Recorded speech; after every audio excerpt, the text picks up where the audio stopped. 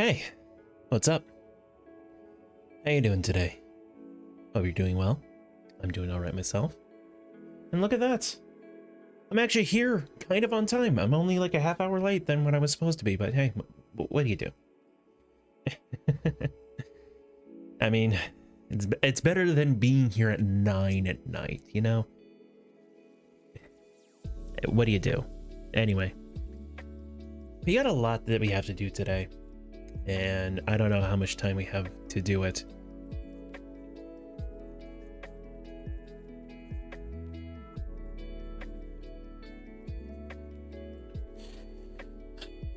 So, without further much ado, let's just jump right into it.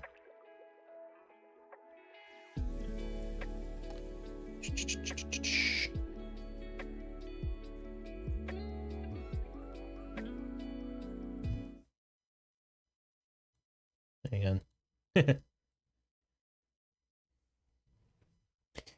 Oh man, it still feels weird not having my headphones.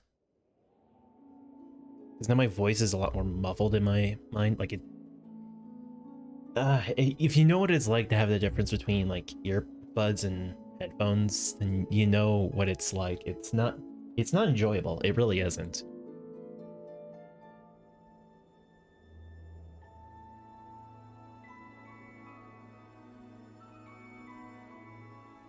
Come on, you can do it. There you go.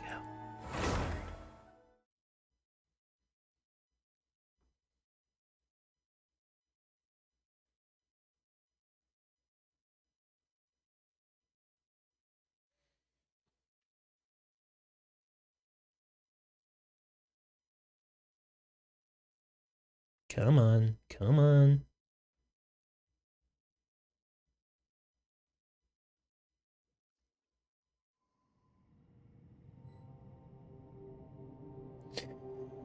Okay. Also, if you hear like wincing or me coughing a fair bit, I clean my apartment and because of my allergies, it sometimes triggers my asthma, and so that might be what's causing it. Be careful not to mix up the explosives in the iced fruit juice. I'll keep that in mind.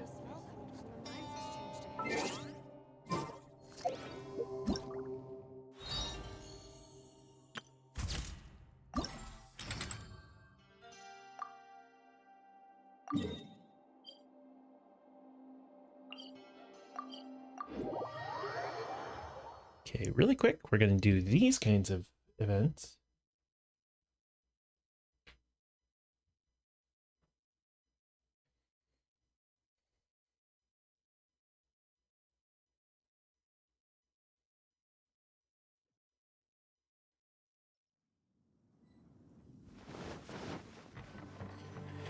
Okay, what are the requirements? Use Geo Elemental skill. Got it. Also, I need my camera out.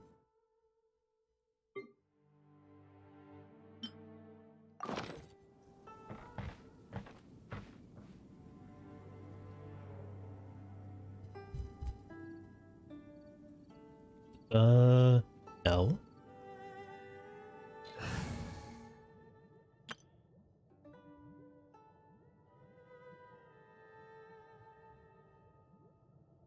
Sure. I'll do Ningguang.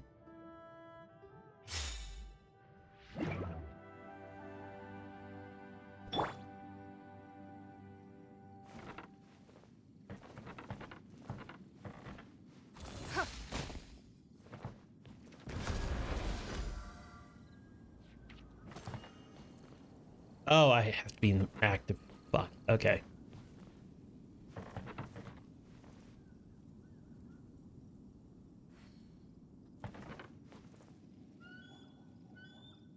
It's nothing. That is a bad camera. It counts, I guess.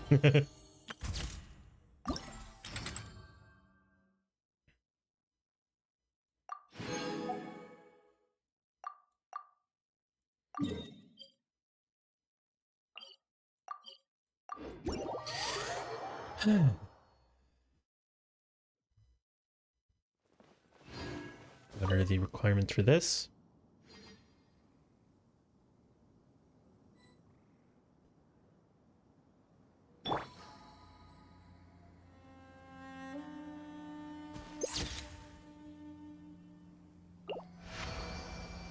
That was so easy.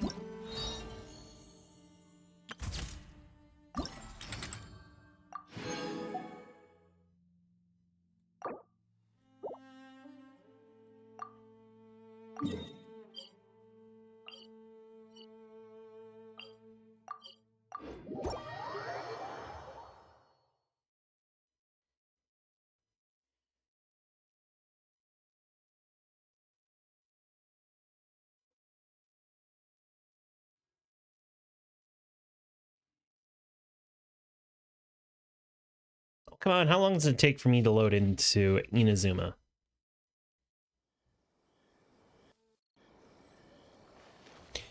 I feel like... Okay. Let's move out.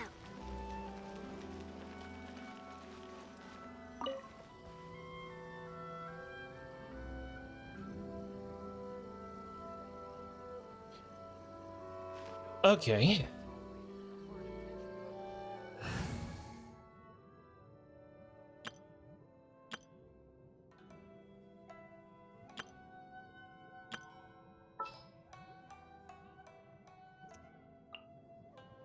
Stay close and you will live.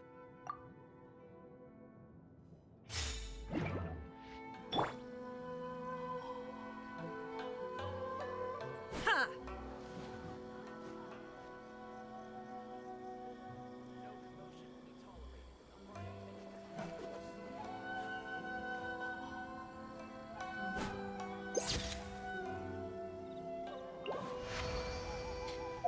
It only seemed appropriate, you know?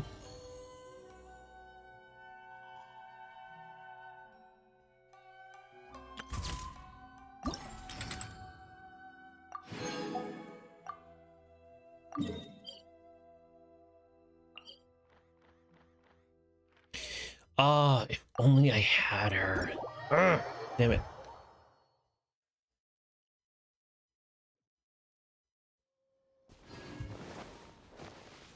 All right.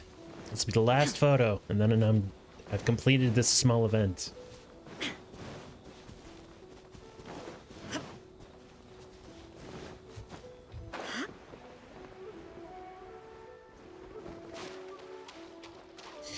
Yeah, actually. Oh, fuck me. Shine down.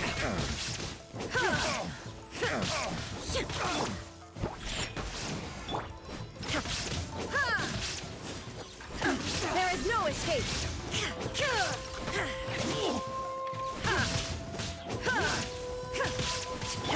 I must leave no stone unturned.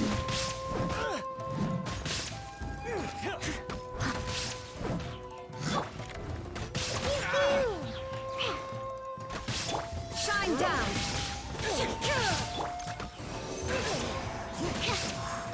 Absorption test.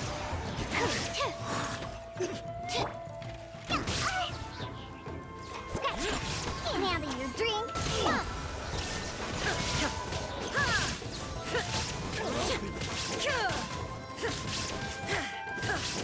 This would be so much easier if I had my main team. There is no escape. Absurd. Torn to oblivion.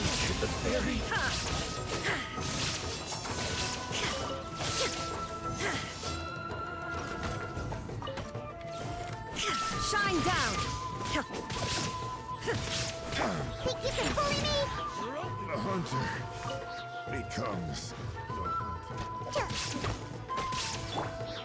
Leave it all to me.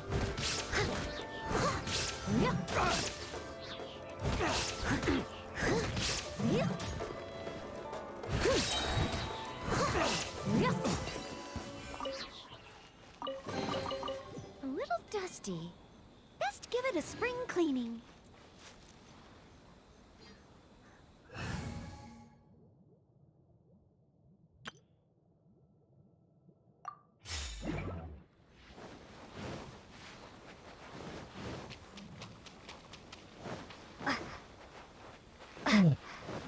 Well, that's that.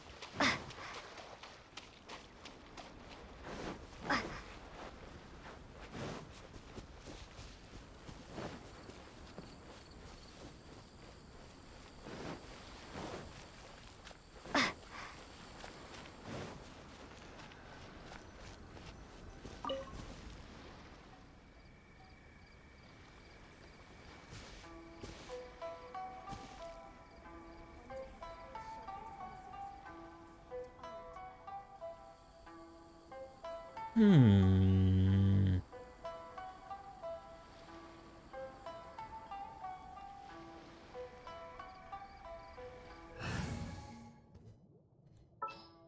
Who do I want?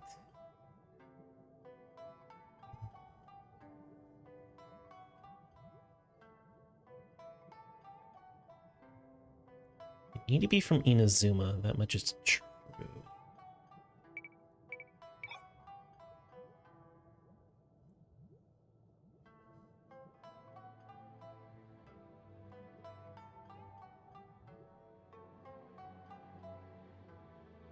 Yai Miko? Maybe?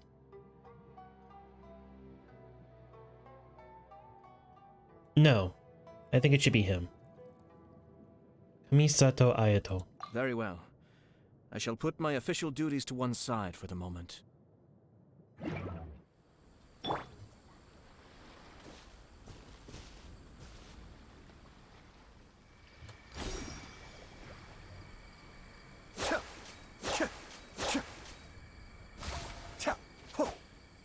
Is not that not it?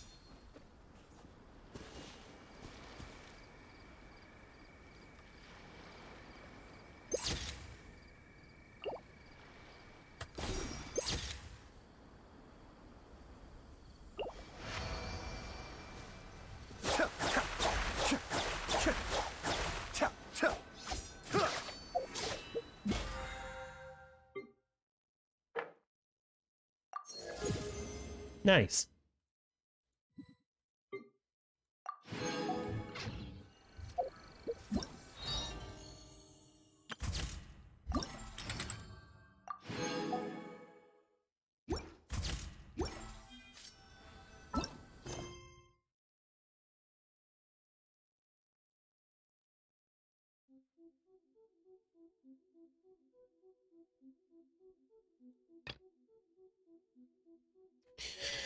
Ah, I see. So it's not really a quest, more of an event. Okay.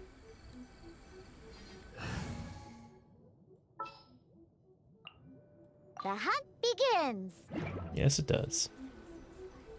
Anyway, map. Yeah, that's what I thought.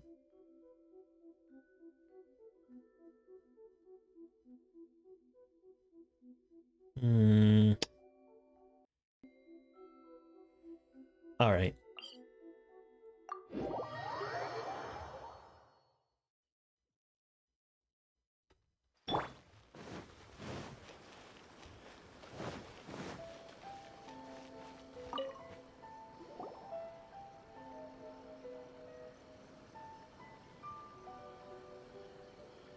Hi, Catherine. It's us. Was there something we could help with? Yes. Hey, I'm Tobians. afraid that I have another task that requires your assistance. The Adventurers Guild has recently received a commission directly from the Tenryou Commission. The assignment is both urgent and dangerous.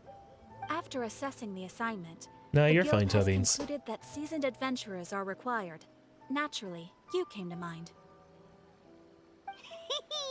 Just another day on the job for us. Why can't the Tenryou Commission solve it on their own? Allow me to explain. The Tenryou Commission recently issued an arrest warrant for a young Oni by the name of Arataki Ito. An Oni? You mean those big, tough-looking guys with horns on their heads? That's correct. This particular Oni is quite vocal and audacious, so he already has quite the reputation on the streets. That said, he has never been caught up in major trouble of any Yes, I kind. have, and So nice. it came as a surprise to learn that he has recently been accused of stealing things, and sometimes even whisking away the people themselves. But it doesn't end there.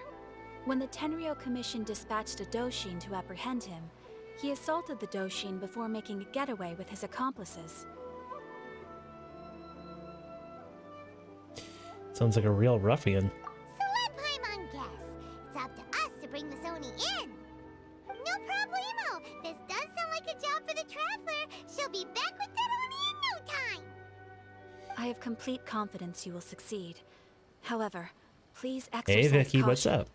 This Oni also happens to hold a vision, and is the leader of an organization known as the Arataki Gang. I'm doing alright. How about you, Vicky? I know you got yourself a new hairdo and recently showed your showed your face in Discord. But what's up? What are you doing?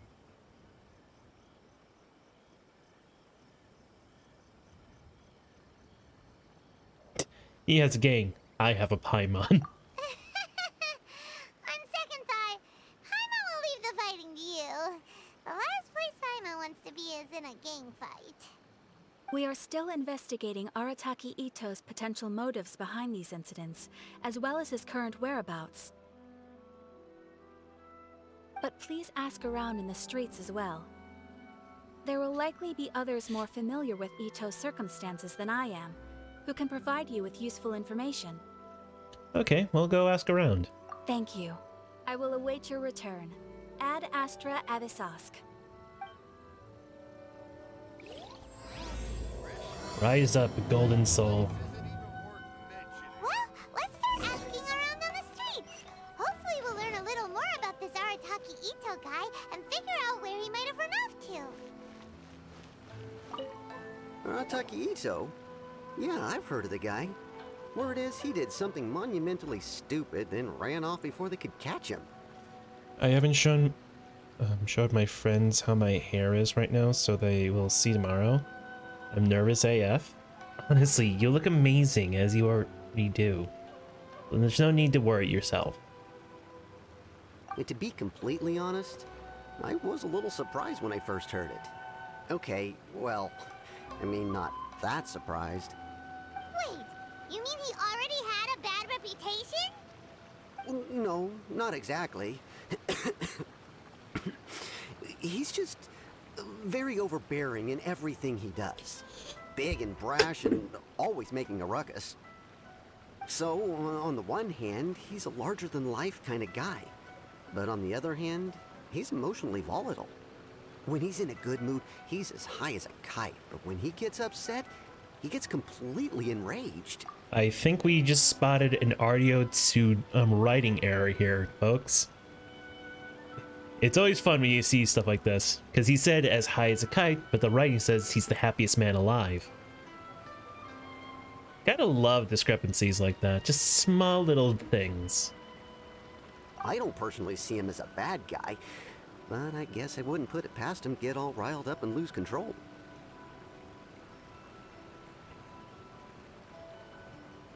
Does he have a stable job of any kind? You know, I'm afraid that I'm not too sure myself. I keep a pretty good eye on what's happening in the city, and as far as I can tell, he just idles the days away.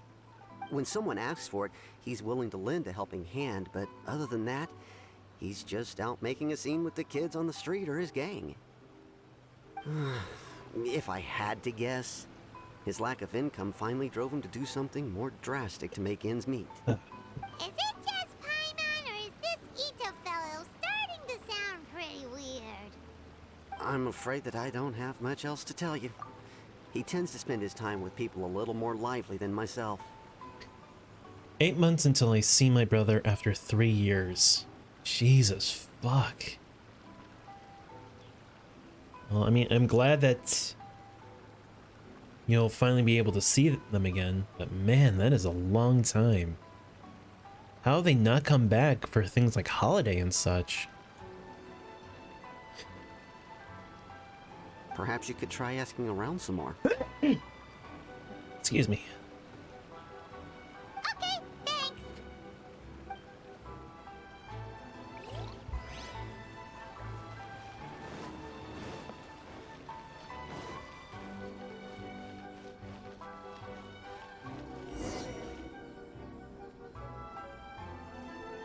Ah, it's triggered. Those two look familiar. So this is not part of the quest we were just on. This is from a different quest, so keep that in mind, guys. Ah, it's Ippei and Shinojo. So it is. Guess they must be good friends, huh? Anyway, let's go say hi.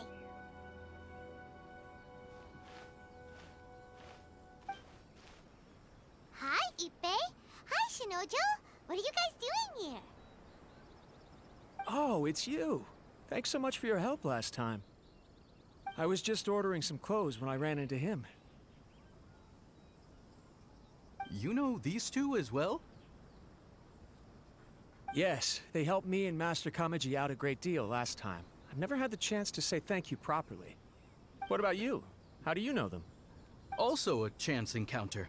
Our Lady had them join us as additional guards for a goods escort in order to sneak out of Rito undetected.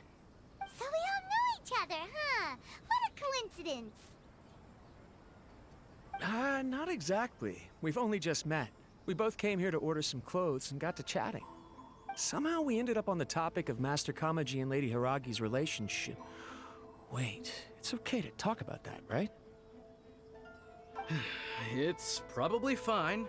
They've known about it for a long time already. Oh, yeah! Paimon remembers those two had a thing. In fact, that was why Chisato wanted us to deliver a letter. That's old news, though. So why has it come up now? Are they taking the next step or something? We have reason to suspect that they'll be getting married soon. Wow, that's great! They can finally make it official! Of course, this is just personal speculation. They haven't announced anything, and we wouldn't dare to ask. I was instructed to place an order for some formal wear for a big banquet. Turns out that Ippei received the exact same instructions as I did. They're both preparing for a banquet at the same time. They're both purchasing the kind of fine wine and confectionery normally reserved for big festivals. It's hard not to put two and two together. Lady Hiragi has been in high spirits recently, and I heard she's on a diet as well. Surely it's all for the wedding. This is wonderful news! But, What's wrong? Oh, don't mind me. She's about to be happily married to the love of her life. I genuinely couldn't be happier for her. Right? I think so too. It's fantastic. Yes, but we shouldn't let ourselves get overexcited. What if it's all a big misunderstanding? As things stand, we have no actual proof of a wedding. Now, if they sent me out to deliver wedding invitations, that would be a different story. Shinoju doesn't look like he's taking this very well at all. You seem down.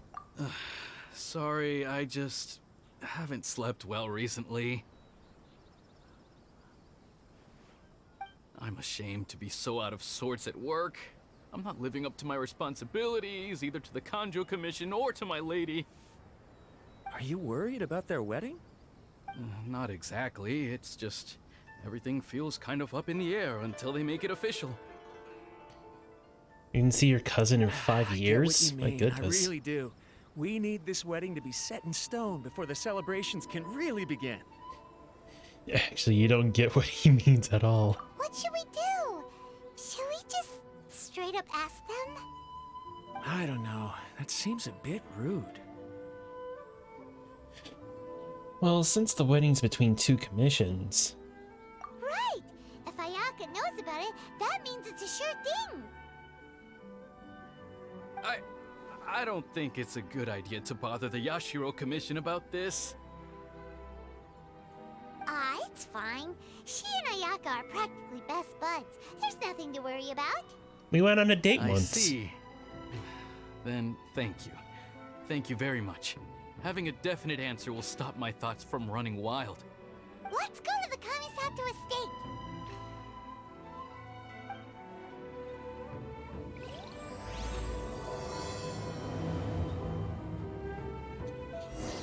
So anyway, back to what I was doing. Come and have a look. Arataki Ito? Oh yeah. I heard about that whole thing. I'm sure it must have been a mix-up on the Tenryou Commission's end. He could never do anything so dastardly. Huh? How can you be so sure? Is he really as trustworthy as all that? No, perhaps you misunderstand me. When I said he could never do anything dastardly, I meant he literally doesn't have what it takes. You mean he's not smart enough? Maybe a story will explain it better. So, he used to spend a lot of time playing rock, paper, scissors and hide and seek with the kids on the streets. Kids, being kids, aren't exactly the most difficult to outsmart. I'm sure you can see what I'm getting at here. He used to lose all the time, sometimes catastrophically. On purpose, though, right? No. No, not at all. The one time I saw him win, he started jumping around and yelling, "I won! I finally won! I'm unbeatable!" And so on. Then he took the kid's candy as his prize and ate it right there in front of him. Ugh, that's just plain wrong. He did take it way too far that time. The poor kid started crying, so I stepped in and gave Ito a scolding. He was pretty quick to admit that he was fully in the wrong, and it wasn't long before the kid had stopped crying and was laughing and playing again as if nothing had ever happened. In fact, the children quite like playing with him because he's always serious about the stakes and never throws a game on purpose. So, I suppose what I'm trying to say is a guy who can't even beat kids at a children's game really gonna be capable of these kinds of diabolical deeds? I think I understand your point now. Huh. He doesn't sound like a bad guy at all. In fact, he kind of sounds like a man of integrity. Yes, my thoughts exactly. Still, the Tenryou Commission's evidence against him is supposed to be irrefutable. So, I'm not trying to condone his actions or anything. If he really has messed up big time, then he should face the consequences just like anyone else. Thanks for the info. We'll keep asking around. Oh yeah, Tubbings, Vicky. I said this earlier, but you guys weren't here. If you start hearing like a squeak in my voice, or me wincing a little bit, or me coughing really hard, it's because I cleaned my whole apartment, and when I emptied out my vacuum cleaner, the dust kicked up and triggered my allergies, which was so bad that it triggered my asthma. So right now it's a little difficult for me to breathe. Just letting you guys know.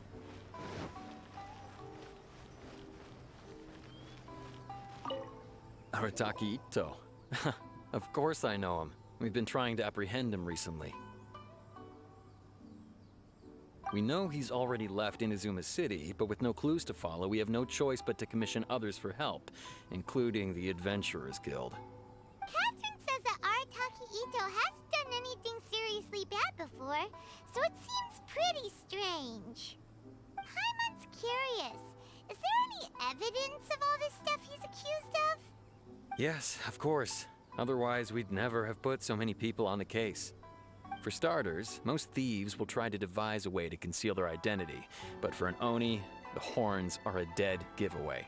I mean, the whole city could have recognized it was him.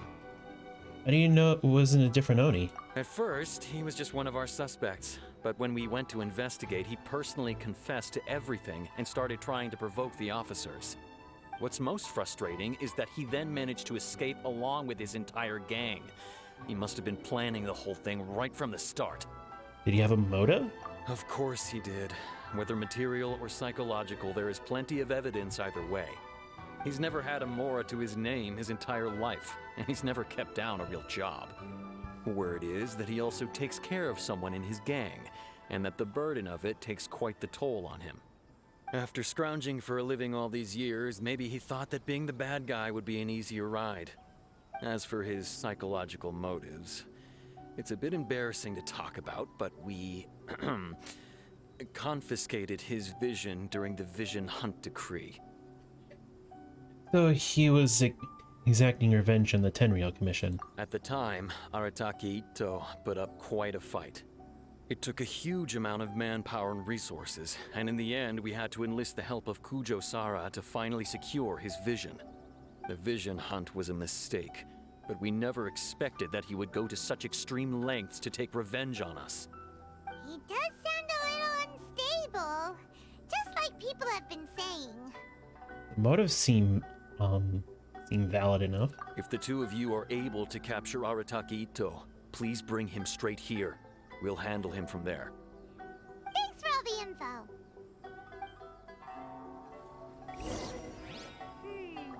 Too bad we still don't know where he could have run off to. We already got word on the street, so maybe it's time to talk to a real specialist. Khaenri'ah remembers that there's a detective agency here in Inazuma. Maybe we can try asking there.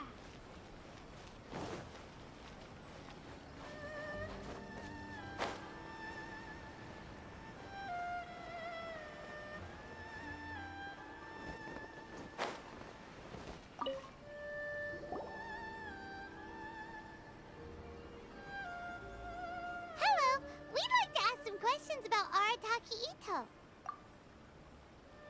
Oh, him again. Sure. I have answers. We've already done some investigating for the Khaenri'ah Commission.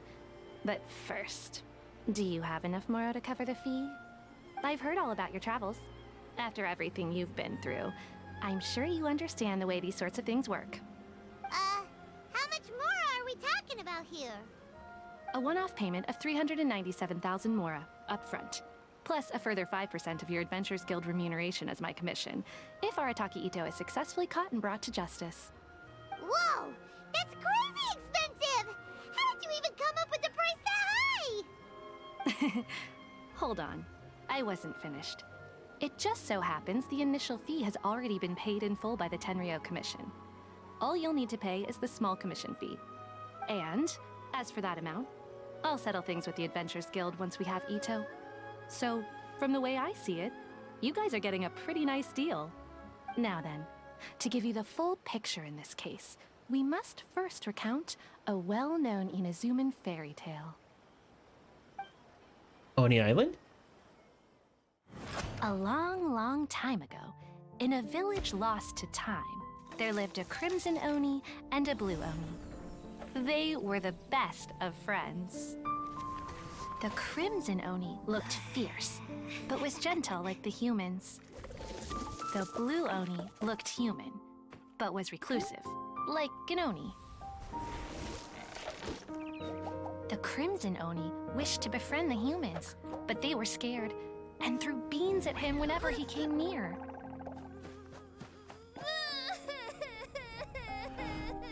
So the Blue Oni said to the Crimson Oni, Akka, I'll cause trouble in the village. You come and stop me. Then the humans will accept you.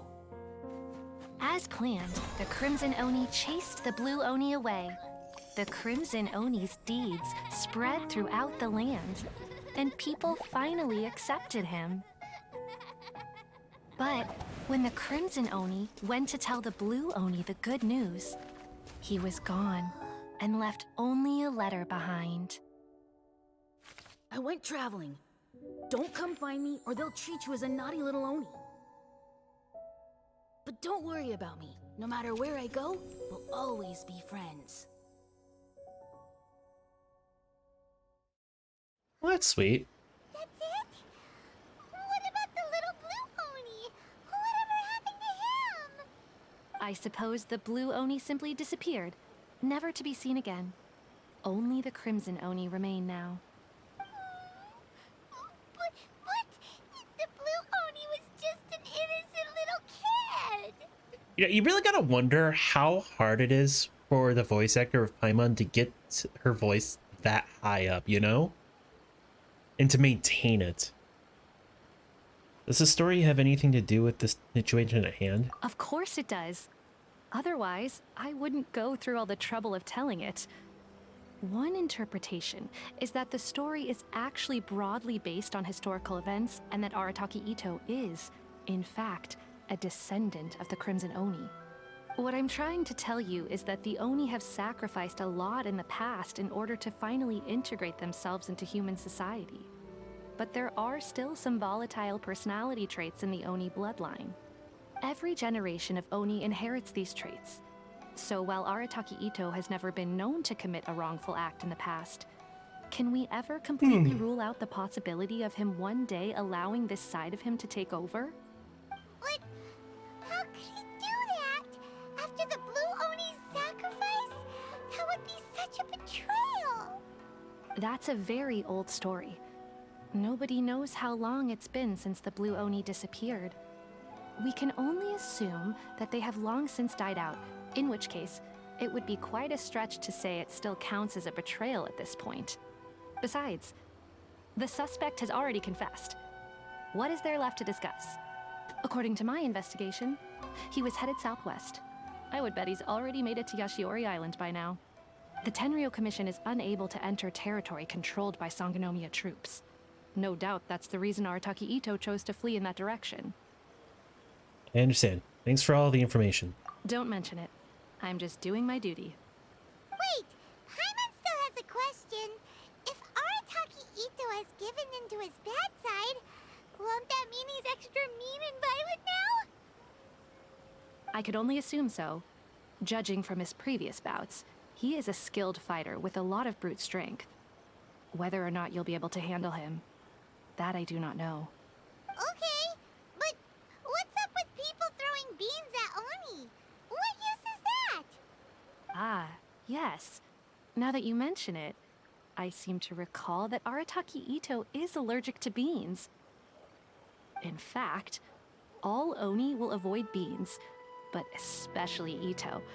I heard that just touching a bean is enough to incapacitate him. If you could weaken him a bit by triggering his allergies, perhaps you'd have better luck subduing him. Seems a bit unfair to me. It's fine. He's the bad guy, remember? It just so happens that I have a bag of beans right here. I was planning to use them to make some porridge, but I think you will find a better use for them. Of course, I will charge the Adventurers Guild a fair and reasonable rate for the beans. Sneaky. But also, thanks. No. Let's head to Beans Yashiori like Island and start garbanzo looking for or Ito. black beans, not toe beans.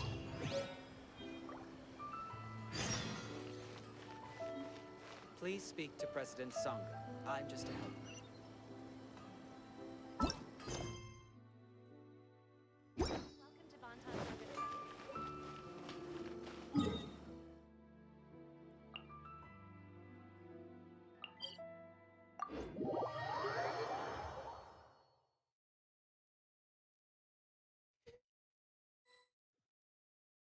Also, like, I'm not talking volume level, but my voice in particular, am I loud?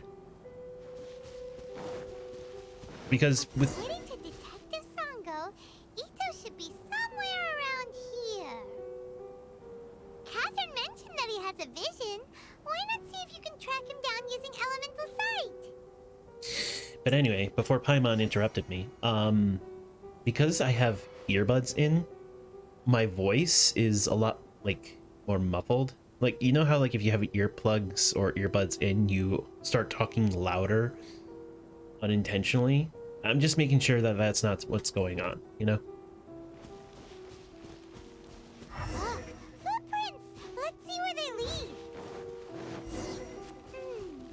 There's a camp here, but nothing stands out as particularly noteworthy. Let's keep moving forward. There are more footprints here. He should be just up ahead.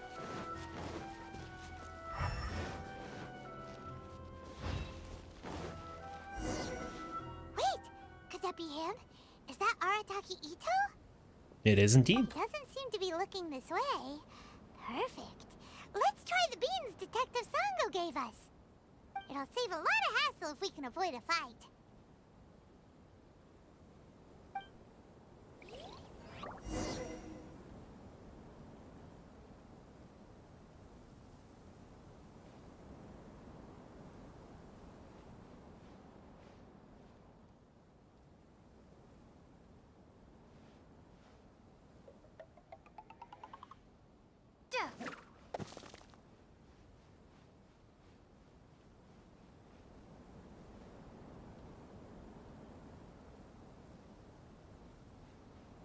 Come on, baby. I know he's going to turn around suddenly. Yep. Knew it.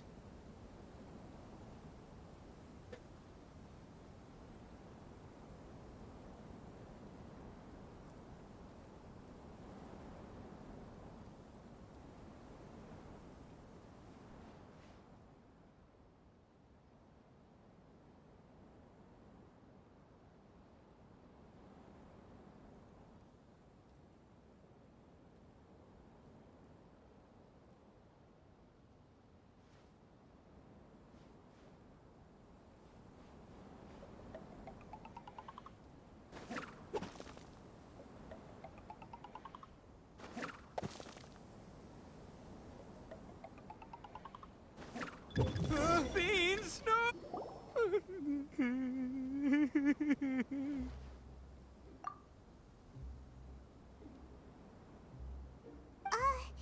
Are you okay? What should we do? Paimon didn't think he'd react this badly. Don't be alarmed.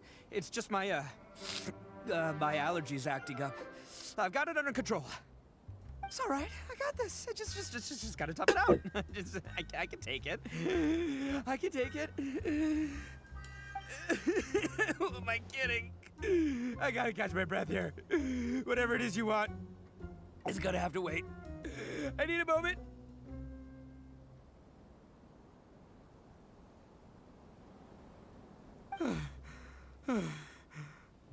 Need a moment.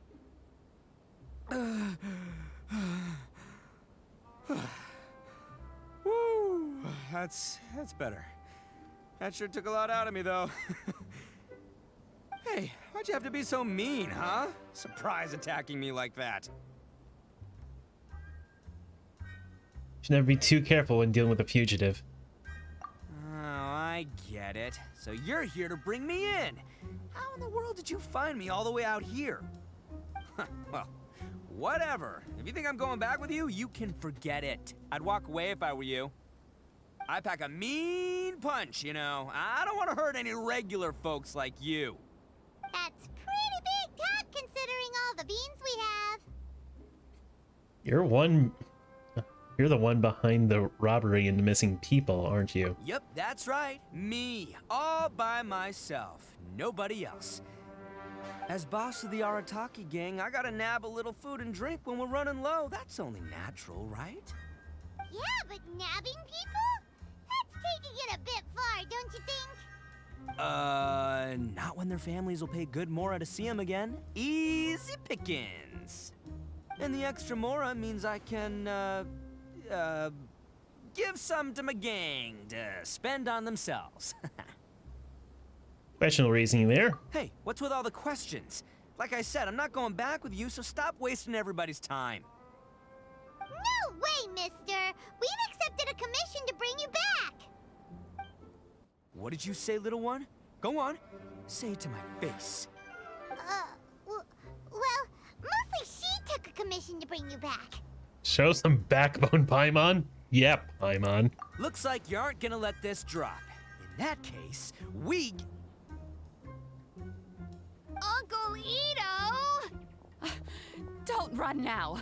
Careful or you'll fall. What's taking you so long? You said we were gonna have a beetle fight today. Come on, you promised. Yeah, that's right. Still going ahead. But you see, I've been out here for ages, and I still can't find a beetle that I like. So, just give Uncle Ito a little more time, okay?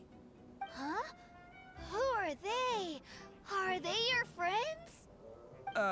Yeah, that's right. I told them not to come, but what can I say? They were just too worried about me. It's because of a little thing called, prestige. Yeah, because of all the prestige Uncle Ito has. Huh? What are you talking about? Come on, just play along. Leave the kid out of this. Uncle Ito, you don't look so good. You look like you're about to fall over. That's because Uncle Ito bumped his noggin on a tree branch while looking for a beetle. Uh-oh! It's all good, though. These horns are rock solid. Okay, if you say so. Granny and I will keep heading back now. Don't be too long. Yep, I'll be right there.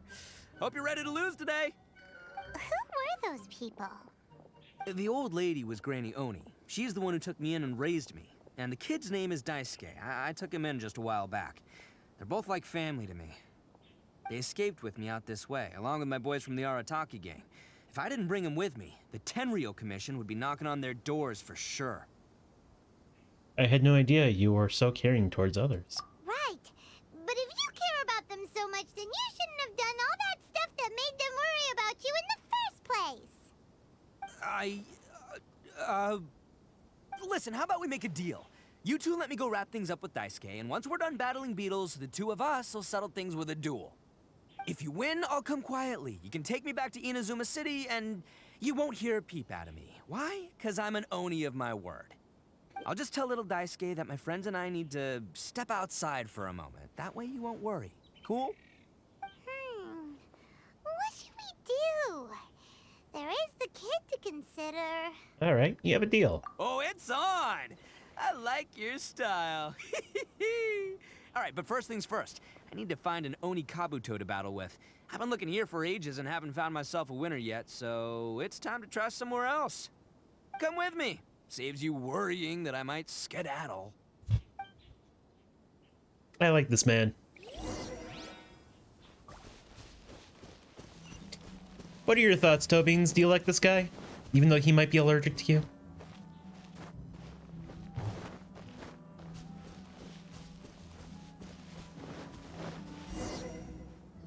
By the way, Paimon's curious.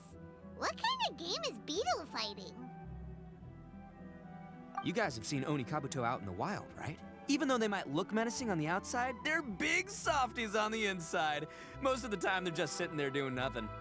But let me tell ya, once the Oni Kabuto start fighting, they won't let anything get in their way. The grand game of beetle fighting is a match where your beetle tries to flip the other beetle onto its back. I played when I was a kid. Hey, it's not just some kid's game, okay? There's way more to it than that.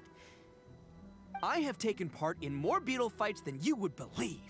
At least 800. I may have even crossed the 1,000 mark by this point. Anyway, after a while, you can tell a beetle's fighting potential just by looking at its shape, size, and the patterns on its body. But it's not just about all the physical stuff. Oh no, your Oni Kabuto's got to be in the right headspace as well. If it's not up for a fight or doesn't have the guts, well, then it's game over. Boy, are you two lucky you ran into me. When it comes to beetles, I'm the expert that the experts go to. I'll show you all you need to know. But we're not the ones that will be playing. We're just here to keep an eye on you. Oh, yeah. Anyway, not a problem. You two might think I'm just tooting my own horns here, but just you wait. I'll make you a beetle expert in no time. And by the way, that kid has one tough beetle. We can't underestimate it. You have to find a real lean, mean beetle warrior. Okay, so he's not the sharpest horn on the Oni. Okay, let me see. Ah, there. Let's head to that hill. I'll bet my bottom Mora we're gonna find some major league Oni Kabuto hiding out there.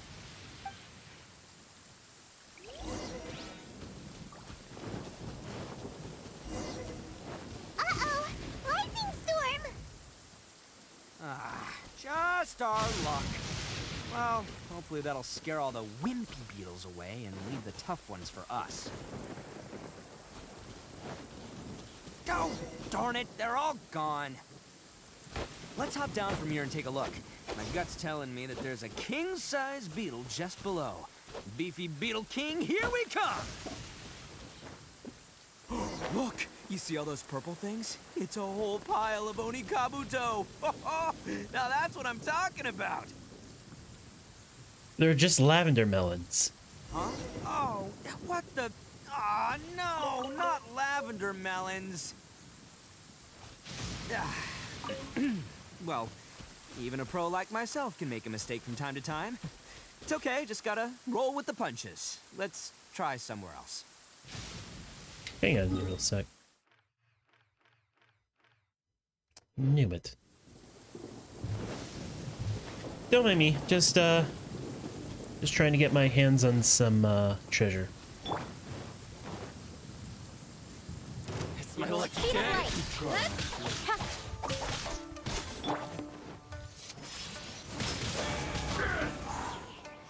Run over! Don't blink. Fall before me!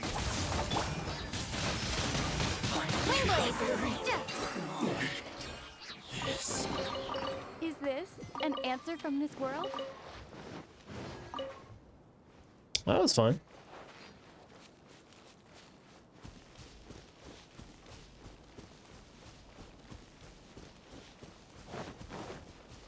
So what are you up to right now, Tubbings?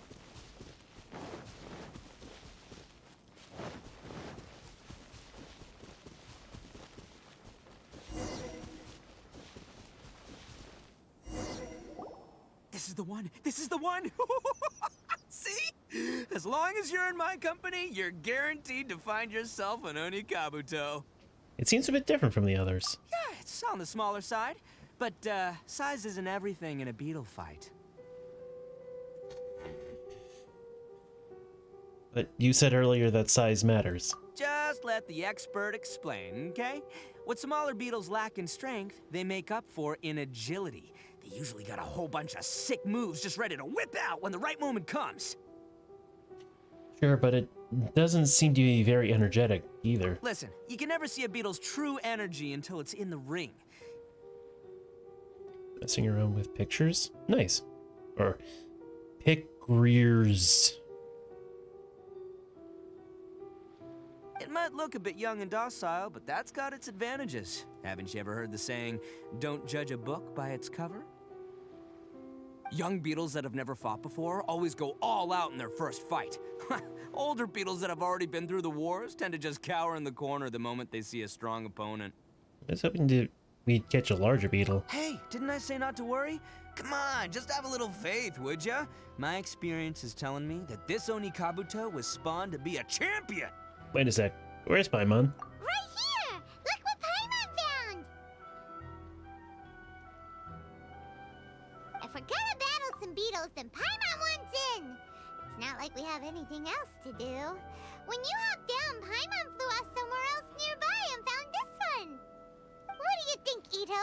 It's big and strong and looks like a real fighter! It matches everything you said about a good fighter beetle! Bet the one you guys found must be way bigger. Oh, you got some experience catching beetles too, huh? Nope. This is the first one Paimon's ever caught. Well, looks like you got a real knack for this. You'll be a fellow beetle fighting expert in no time. I mean, not as good as me, but but still. Oh, so overall not that good then. Anyway, great. With both your beetle and mine, I can tell this'll finally be the one. This time, I'm gonna win for sure. Finally be the one you've never won before? Well, you know, that's just life, man. There are so many people in this world who are talented, passionate, but it's no guarantee that things will go their way. So many unrelated things have to come together at once in just the right way to make victory happen. There's this word that really sums it up nicely, actually. It's, coincidence. Coincidence. Pure luck? Huh. Guess it makes no difference whether we have Paimon's beetle or not then. Might as well just... Whoa. let's not do anything rash here, you know? I thought smaller beetles knew a bunch of sick moves. I think both of these fine beetles have a shot at winning. Let's just hang on to them and give them both a try. A true warrior never leaves a good beetle behind. Anyway, time to head back and get this show started. Man, I am psyched for this. Woo! Let's go! This guy. I love him. I can see why so many people were simping over him when he first released.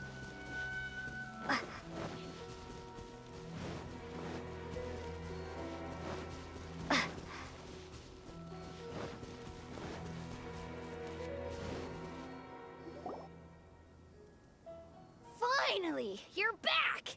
Can we start our beetle fight now? Yeah, sure thing, buddy. But you better watch out. I brought a real winner back this time. Don't worry, I'm not scared of your beetle. Go, go, Stripey Ghost! I've got this fight in the bag. Let's go, Nimble Ninja! Huh? When did you come up with that name? Come on, you can take him, little guy!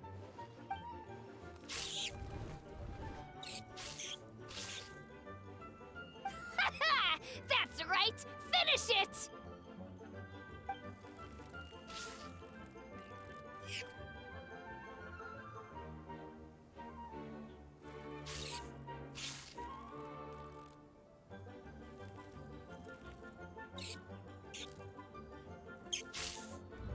Oh, no! My little Nimble Ninja! Ha! Looks like I win again!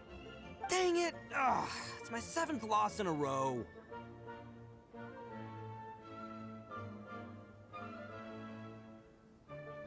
Seems Ogura Mio wasn't kidding. Stripey Ghost is invincible! Even Uncle Ito can't beat him.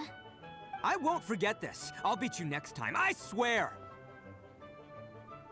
All right, Paimon, you're up. Time to give Crimson Cyclone a shot. Maybe it'll end this losing streak of mine. All right, go get him, Crimson Cyclone! That name caught on quick. Whoa! That one looks ultra strong.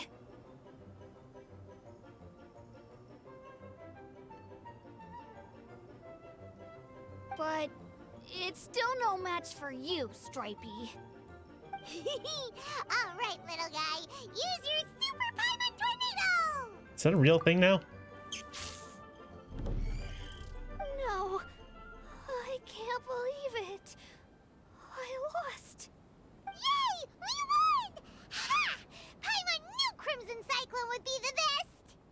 Boy, did that one put up a fight. Woo! It wiped the floor with Stripey Ghost. I know a real beetle trainer when I see one.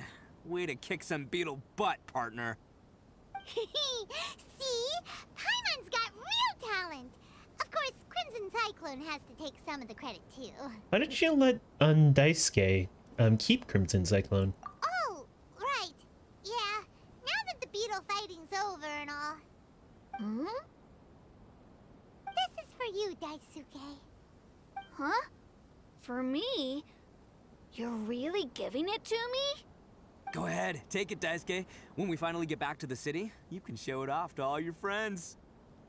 But will we ever be able to go back?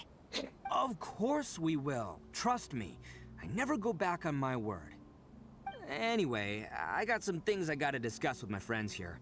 Go play with Granny for a while, would ya? There's a good boy. Good. The kid doesn't suspect a thing. You're from the Khaenri'ah Commission, aren't you? I bet you're here to capture Uncle Ito. Huh? Hey, didn't I tell you? They're my friends. In fact, they're in the gang. We're practically family. That's not true. I already know everyone in your little gang, but I've never seen these two before. Uncle Ito didn't do anything wrong. Don't take him away. Okay, can we just talk about how big these fucking beetles are? I mean, for crying out loud, the big one, the red one, looks as big as their fucking heads. In fact, really quick, I want to look this up. What is the largest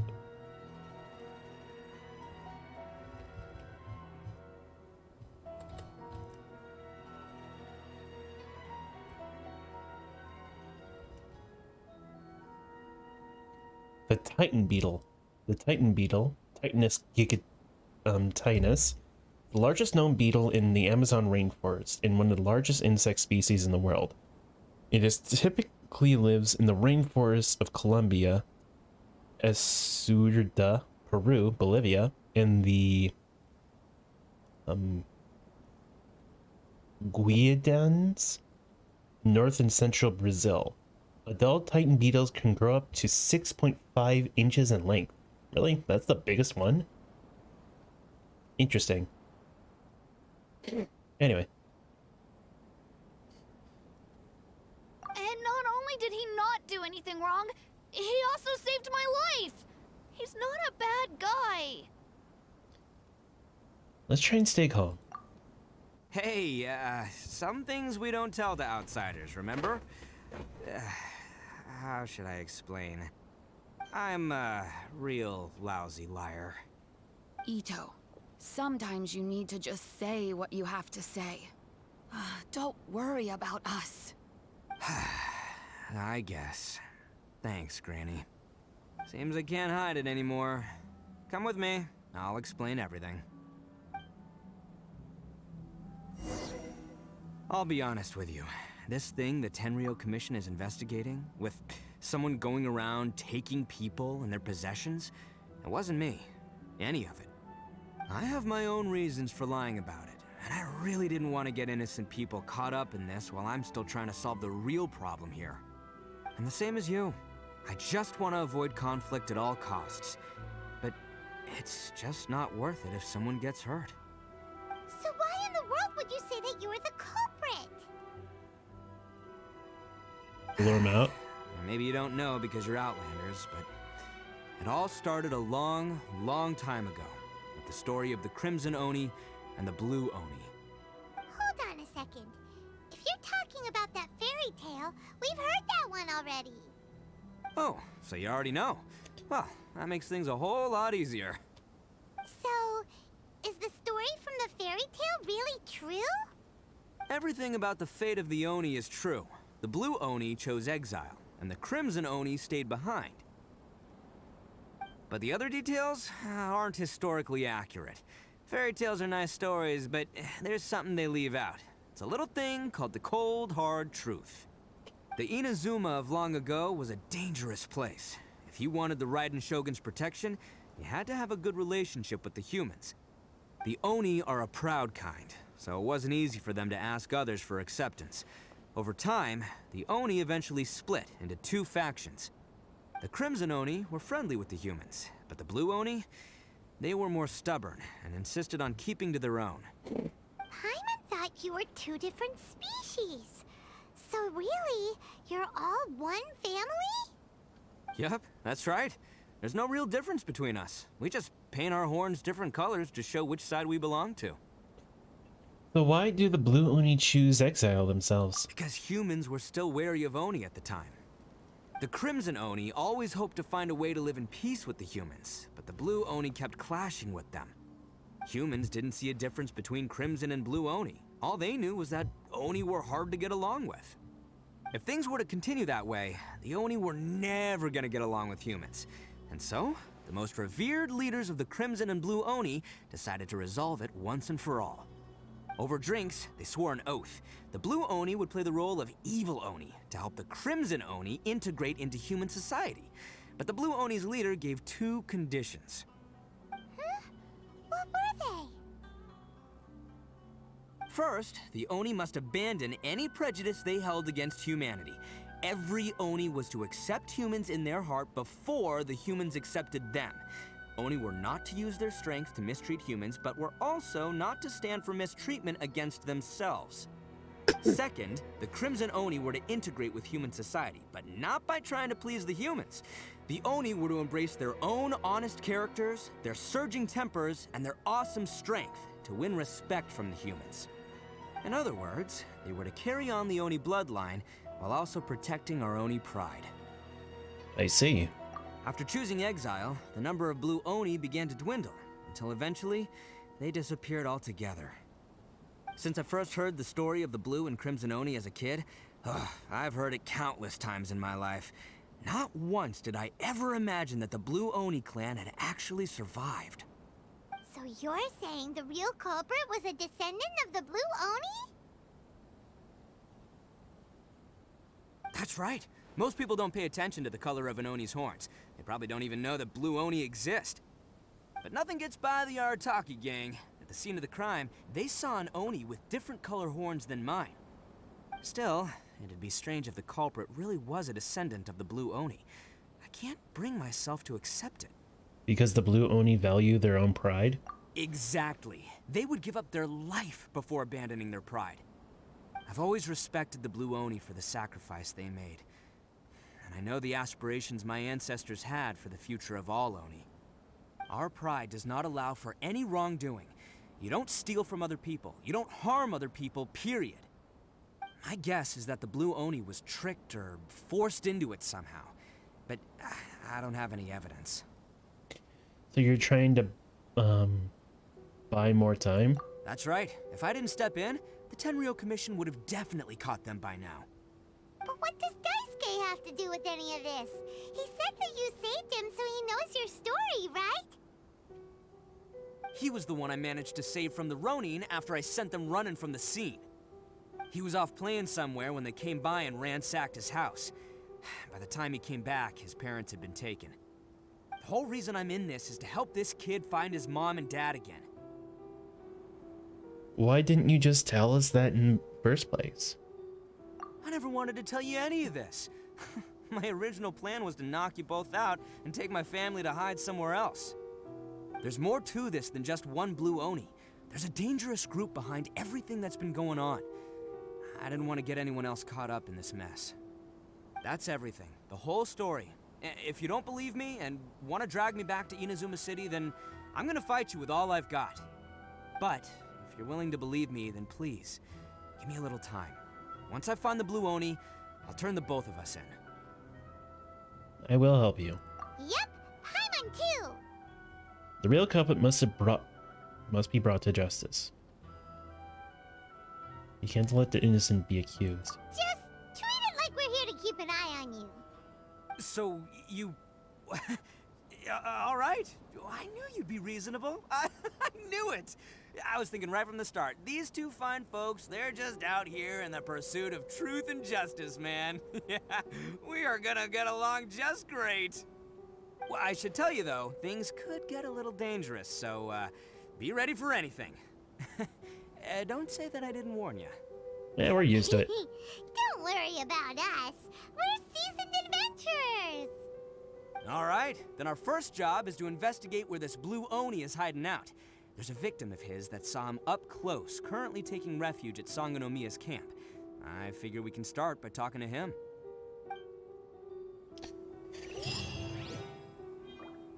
Okay.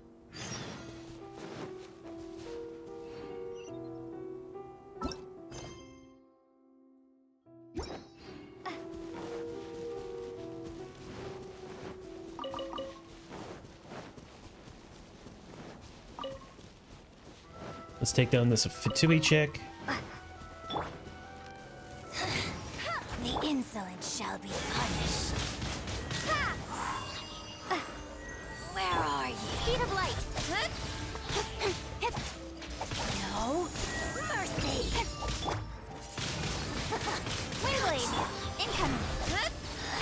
This is Her Majesty's gift. Winter shall eventually come. Sure it will, lady. Sure it will.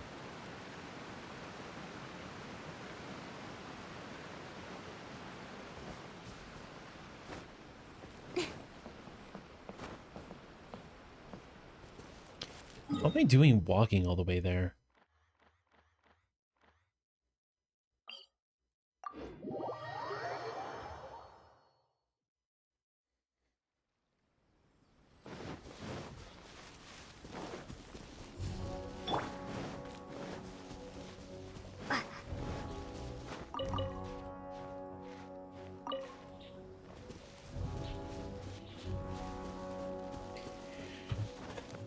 Yeah, I wish they would introduce like an actual beetle battling game mechanic. Like you can go around grabbing beetles and train them into like different categories like speed or strength and stuff like that. And then you can like face them off against NPCs or even like other players. You can like win prizes for it. I think that'd be really cool. I think that'd be a fun mechanic. Yo, you must be Masato. An Oni? Oh no, not another one! Oh, yeah. Not the one that robbed you, though, so, chill. I contacted you before, remember? I need your help. Oh, right. Sorry. I'm still a bit on edge after the incident. So anyway, here's what happened. I was just out transporting some goods when a group of Ronin suddenly attacked me. It's not the first time that's happened to me. Usually you just hand over some Mora and they'll leave you alone. At least you don't lose your goods that way. But this time was different. They weren't willing to talk things over. Instead, they took my things and they started coming for me. Huh? That's totally uncalled for! I got down on my knees and begged. Said I had a family to care for and that my business is our only livelihood. Then I saw that there was an Oni among the group. I thought he was going to be the one to finish me off. But instead, he stopped the others and told them to let me go. So was there friction within the group? Yeah, that got them all arguing with each other. His cohort said that I was sure to retaliate if they released me. But the young Oni was insistent that they shouldn't lay a finger on me. Things got real heated. I thought they were gonna come to blows. Luckily, they let me escape with my life in the end. And I scrambled to get myself here, where I'd be safe. I never want to set foot outside of here again! So he'll steal, but he won't harm people. Seems he has some sort of standards. Did he say why they were robbing you? Surely it was Mora, right? What else could they have wanted with me? I mean, I can't say for sure, it's not like I asked. But what I did hear them say was, the goods are worth more than the merchant's life. Or something like that. Ugh, that idiot Oni. Do you have any idea where they went after they robbed you? I have no clue. But I think they're pretty active in the Tatarasuna area. You aren't gonna go after them, are you? Seriously, I'd advise against it. There are too many of them and they're all heavily armed. Ah, don't worry. It's just a bunch of no-name scumbags. I got a whole laundry list of scores to settle with them. If these two islands are where they tend to hang around, we're sure to run into them at Nazuchi Beach sooner or later. Let's go.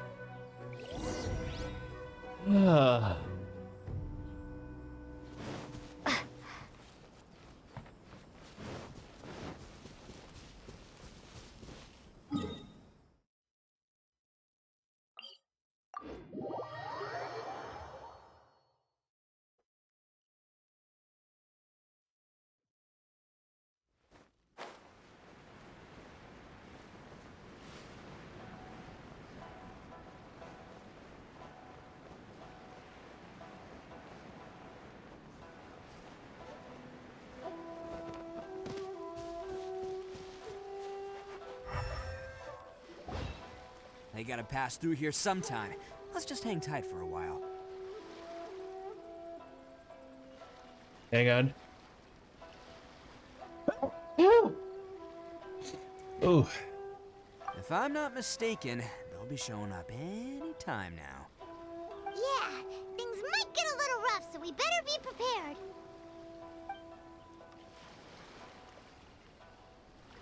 Oh, here they come! Yeah, there they are. And one of them has horns. All right, it's go time. Let's get them.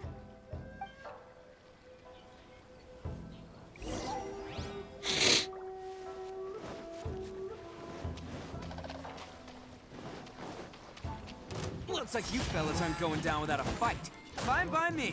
Let's fight first, talk later.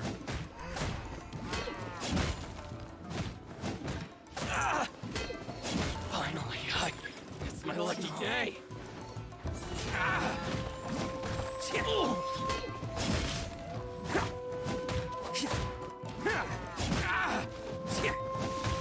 Fairy. Finally,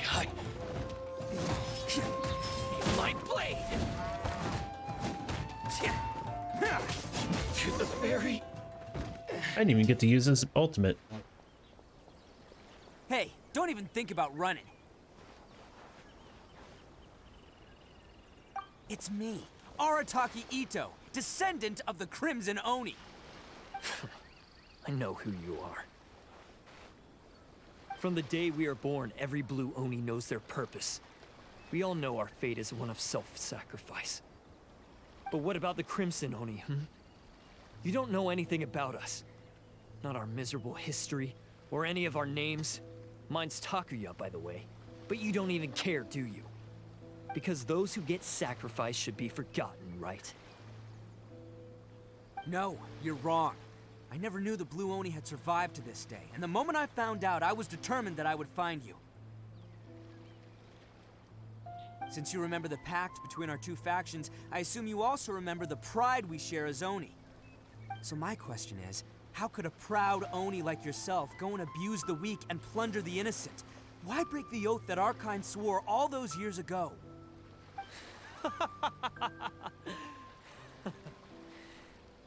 Huh? What's so funny? Who are you to talk about pride and oaths with me?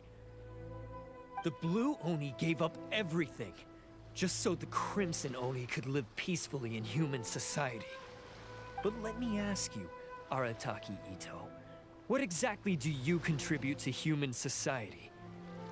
You're a blundering fool who can't hold down a real job, a laughingstock of the town, and worse still, you let them get your vision during the Vision Hunt decree. Protecting the Oni pride? Huh! You wouldn't know how if you tried. You're a disgrace to the Oni kind. Hey, come on. None of that stuff's a big deal. I mean, you're really hanging me out to dry here, man. Since when do you care what other people think? You just do whatever you want. It's not like anyone can stop you. But do you have any idea of the kind of life my kin and I have lived while you've been hanging around in human society? We were cut off from the rest of the world. We severed all contact with it. And since then, we've had no place to live, no stable source of food, no clothing, no medicine, nothing.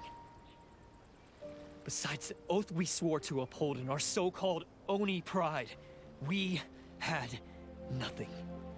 So, that's why you joined a band of thieves? That's right. Why should I accept that life? Is holding fast to a worthless oath supposed to help me provide for my family and friends?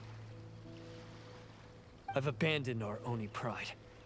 It's meaningless. I want to live. I've given everything that I've stolen from humans to my community. What I've taken will at least keep them from starving and ease their pain. That's what matters most to me. You don't need to go through such extremes.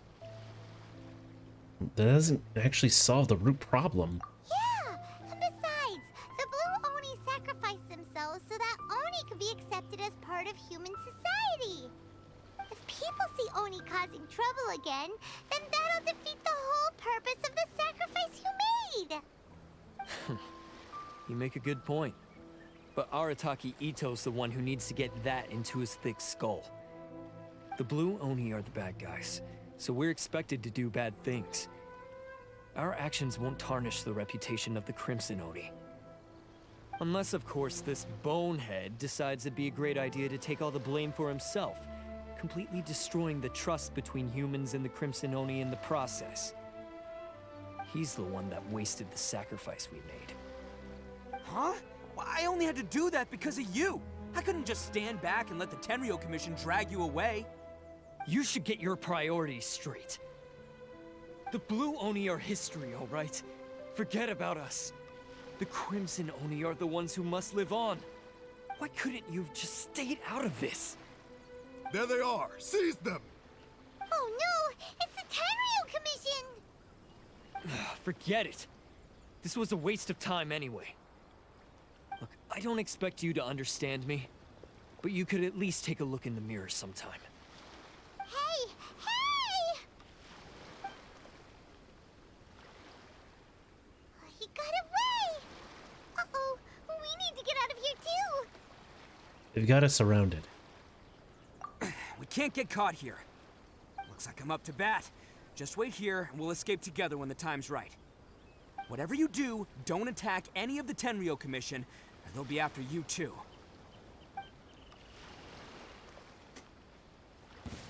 Here we go again. Come on, men. He won't get away this time. Just give yourself up, Arataki Ito.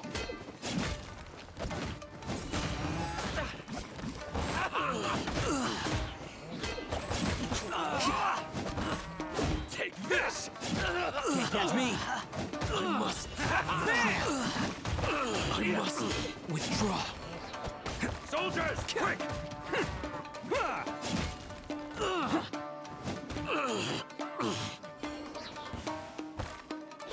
Let's roll! Who wants some of this? I won't forget this.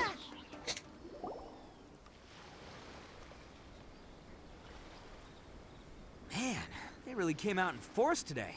I'm kind of flattered the Tenryou Commission sent so many. But I still haven't completely recovered from the bean attack earlier. I'm starting to lose my edge here. Why didn't you let us explain the situation to them? No way. All that would do is send them after our blue Oni friend instead. But I have to settle things with them first, man to man. Then what should we do? The Tenryou Commission's about to arrest you! No choice but to keep kicking some Tenryou butt. Hey, boss. Thought you'd have all the fun without us? Khaenri'ah sent us. We're here to lend a hand. Maybe we can't take him, but we can sure slow him down. Now's your chance. Go! Hey, I told you to stay out of this one. Well, we're in it now. Come on, there's no time. Go! Do what you gotta do, boss. All right, then. Watch yourselves. Soon as I'm done, I'm coming back for you. Come on, you two. Time to roll. A little jiggly Don't there. let them get away. After them. Hey, you guys want some of this? There's plenty to go around. Run for it, boss!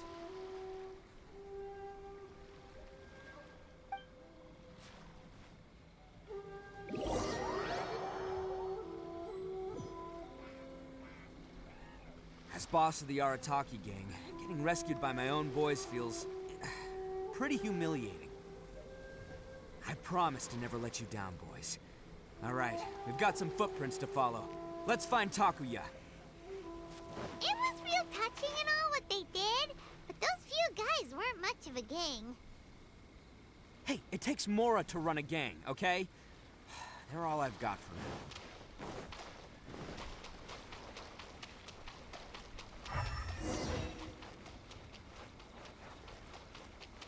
Huh. Is it just me, or are there more and more footprints here?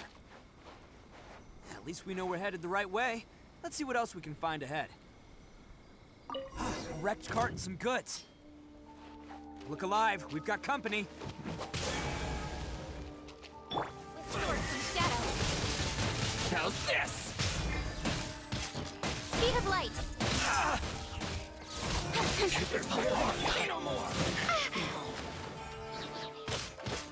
Seems they definitely don't want us going any further.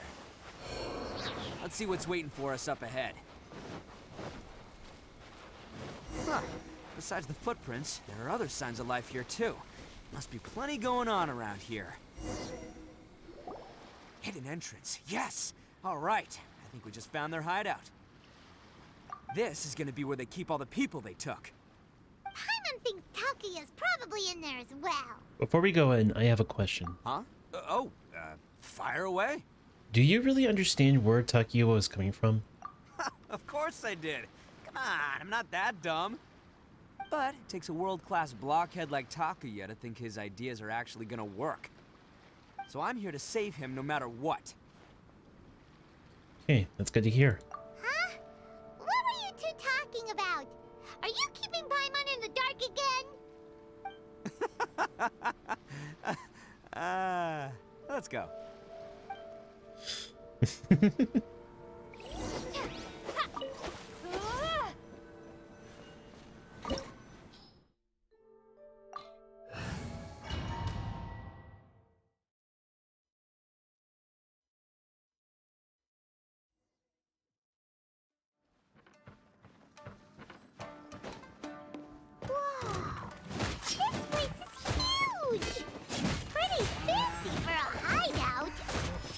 All acquired by less than legitimate means, no doubt. And all the more reason we gotta put an end to this.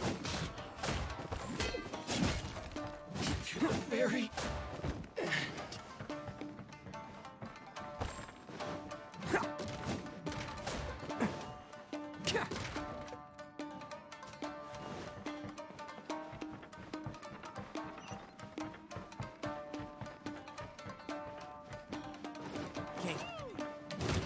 Stairs are over there. We can't go up if we can't reach them. No problemo. That'll be what this mechanism's for.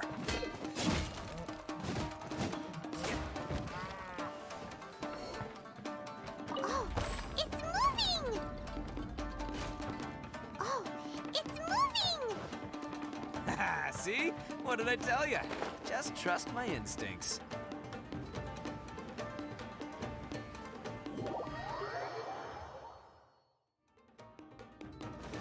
Didn't think there was a gap there.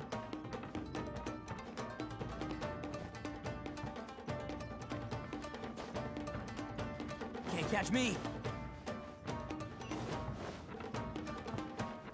Ah, there it is.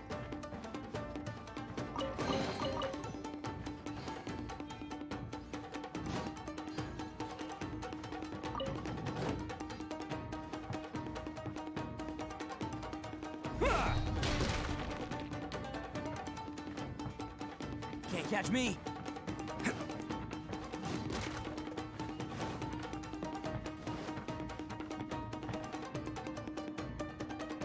Okay.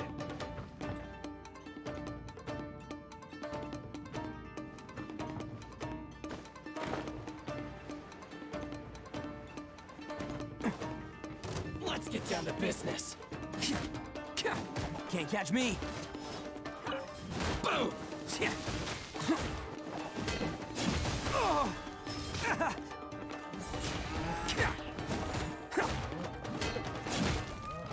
See no more! You're the fairy. Let's roll! Finally, I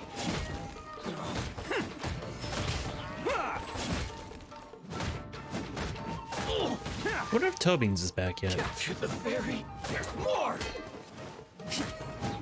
Finally, I capture the fairy.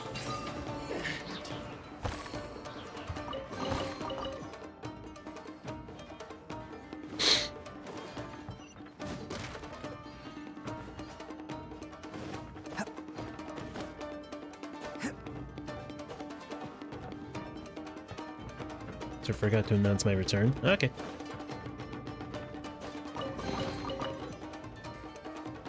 You've been back? Okay. Oh, good to know, good to know.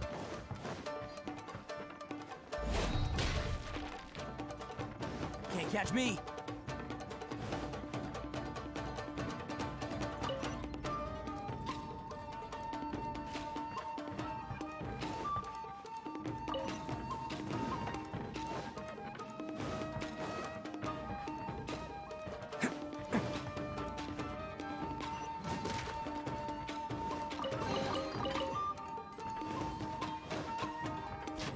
Can't catch me. Look at all the people locked up in here. They must be holding on to them for leverage. All right, let's get them out of here. It's showtime! Boom! Finally, I capture the fairy. Finally, see no more.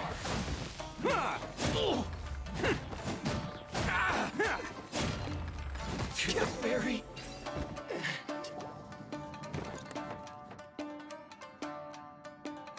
Guess what today is? What? All right, you're all free to go now. Quick, get to safety. Sorry, but have you seen our little boy? We're awfully worried about him. Calm down, dear. We don't even know if he was taken here or not. But...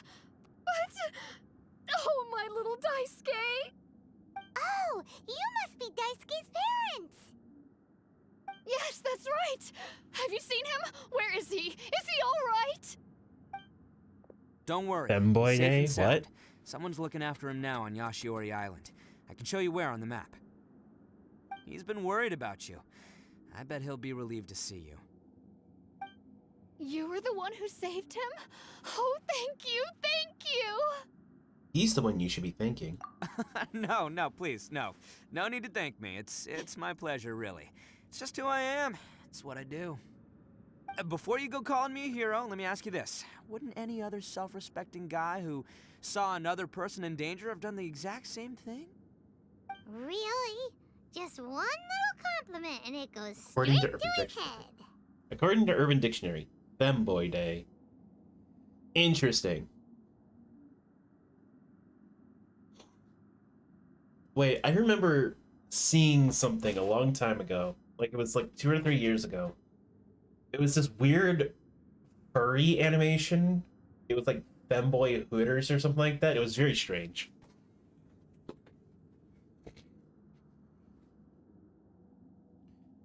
Why did they see so many people? These vagrants are insatiable. They'll do anything for money. No one dares stand up to them for fear of what they might do. Oh, would they really do anything drastic? No, actually, because one of the guys, the one with Oni horns on his head, has always shielded us so far. Oh, in fact, his horns look just like the ones this guy has. At night, he would secretly bring us food and water. I don't understand what he was trying to do. Are you a friend of his? Or perhaps a relative? Relative, I guess. Oh, maybe there's something secretly troubling him. He seemed different from the rest of the gang. They seem like heartless crooks, but I'd say he comes across more like a confused child who made some poor choices. Let me put it this way. There are a few things he needs to straighten out in his head, and I'm here to point him in the right direction. I'm glad to hear that. He's lucky to have family like you. Don't worry. He'll be in my trusty hands. I'll help him see the light. Anyway, you should scram. It's still not safe here. Yes, thanks again. You've rescued our entire family. We are indebted to you. Huh. A child that made some poor choices. Anyway, let's get going, while we still have time. Hang on a second.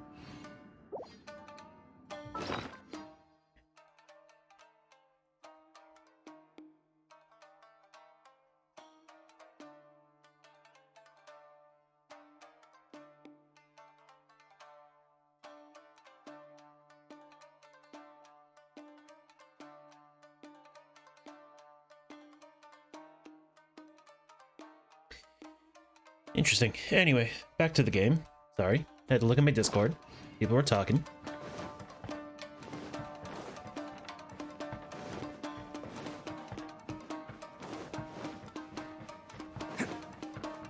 Can't catch me.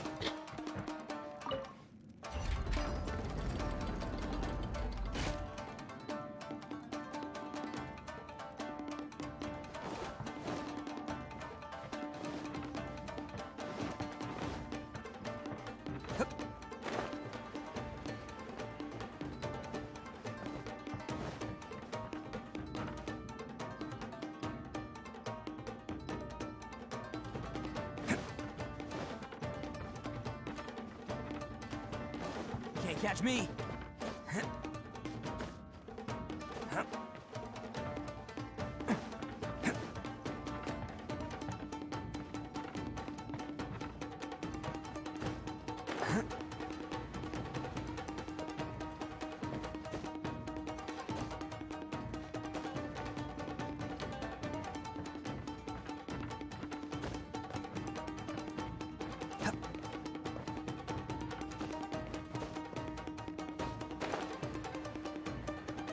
Oh, for fuck's sake.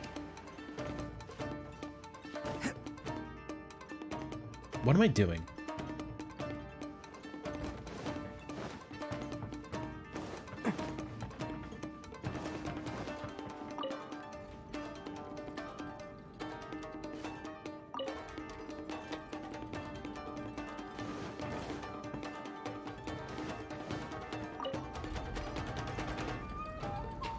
Can't catch me.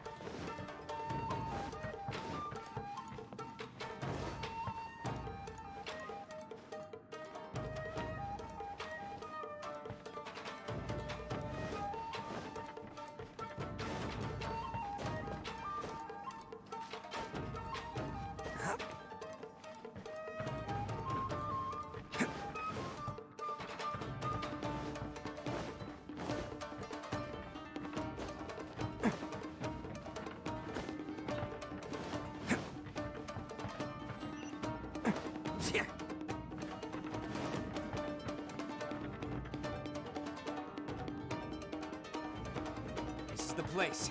The jig's up. Surrender while you can. Perfect distance. Attaboy! There's more. How's this? Night blade. See no more. Let's go.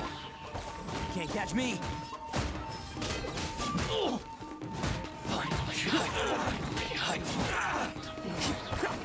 Attaboy! The fairy. Finally, to the fairy. Bet you think you've won, don't ya? So naive. This is my home turf. I'll let you in on a little secret. A long time ago, I picked up this rare paper charm. It's very precious to me. What makes it so special is that if you tear one piece, the other piece starts tearing too. Excited monkey noises. The Kingdom Hearts 4 trailer dropped. Yeah, I saw it. Oh man, I was actually meaning to talk to you about that. I was wondering if you did see it. That was interesting seeing that, because it showed up in my feed right away, and it's like, oh shit, 4 just got announced. Nice. And it looks weird. I'm not used to seeing Sora so realistic, you know? It feels wrong.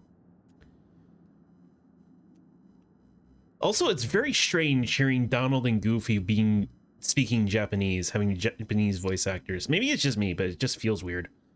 Since they're Western characters, hearing them with a Japanese voice is very interesting.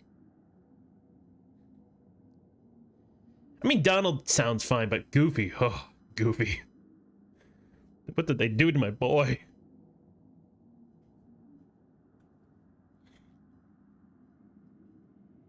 The hair is actually shiny. Yeah. Man. But yeah, no, I was really excited when I saw that. And the fact that it basically takes place in Tokyo, but just Heartless spontaneously spawn out of nowhere is just hilarious to me. And somehow there's still an Organization 13. It's all just very strange. Newsflash, don't care about your cute little origami obsession.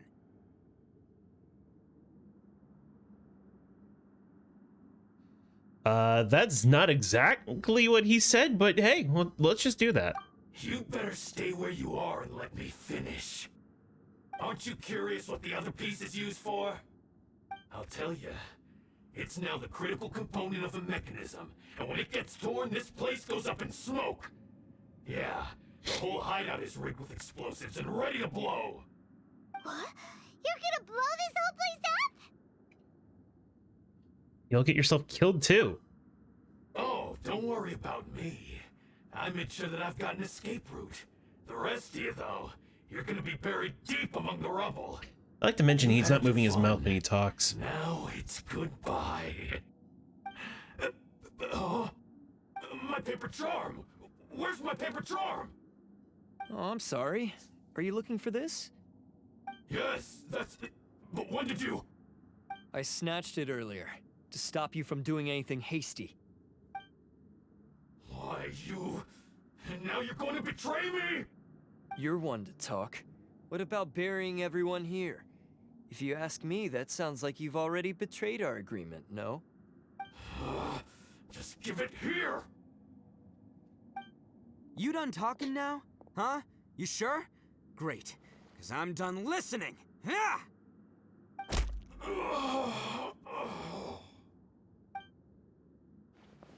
Great work, Takuya. You arrived in the nick of time. Stay away from me. Huh? I said stay away, or I'll tear the paper charm. Hey, oh, okay. Fine. Just calm down. What are you doing?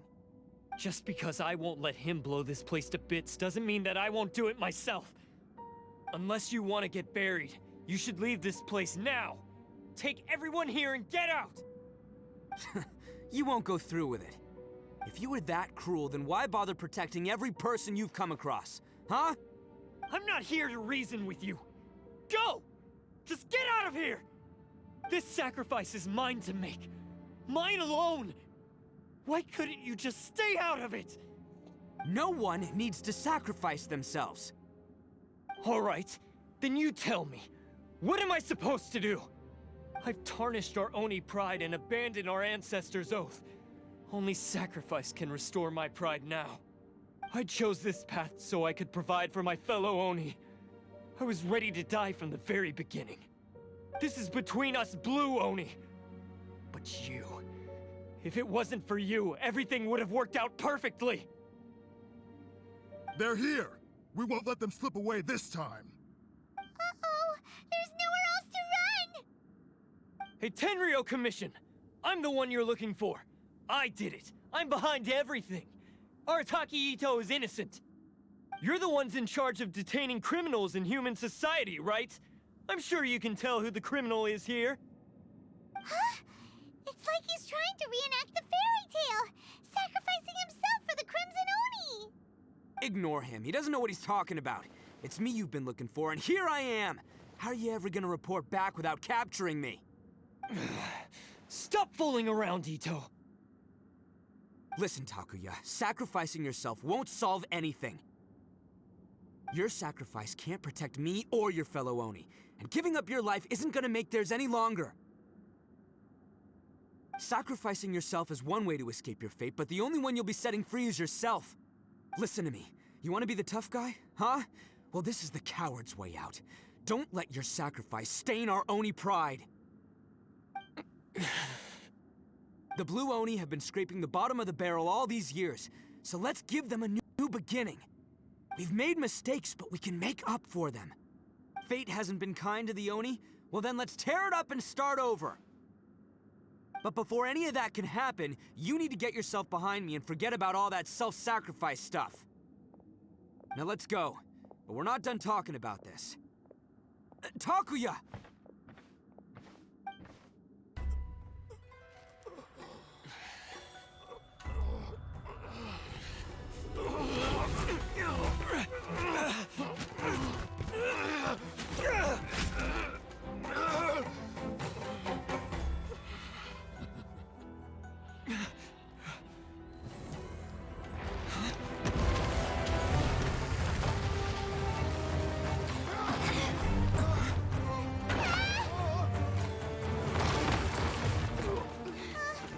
I'll take care of this. There are still people in danger. Go, help them. What? Hey, I got this. Come on!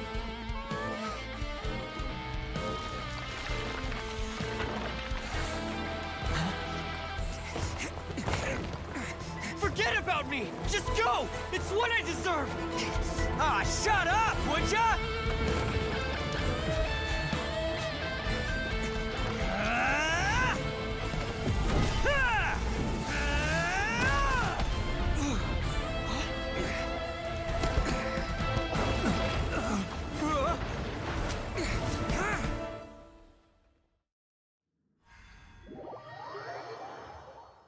Damn. That was awesome. We managed to save everyone! But what about Ito and Takuya? Paimon hopes they're alright. Ito said he could take care of it.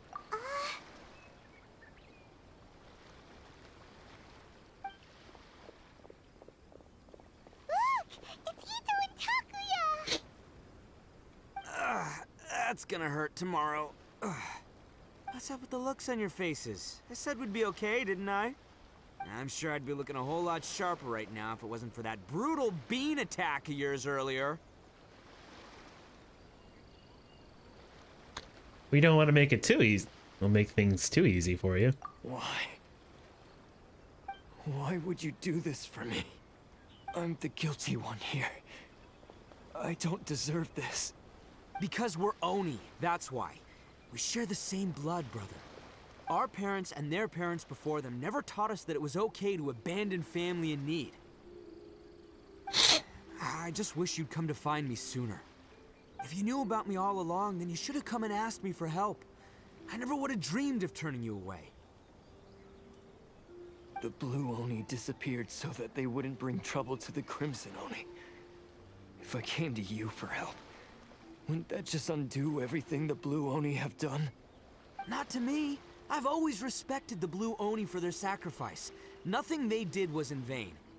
It's only because of them that we have survived to see today, and built a world where Oni and humans can live side by side. Honestly, everything that I have now, I owe to the Blue Oni. And let me tell you, the Inazuma of today wouldn't see you as a villain just because of the color of your horns. You say all that, but in spite of everything, you're barely getting by. That's just how I roll, man. You remember the pack, don't you?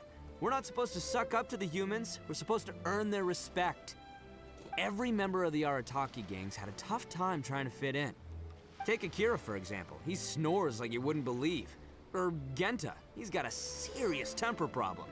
And Mamoru? Well, he's colorblind. Even Granny Oni. She got that name for taking me in as a kid. We're all rejects and outcasts in some way, but we don't care. You want to talk about pride? Well, in our gang, we're proud to welcome anyone who's been through adversity with open arms. But don't worry. The Arataki gang's already a bunch of misfits. You really think you could cramp our style? We've dealt with the Khaenri'ah and the people they took captive. I assume the two of you are finished talking.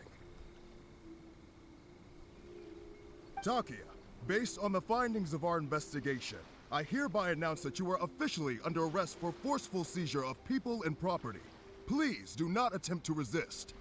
All stolen articles will be reclaimed. That means we'll be seizing all the goods you passed on to your kin. No, please don't! Without those goods, they'll... It's all right, Takuya. Those goods never belonged to us anyway. Don't worry, I'll help take care of your kin. Now that I know the situation, I'll personally make sure they never suffer again. Might want to put your grand plans on hold there. You're under arrest too, for numerous assaults on the Tenryou Commission officers. Oh, yeah, I guess I forgot about that. But no worries, I'll put my gang on the case. My boys will take good care of the Blue Oni. Yeah, we've already arrested them too. Oh, right, yeah, That's what they get for resisting the Tenryou Commission. Yeah, I guess it's up to you then, Traveler. Could you be a pal and tell Granny Oni about the Blue Oni situation? Sure. Well, tell her everything. Thanks. And thanks for sticking with me to the end. Once I'm out of the slammer, I'll find a way to make it all up to ya. As for you two, lending them your aid when you knew full well they were in the wrong means that the culpability extends to you too. But, given your unique circumstances, and in light of the complexity of this case, we won't press charges this time. Sorry for the trouble. Hey, wait! Unique circumstances? Are these guys like a big deal or something? Nope, it's nothing like that. Oh, yeah, okay. Cool. Because I was gonna say, you know, like, I'm kind of a big deal myself, you know? Yeah, all right, see you next time. Whenever that'll be.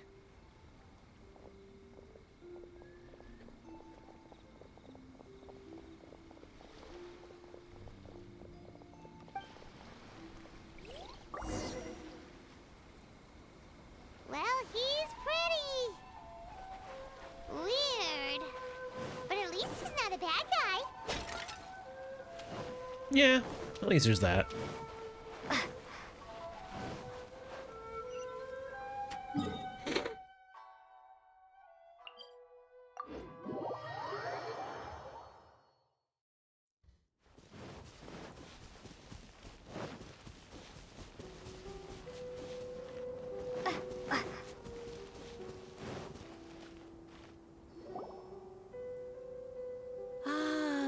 yes.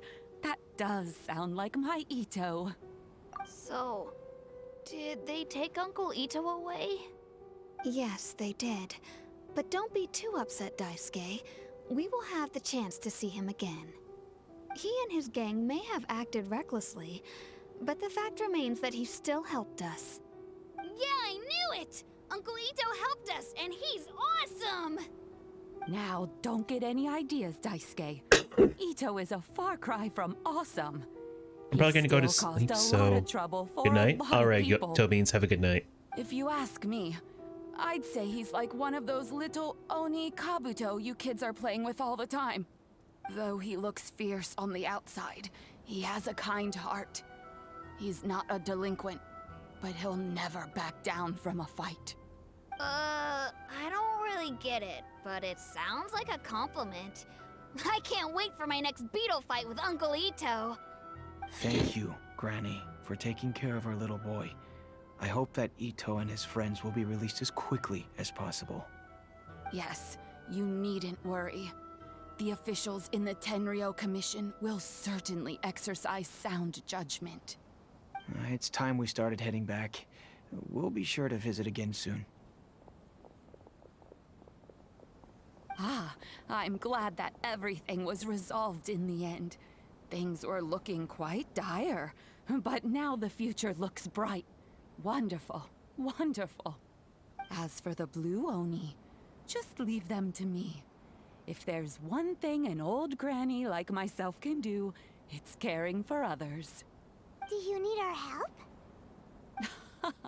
No, no. Go on ahead. I'm sure you have other adventures beckoning. Besides, once Ito is released, he'll be here to help me. Is he always like that? Oh, yes. And you know what? I think that's what makes him adorable. Wouldn't you agree? He does whatever he puts his mind to. He's sincere, brave, and determined. Back when I took him in, everyone thought I was most unusual indeed. They started calling me Granny Oni. But I've never been ashamed of this name. On the contrary, I'm quite proud of it. Because Ito is my pride and joy. That's nice. A long, long time ago, in a village lost to time, there lived a Crimson Oni and a Blue Oni. They were the best of friends. The Crimson Oni wanted to be friends with the humans, so the Blue Oni played the role of the naughty kid. And then he left. After a long time, the Crimson Oni was living happily with the humans, but in his heart, he wanted to bring the Blue Oni back home. The Crimson Oni didn't know where to find the Blue Oni. His search took him up the highest mountains and across the widest rivers. He found many traces of the Blue Oni, but the more he found, the clearer it became. The Blue Oni was hiding on purpose. So just as the Blue Oni had once done, the Crimson Oni left him a letter. Dear Al, I've made lots of human friends now, and I want to have a big party for everyone. I want all my friends to be there. That means you too, Al. If you don't want to meet me, you can just watch from a distance. The Blue Oni snuck back to the village and hid in the shadows. He saw the great feast and roaring fire and longed to join in. But though his stomach rumbled, the Blue Oni remembered the oath of old and kept his distance. Suddenly, he jumped. The Crimson Oni was right behind him. Hey, you're finally back. Come on, I'll introduce you. It's time everyone met my best friend.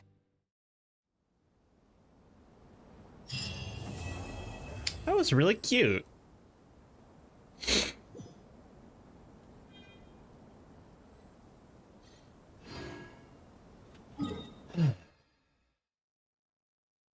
Okay, really quick. Gonna heal up. And then we have to do the other story event.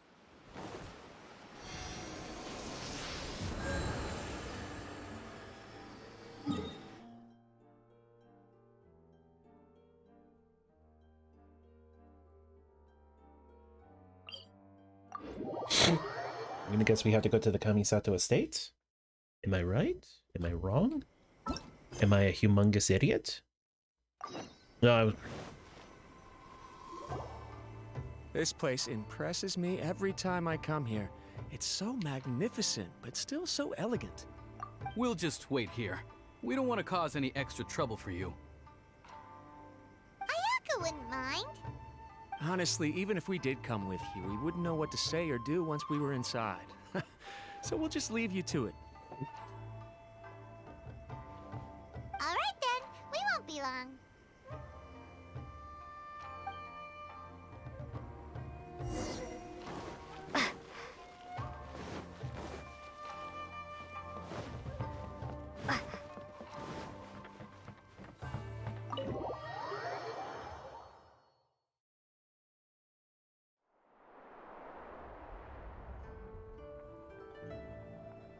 Without looking at the board, you've ruined my strategy in one move.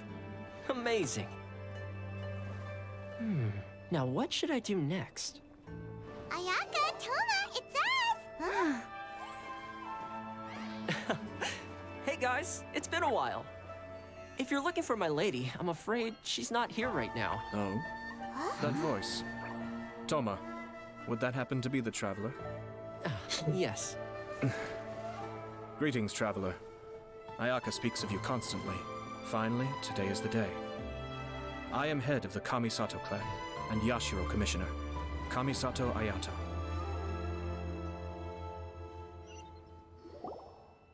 oh my.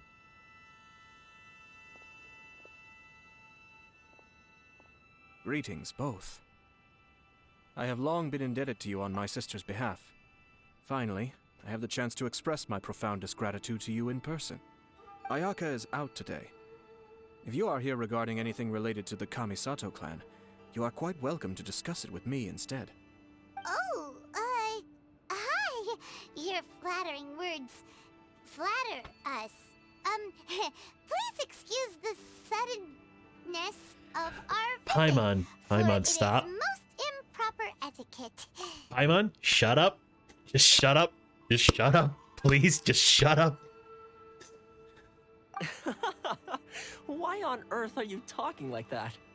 Well, he seems like a pretty powerful person. He's already working his way up Paimon's list of people to never mess with. Look! As soon as he stands up, the whole atmosphere in the room changes, and it feels like you gotta be super polite. You shower me with praise undeserved, my little guest. There is no need to be quite so formal. This is a private residence, so please, relax. Oh, good. Because that whole spiel was really tiring just now. Alright, now that that's over, Paimon's just gonna ask the question. I mean, goes from polite to presumptuous in a split second. We heard a rumor that Kujo Kamaji and Hiragi Chisato are gonna get married soon. Do you know anything about that? Oh?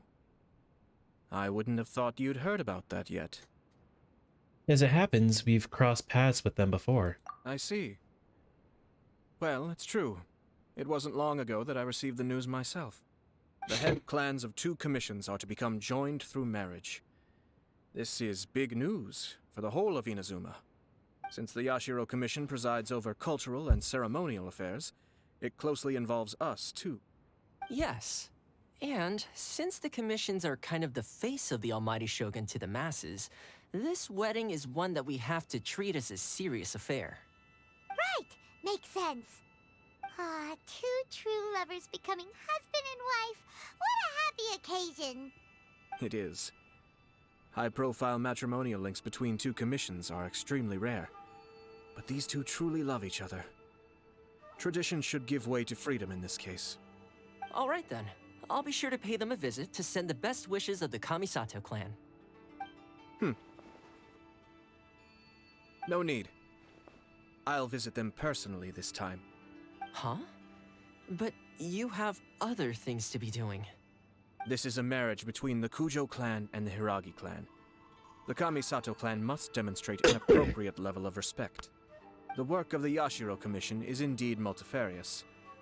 Normally, weddings and other ceremonies would come under the supervision of my sister. But she is presently occupied with other matters, and I happen to have a little time to spare. This will be a good chance for me to pay a visit to the bride and groom. Oh, and would you two care to join me? You mean us? I presume you two have a special connection with the individuals in question, or you would not be quite so interested in this matter. This being the case, why not come and offer your best wishes too? Or is my presumption incorrect? Oh, it's not as interesting as you make it sound. No special connections here. Super ordinary ones, actually. We just agreed to help deliver a letter this one time, that's all. Although wait, does that mean we helped make this wedding happen? Romantic relationships are determined by fate. Paimon, don't overestimate your contribution here. Alright then. But still, let's go see them. I cannot thank you enough. Your mere presence shall surely mean we are spared the futile pursuit known as small talk. Wait, you're the Yashiro Commissioner, but you can't do small talk? Small talk is a chore. Of course, there are some people in the world who quite enjoy doing chores, but I am not one of them. Fair. Toma, I'm heading out with my two guests now. I'll leave the residence in your capable hands. Not a problem. Take care, my lord.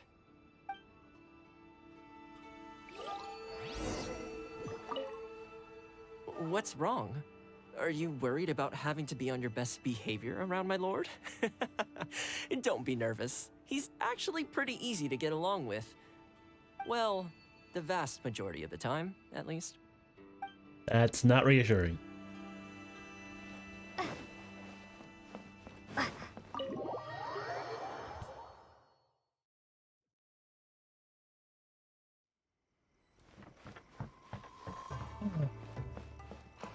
How long have I been shooting? 2 hours? Really? That's it?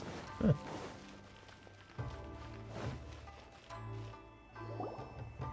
Ah, you're finally... Ah, Yashiro Commissioner! Who are these two? They're friends of ours. Paimon will do the introductions.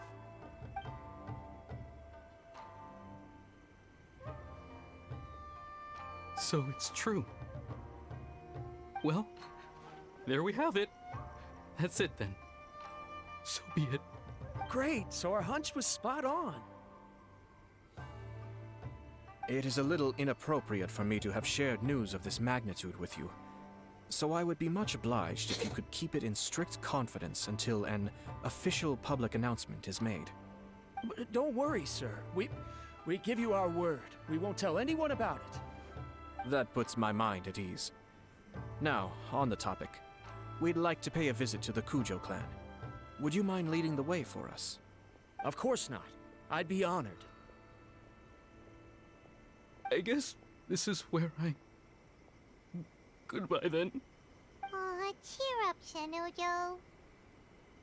I'll try. Thank you.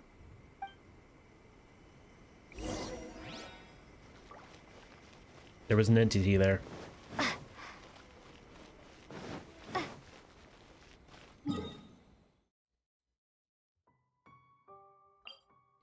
Hang on, I gotta blow my nose.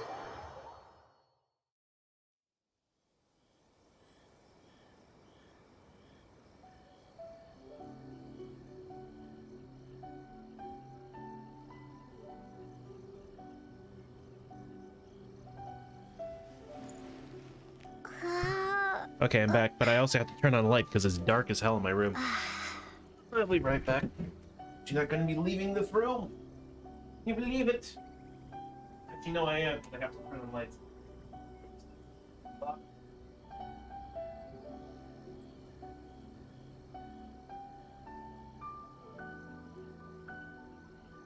My apartment is so clean, I love it.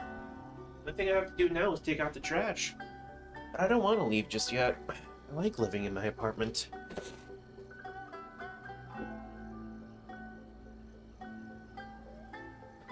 don't get how people can play games with earbuds.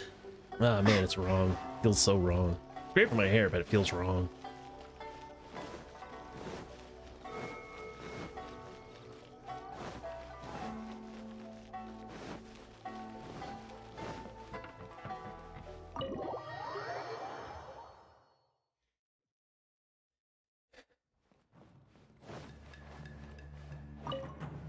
Hail.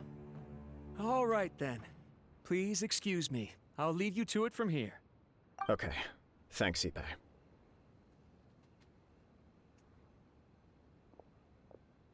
I apologize that your impromptu visit comes at a busy time for us, Commissioner.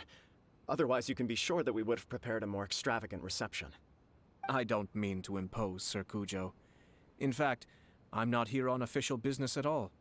I heard the good news about yourself and Lady Hiragi. What a glorious marital alliance this shall be. Given the close ties between our clans, it seemed only right that I should come and offer the Kamisato clan's congratulations in person. I'm truly honored. I hope the news didn't come as too much of a surprise. Hey there! We came to congratulate you as well! How have you been? Since the incident with the Takatsukasa clan, things in the Tenryou Commission have slowly started to stabilize. I'm still acclimating to the position of acting head of the clan. I just hope I'm up to the task, so I can live up to everyone's expectations. You're far too modest. The public thinks very highly of you. They say you're hardworking, upright, and responsible. I'm flattered, but I wouldn't have achieved anything without the support of my people.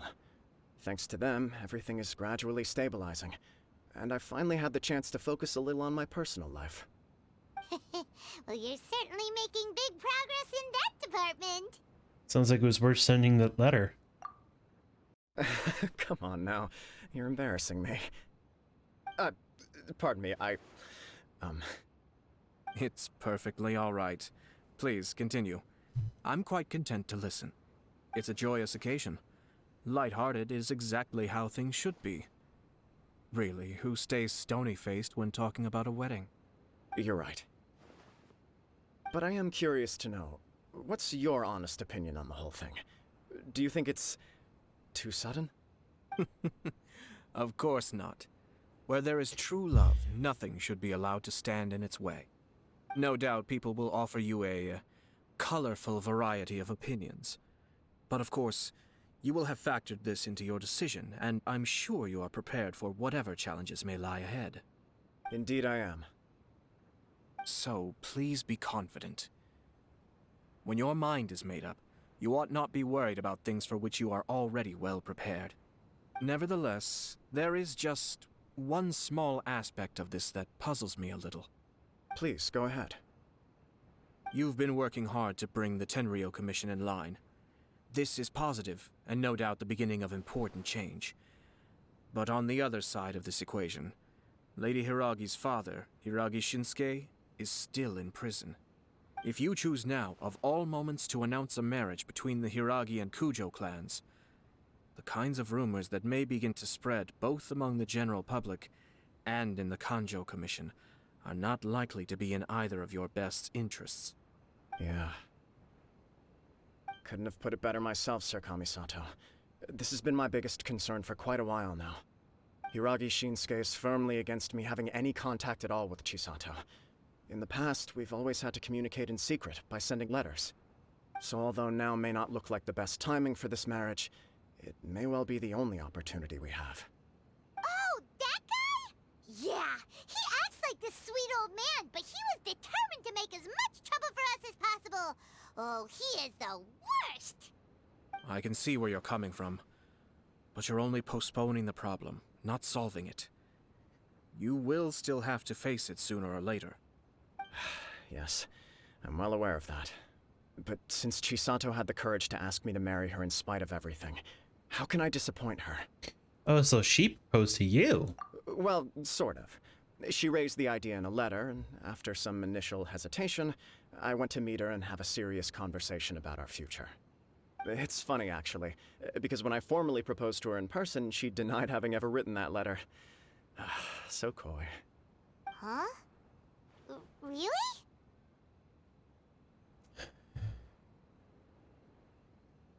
Maybe she prefers things to be more implicit. Or something's going on. She didn't say. She just acted confused by the whole thing. She really committed to it. I'll never forget the look on her face. Oh. Anyway, as her boyfriend, I knew she was just pretending, so I played along and said, I was only joking about the letter, and then I proposed.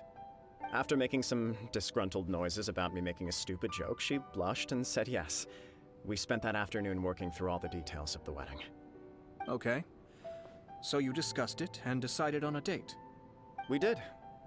I guess it was a chance to finally express our commitment to one another, clearly and completely. And you know what? I think it was about time. No matter what happens next, I will always be there for her as the one person she can always rely on. Oh, give me a break. Sorry, but Paimon's been wanting to say this the whole time. Is it just this dude, or does everyone in love act like this? He just won't stop talking. Nothing can stop him from sharing his love story.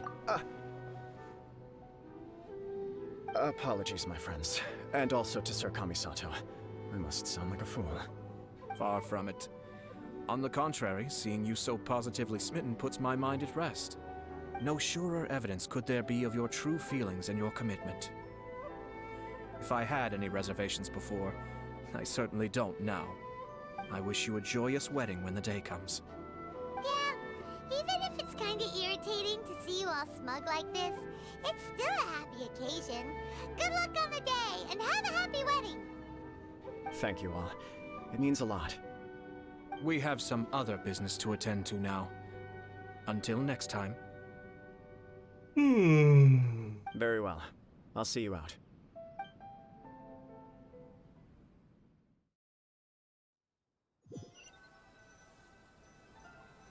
He seems busy. That must be true for anyone about to get married, right? It's a happy kind of busy, though. You're right. Kujo Kamaji is on Cloud 9. What do you think, Traveler?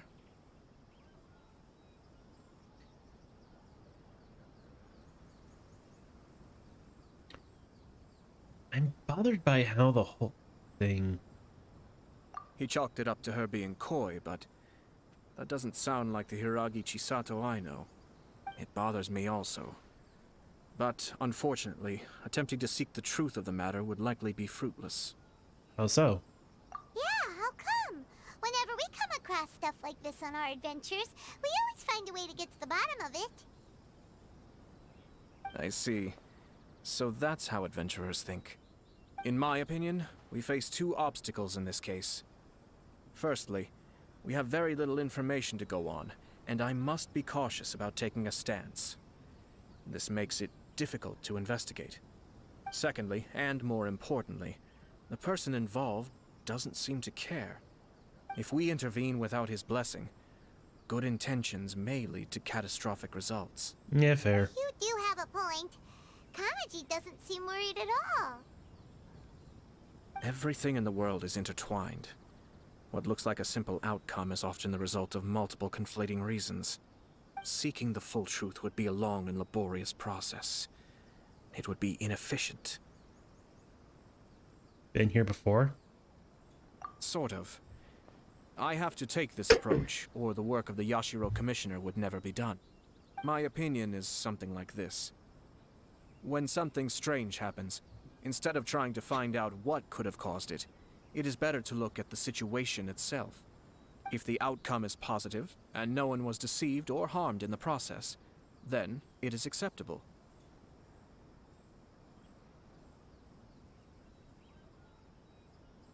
But... we don't know yet.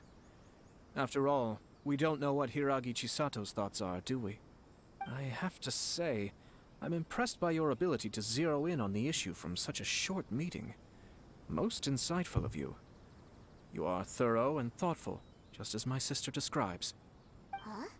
But Chisato and Kamaji have already talked everything through, haven't they? Only if we are to take Kujo Kamaji at his word. But there are two sides to every story.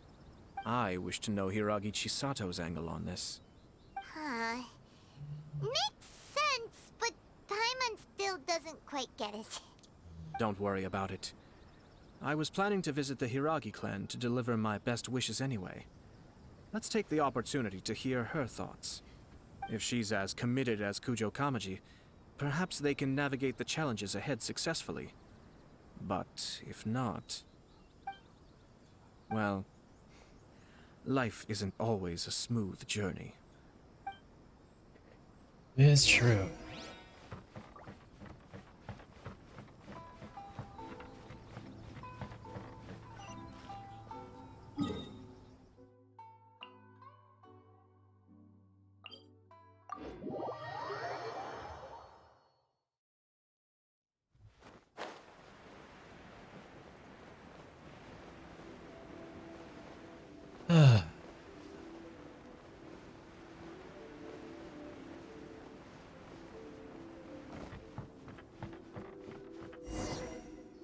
There is still much to prepare for the wedding. I know this voice actor and I love him. He is one of my favorite voice actors, but I always forget his name because I'm an idiot. Should we also invite some prominent business leaders who frequently visit Rito? At the very least, we should send them invitations. I agree. Ah, hello there, Yashiro Commissioner. To what do we owe the honor on this fine day? As it happens, I'm here regarding the same wedding I believe I heard you discussing just now. I come bearing the felicitations of the Kamisato clan. Would Lady Hiragi happen to be available at this moment? Our lady is entertaining guests right now, and we're not entirely sure how long she will be. But please, do come in. We will arrange some tea and snacks for you and your attendants. Hey! Paimon is not an attendant! You misunderstand. These two are dear friends. You're too kind. We don't wish to impose. We'll just wander around in the general area. Apologies for the interruption while you're busy with preparations.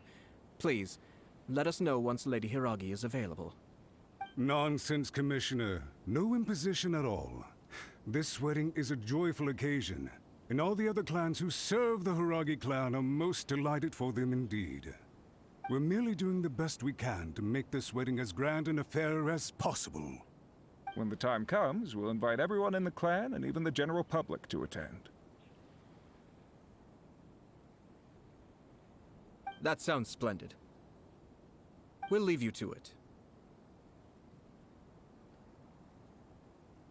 Take care, Commissioner. Seems like you guys talked a lot without actually saying anything. Hence why I dislike small talk. Our timing was not ideal, but never mind. I spotted a stall on our way over where we can pass the time. The owner always manages to come up with novel ideas. I'm one of his regular customers. Now, where were we again? Ah, yes. Invitations. My family can take charge of that. We have a lot of written correspondence with them already. Sounds sensible to me. Then, thank you. I love his voice.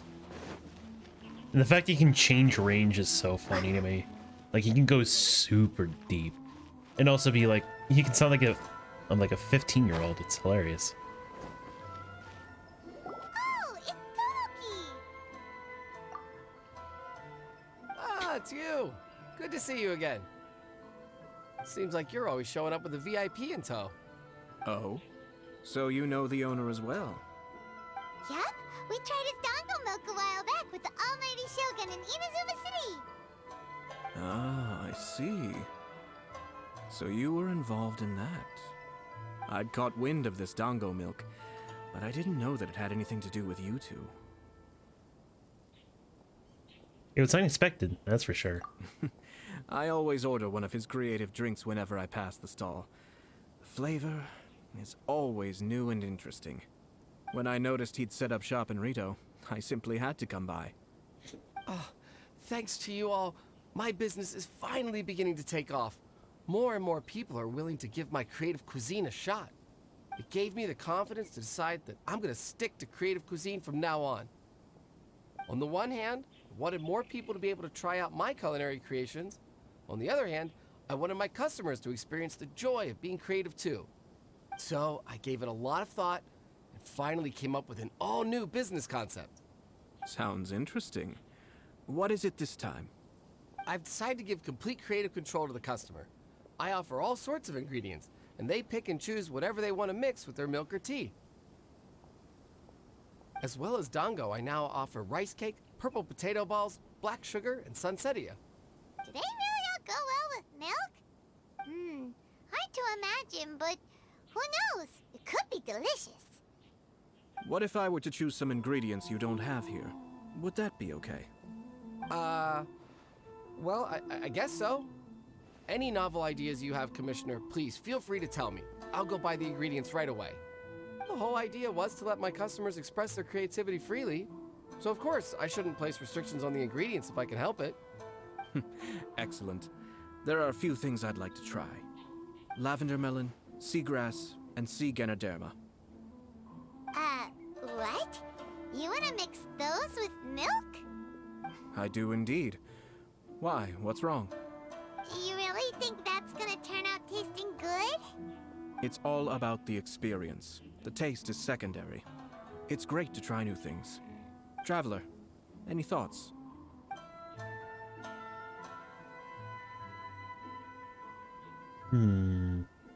Lavender melon. Sounds like a risky choice. Are you sure? Well, okay. Paimon will have the same as you. 3 milks with lavender melon, please. No problem. Give me a second, I'll have them ready in just a moment.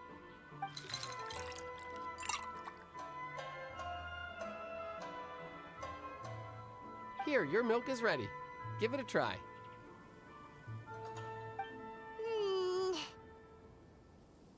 Yep, just as Paimon suspected.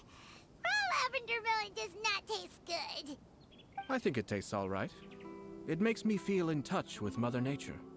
Your review seemed pretty positive, but Paimon still thinks there are better combinations. Taste is your key concern, yes? Obviously!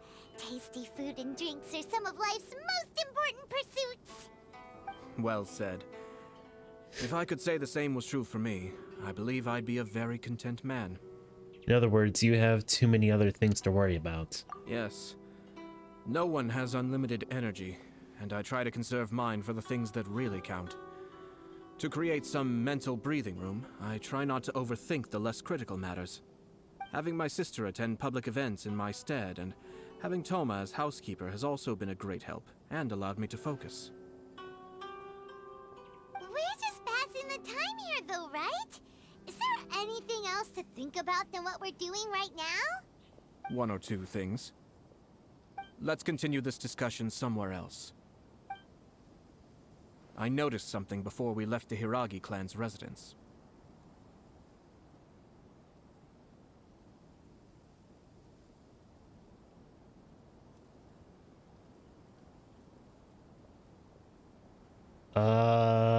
You. No, it was just a small detail. I was curious to know their thoughts on the wedding, so I asked them about it. Naturally, they responded that all other clans are happy for the Hiragi clan. But that's not the truth. What do you mean? Hiragi Shinsuke is still in prison, meaning the Kanjo Commission is the least stable in the Tri-Commission. Hiragi Chisato is the sole remaining pillar of her clan, but now she plans to marry into the Kujo clan. If I belonged to one of the assisting clans to the Hiragis, I would not be feeling optimistic about the future. But they didn't mention a word about that. They simply said they were delighted for them. These are not unintelligent people. I highly doubt it is because they simply do not realize. I guess it is a bit strange. I imagine they didn't want to discuss family issues in front of outsiders. But still, the more I think back over that conversation, the more it doesn't sit right. Keep a close eye on them, Hisashi. Yes, sir. Whoa! Where did you come from? This is one of my most trusted members of the Shumatsuban. He's been quietly watching out for us this whole time. Merely doing my duty, sir. Keep a close watch on the clan representatives we met today. Well received. I'm on the case. Oh, and I almost forgot. That milk I just had? Please order one more and deliver it to Toma. As you wish, sir. Oh no, poor Toma. Good luck, Toma. Sir Kamisato, Lady Hiragi's previous engagement is now concluded. She's waiting for you in the courtyard. Thank you kindly. Let's go and see Hiragi Chisato. I don't know why, but I haven't been very comfortable in my own skin as of late. It's very strange. I've also been rather warm.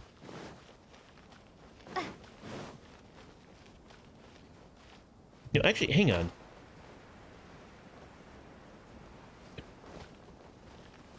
Thanks for coming. Maybe this whole creativity theme really will work out. I was hoping I could, like, try the other two.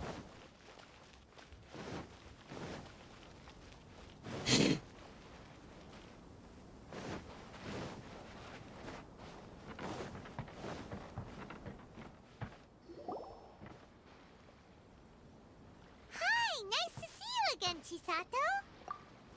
I heard that Sir Kamisato had brought some guests, but I didn't know it was you two. It's been a while, Lady Hiragi. How have you been faring? This is a rare privilege, Sir Kamisato. It is not often that I have the chance to meet you, let alone here in the comfort of my own home. I'm doing very well indeed, thank you. You must be so busy. Thank you so much for taking the time to come and congratulate Kamaji and I. It really means a lot. But of course. The Tri-Commission are the servants of the Shogun, and we should look out for one another. In fact, we visited Sir Kujo just now. It's clear that he's very much looking forward to the wedding. Perhaps his joy is infectious, for I am now feeling rather elated myself. I sincerely wish you a joyful wedding and a blissful marriage. Thank you for your kind words. This was not an easy decision to make. We will both have to work harder from now on. I'm sure the news will cause something of a stir. But come what may, we will stand as one and face whatever the future throws at us, together. Sounds like things are pretty tough for you, Chisato. Yes. To be honest, I'm still a little nervous about it all. But Kamaji has been so supportive. His promises have comforted me a lot. It sounds like you have some considerable reservations, Lady Hiragi. Yes. Well, there are so many things I need to consider. In case you were wondering, I was not actually entertaining VIPs just now. I was in fact meeting with one of the Kanjo Commission's officers, Shinojo. Oh, really? Him? Mm-hmm. He charged in all of a sudden and said that he had something very important to tell me. He didn't mince his words. Basically, he doesn't want me to marry Kamaji. He finally went there. He has always been a calm and contained person who never acts out of line. I was quite shocked to see him so agitated. But despite all that, what he was saying made a lot of sense. He thinks that now is a bad time for this wedding to happen. He pointed out that I am like the final pillar propping up my clan. If I marry into the Kujo clan, that pillar is taken away. There will no longer be a voice of authority in the Hiragi clan. And it could be a disastrous move for my personal image, too. It's just two families becoming one big family, though, right? What's the big deal? Traditionally, in Inazuma, Clan affiliation influences every facet of life. After the wedding, Lady Hiragi will belong to the Kujo clan. The Kanjo Commission's attitude toward you may undergo some significant changes thereafter. Precisely. This is a terrible thing to be saying, but I'm starting to have second thoughts. Maybe I went along with it all too easily. Maybe I allowed myself to be pushed into this. I'm so sorry. I can't believe I'm making my guests listen to me complaining. No problem at all. The Yashiro Commission has a duty to listen to you. Now that I've heard your concerns, I should offer to help you as best I can. For instance, by helping you gather your thoughts on the matter. Now, we heard from Sir Kujo that his decision to tie the knot was prompted by a letter he received from you. But we've also heard that you did not write that letter. Sir Kujo thought that perhaps you were just being coy. Oh, dear. Perhaps I should have kept that part to myself. What? But that was... It was just a prop in his playful proposal, wasn't it? It was clearly purpose-designed, what with all the fancy lettering and so on. Fancy lettering, you say? So I am to understand that had it not been for this letter, you two may not have chosen this moment to be wed? When it comes down to it... yes, I think so. Oh, do you mean to say that this letter is not what I thought it to be? Sir Kujo maintains that the letter was penned by your hand. Huh? But then... how did... Either way, it's wonderful to see how much you both trust one another. In that sense, you could say that the origin of the letter is ultimately not of great importance. Who knows? Perhaps Sir Kujo was the one being coy. After all, he had no particular reason to be forthcoming with us about the details of his playful proposal. Oh my god. I understand. As you say, ultimately, the origin of the letter doesn't matter. But my position does matter. Kamaji and I thought that we needn't worry about anything that lies ahead, because we can face it all together. But now, I think I should give it some more thought. Marriage oh my is the god, most thank you for the important raid, Jelly. decision of your life. Don't let yourself regret it. It is also part of the Yashiro Commission's job to help people through difficult times. I say this as an advocate for you personally, and for the Hiragi clan. Please, do not be compelled by circumstances to make any decision that goes against your will. Seriously, Jelly, thank you so much for the raid. It's very kind of you. What were you doing? What were you playing? To be together with the one you love is a sacred thing. It is my earnest wish that both of you may enjoy a bright and beautiful future, not a bittersweet one. I'll take to heart every word you have said to me. I can't thank you enough, Sir Kamisato. I'll think very carefully about your advice. My chat, yep, strip my will to stream. He's met. Twitch spawn modded, Minecraft.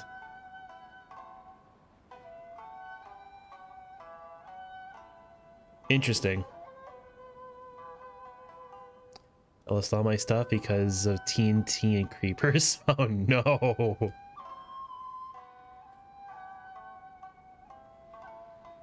Well, hey, at least it wasn't in something like the SMP, so there's that at least. But no, I get it. That does not sound fun. All that matters is that you follow your heart. Since you'll be needing some time to think things over, we will excuse ourselves now. Oh, wait. Let me see you out. Thank you, Lady Hiragi, but there will be no need. And stuff went bye-bye. Traveler, Oof. let's Oof. find somewhere to talk. Did you lose anything too important?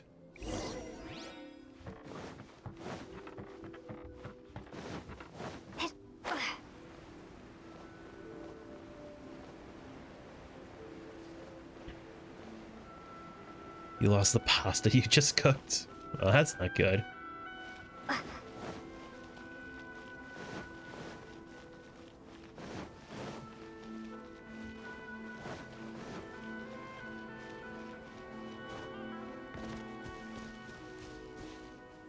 One went like for 7 diamond armor and god tier sword. Hiragi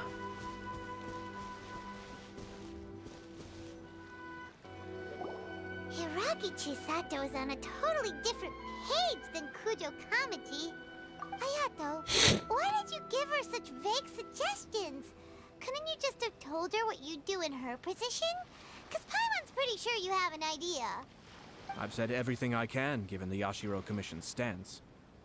Interfering too much with other commissions' domestic issues will only create trouble. And the more I think about it, the stranger this all seems. But Hiragi Chisato has yet to see it. We must be vigilant. Strange? In what way? Someone wants Hiragi Chisato to be married as soon as possible, and if my guess is right, it is someone from within the Kanjo Commission. This person is presumably also responsible for the mysterious and misleading letter.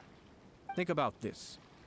A lowly officer is greatly worried about Hiragi Chisato's future, while the heads of the supporting clans ostensibly have no concern at all. It doesn't add up. When someone's words and actions do not match, you need to infer their intentions from their behavior. So is someone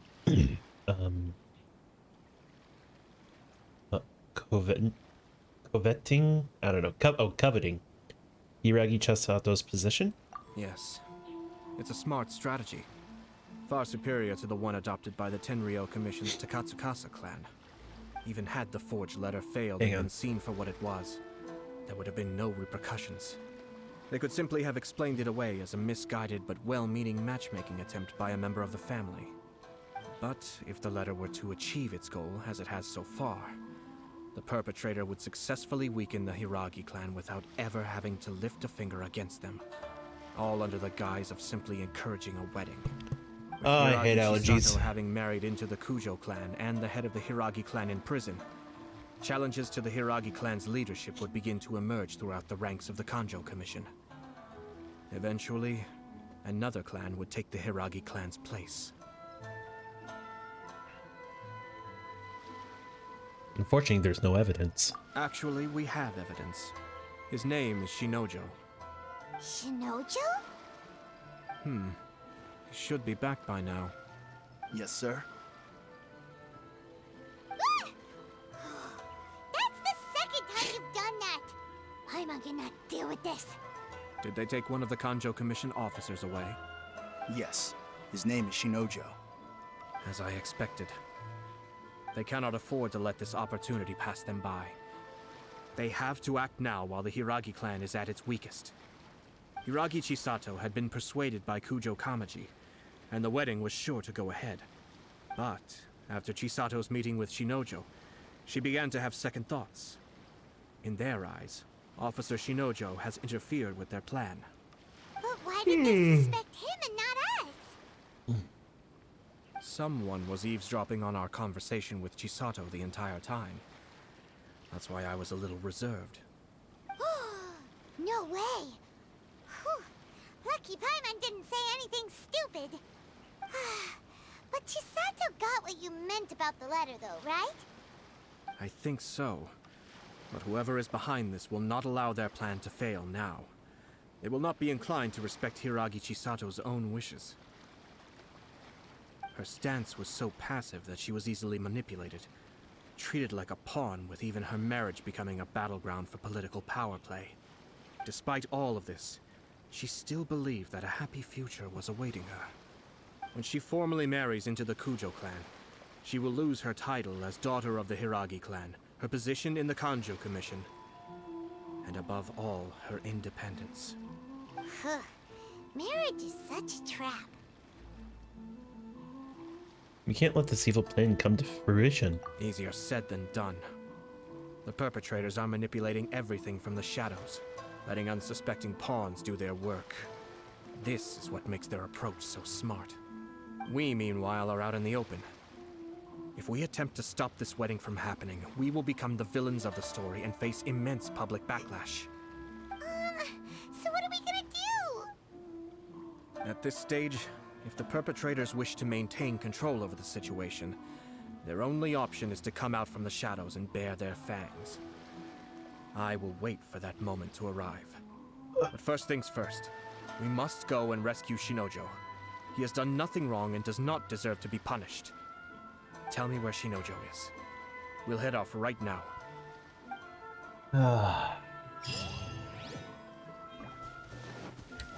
All right.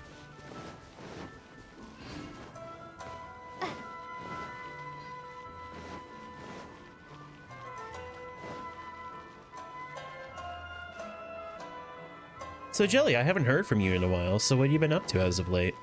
Have you just been like chilling and doing some Minecraft streaming, or what have you been doing?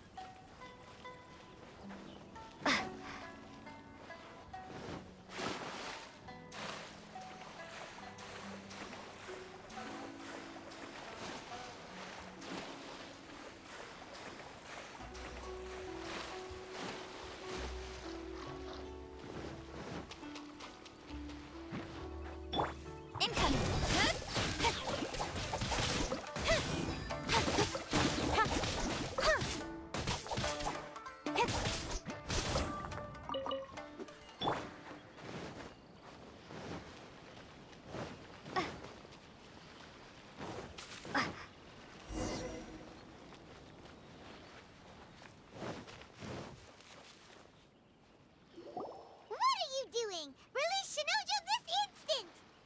Stop this at once. It's the Yashiro Commissioner. Well, we take orders from our master, no one else. Really? Then please, excuse me. Oh, this is gonna be fun and easy. Get them! Be still.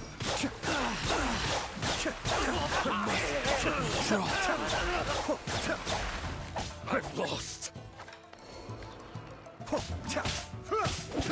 Escape.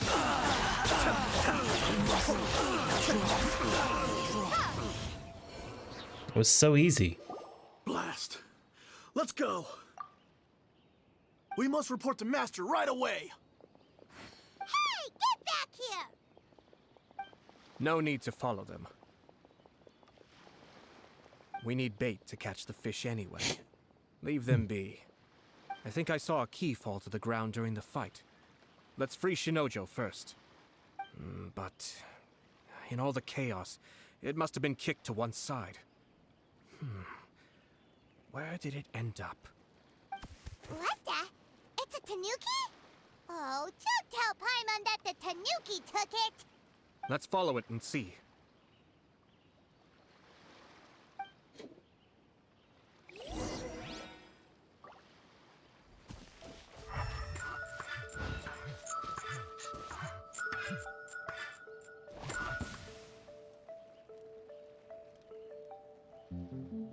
Wait, where'd it go?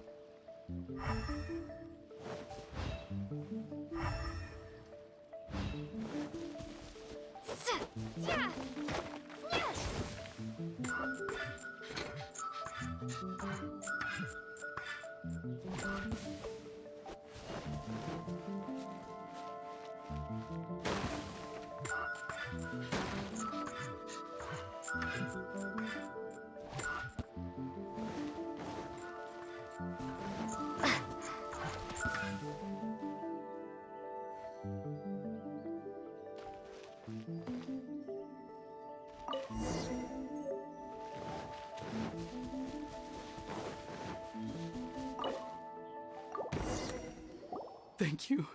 Thank you. It was terrifying. They said they were gonna throw the cage into the sea with me still inside. Oh, wait! You have to listen to me. Lady Chisato's wedding. It's all part of a scheme. Someone's trying to use the wedding for their own ends. Calm down, Shinojo. It's okay. We knew about all that. Huh? Our suspicions were roused to this possibility, and so far, everything is unfolding rather as we expected. Those behind this plan are not going to give up easily. Their next move is imminent. We must devise sufficient countermeasures. Yashiro Commissioner, you're personally going to take action? This situation has consequences for the whole Tri-Commission, and the stability of all Inazuma is at stake. My hitherto neutral stance ends now. The almighty Shogun has always despised these pathetic power games. As a commissioner, I am a servant of the Shogun, and it is therefore my duty to handle these tiresome matters on her behalf. That's true. Shinojo, don't return to your post yet. Find somewhere safe and stay hidden. Traveler, Paimon, let's get out of here.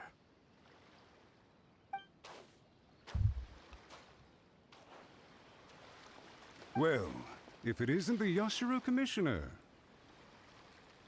I hear you showed up here with no explanation and attacked my men. You wouldn't happen to be carrying out some sort of secret mission, now would you? I heard that someone was taking the law into their own hands. As a responsible official of Inazuma, I could not in good conscience stand idly by. Shinojo may be your retainer, but the law does not grant you the right to abuse him. Abuse? Nonsense. I was just teaching him a lesson. Out of nowhere, a low-ranking officer decides to barge in on Lady Hiragi and start spouting out the most absurd and insulting nonsense one can imagine. A truly egregious loss of decorum. I dare say, the poor lady was terrified. So, you're saying that you know absolutely nothing of the reasons for his actions? Because otherwise, why would you describe it as out of nowhere? Two people from two different clans are getting married. That's all there is to it. And yet this young gentleman took it upon himself to fabricate a nonsensical disaster story around it. How should I know what he was thinking? Even if she marries into the Kujo clan, Lady Hiragi will always be the daughter of the Hiragi clan and the most distinguished member of the Konjo Commission. We are, and always will be, her loyal assistants. It's our duty to see that she never has to worry about anything. Loyalty and duty are our guiding principles. Not only did this guard show no regard for either, he went out of his way to upset our lady. How could one do such a thing? Even if we put it down to a rare moment of impulsivity. I have to say, I'm surprised to see one of such noble standing as yourself rushing to his defense. Darn it! This guy is good. Annoyingly good. He's a slime ball, but he's definitely... Funny. I'm suddenly reminded of an anecdote I'd like to share with you. There's not been a dull moment since I took up my post in the Yashiro Commission. Every day I've been exposed to new and fascinating things.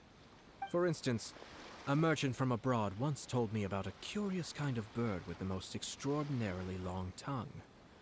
So long, in fact, that you can tie 2 knots in the portion of it that extends out of its beak. I'm sure someone as erudite as yourself could be able to guess what people do with these unusual avians. Keep them as pets.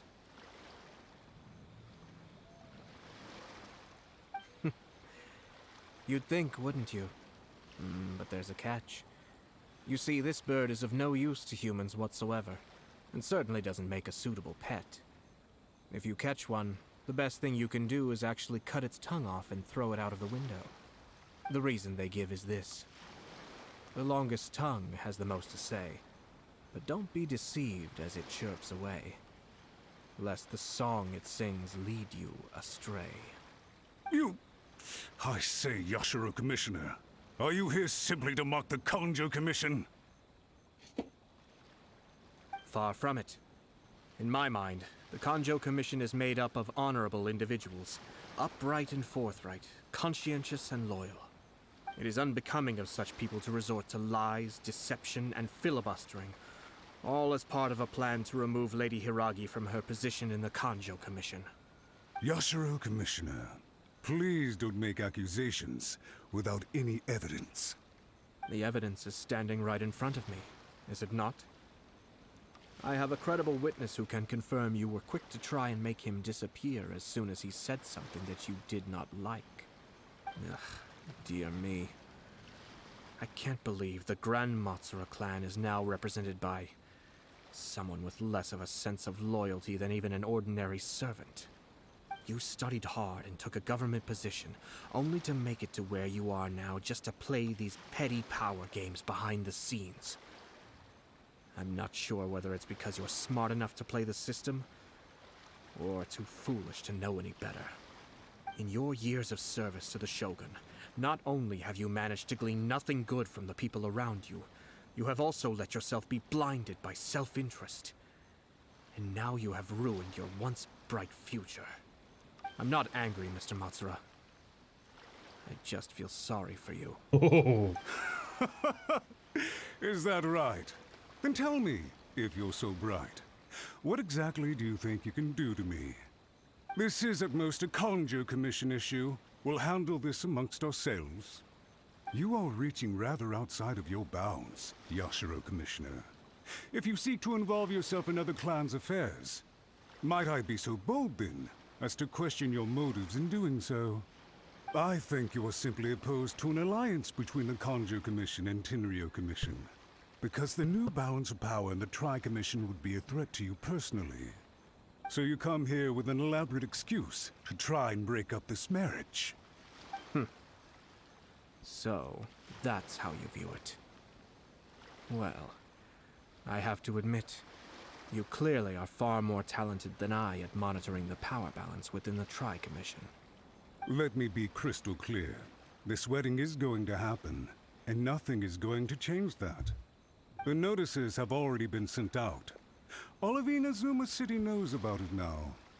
Most of the public weren't aware that Kujo Kamaji and Hiragi Chisato were courting. But you can bet it's all anybody's talking about now. Once the notices go out, that's it. The wedding is a sure thing, even if it hasn't happened just yet. I see. It seems like I was wrong. So suddenly we see eye to eye? No. I had expected you to at least be smarter than most. But it seems that I was gravely mistaken. Kamisato Ayato! You... How dare you! You've made your move. Now, I suppose it's time I made mine. What do you mean? Do you seriously think this marriage will bring the Kanjo Commission and the Khaenri'ah Commission together? Isn't it at all possible that the Kanjo Commission becomes marginalized as a consequence of this union? Goodness me. Well, I've learned a great deal from talking to you. That will be all for now. If you would excuse me, I shall take my leave.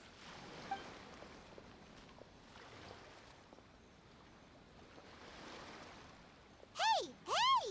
What was all that? Paimon didn't follow at all.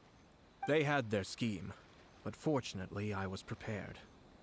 As I said, they ended up coming out from the shadows and revealing themselves. Let's see how things are in Inazuma City. Then, I'll take you through the details of my plan. Yeah, sure.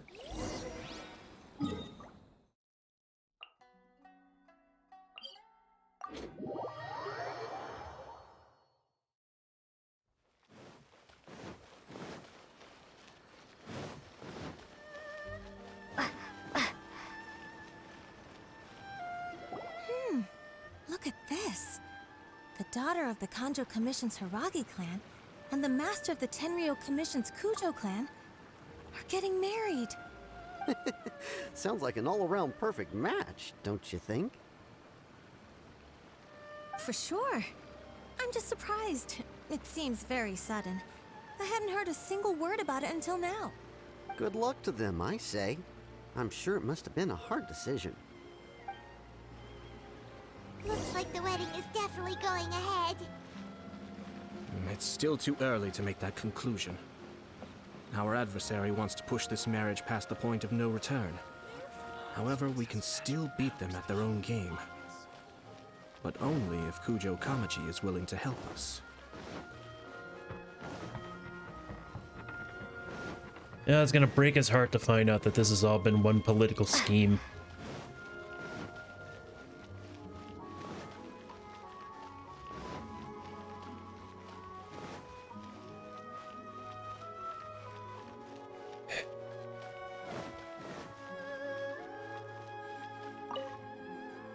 Welcome. I just heard that the news of my wedding has been officially announced. It seems so sudden. I wasn't ready yet. Yeah, about that. It's kinda complicated. I see. So someone's trying to take advantage of our marriage. If you proceed with the wedding, the repercussions for you are likely to be minimal.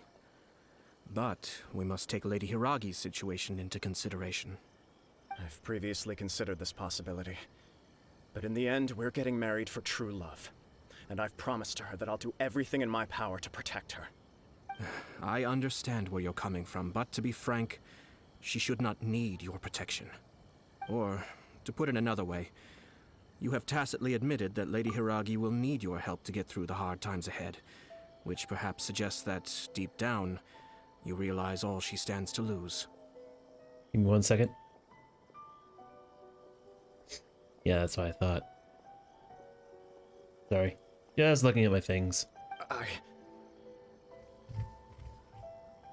I don't mean to criticize you. It is natural to want to protect our loved ones. You're an intelligent and gentle person, and I'm sure you would have been able to think about this more objectively were you not so emotionally involved in the situation. I'm sure you admire Lady Hiragi for being the independent, gentle, resilient, and strong-willed person she is. For the sake of marrying you, this wonderful woman will become someone who has to depend on you for the rest of her life. Are you really okay with that? I love her with all my heart, and would do anything to make her happy. That's why I cannot abide to see her suffer or be manipulated by other people. Yashiro Commissioner, you're right. It was naive and selfish of me to take things this far. But it's too late now, isn't it? There are notices everywhere. I have a plan, but it needs a villain. Sir Kujo, in order for my plan to work, you and I must both play the role of antagonists. But it is not without its risks. Are you willing to help? If there's a way to salvage this, then let's hear it. I've told the people at the Kanjo Commission that the marriage isn't going to unify the Kanjo Commission and the Tenryou Commission. On the contrary, it's a terrible idea that will marginalize the Kanjo Commission. The context for this is that they are planning to use this marriage to bring down the Hiragi clan, and the key to their success is coming up against no resistance to the marriage from the Tenryou Commission.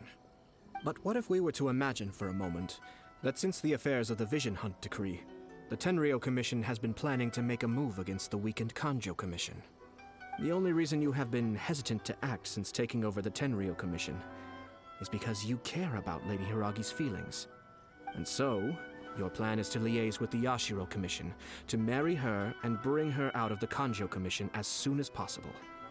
Once that is achieved, as the person in charge of the Tenryou Commission, you no longer have any reason to hesitate. I see.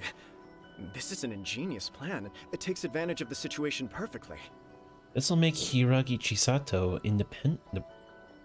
indispensable. Exactly. Our purpose is to change Lady Hiragi's position from an unnecessary burden to an indispensable asset. By doing so, we can even strengthen her position in the Kanjo Commission. Once our adversaries realize how the network of connections behind the scenes really looks, they'll do their utmost to stop this wedding from happening.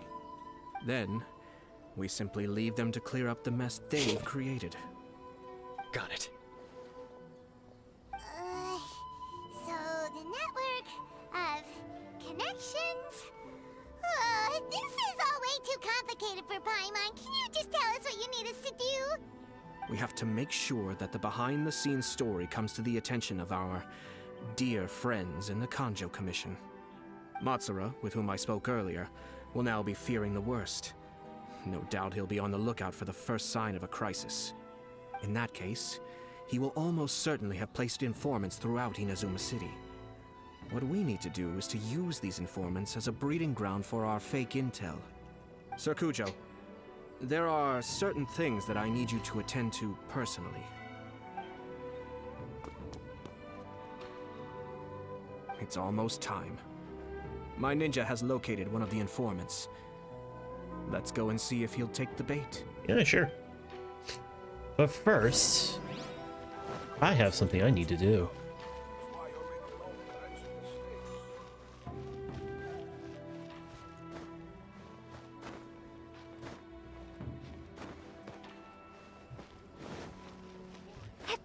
I saw it during the cutscene.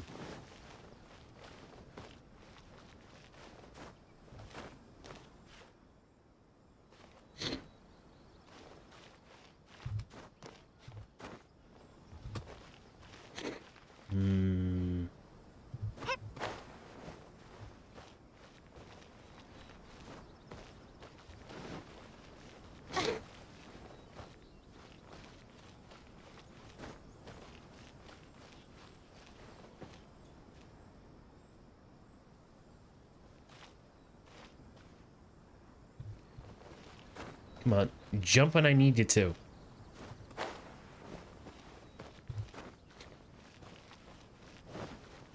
Where was it?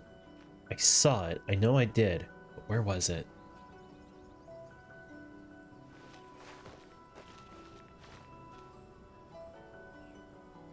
I know it's here somewhere. There it is. Okay.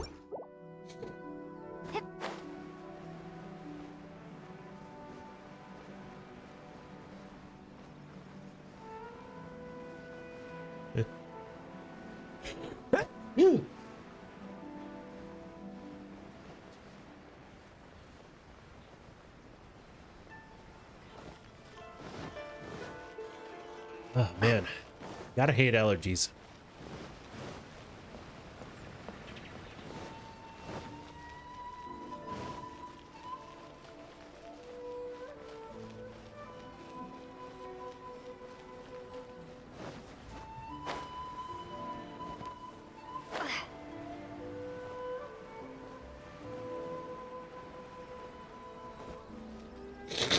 That person is one of Matsura's informants.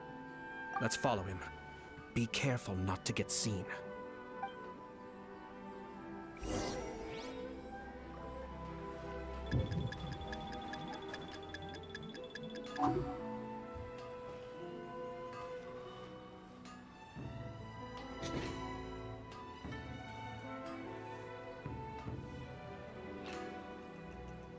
Did you see that? Sir Kujo Kamaji just came past here with a huge group of people. Could it be related to the wedding announcement? Maybe, but from the look on his face, it seems like something much more serious. He and his men seem pretty intense at the moment. Isn't it all a bit excessive for a wedding?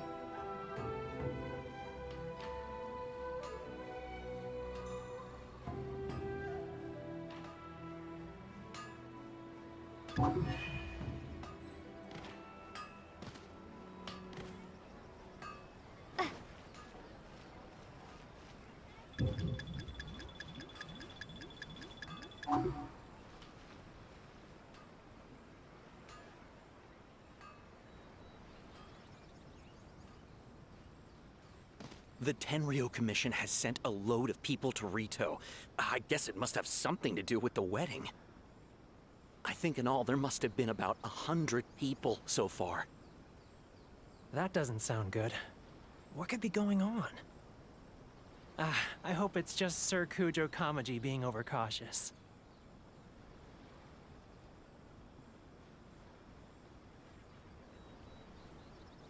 The news is spreading fast, but it appears Master's fears may be well placed. There's no way they sent this many people just to escort the bride. I have to investigate. He ran off! As expected. Let's follow him.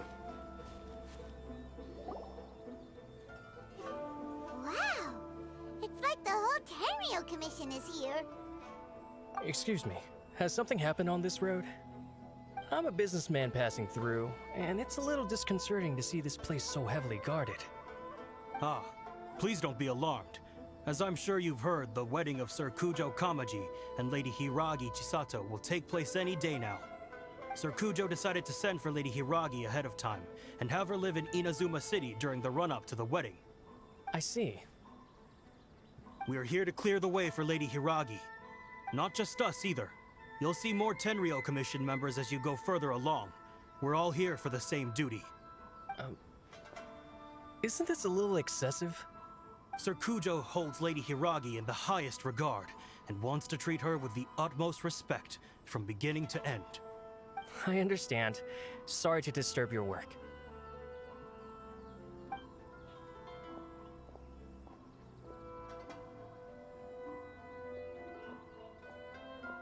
Drat. It's exactly as Master feared.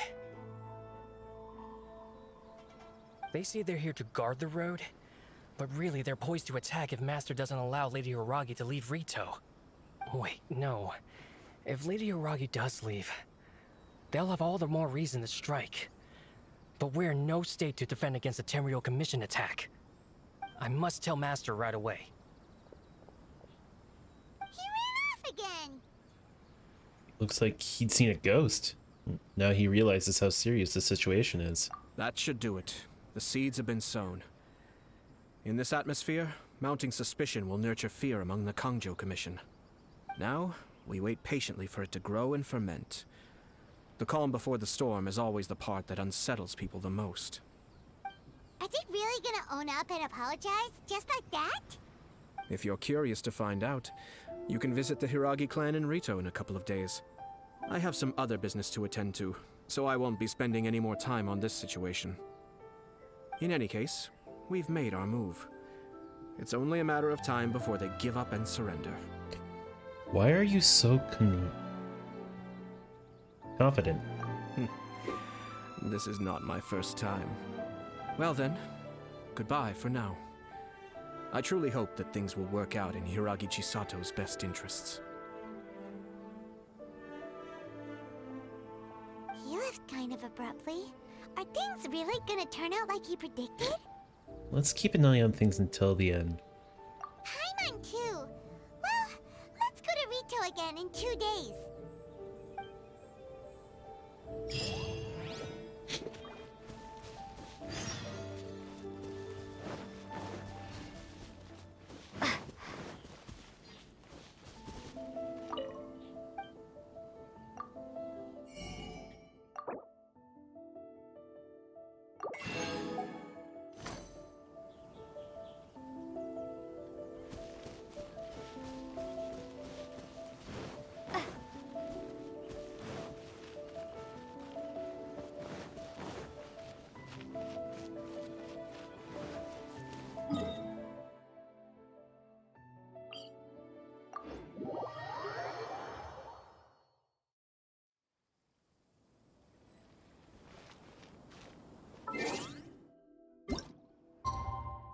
Just gonna casually stand in one place for 2 days straight. No big deal.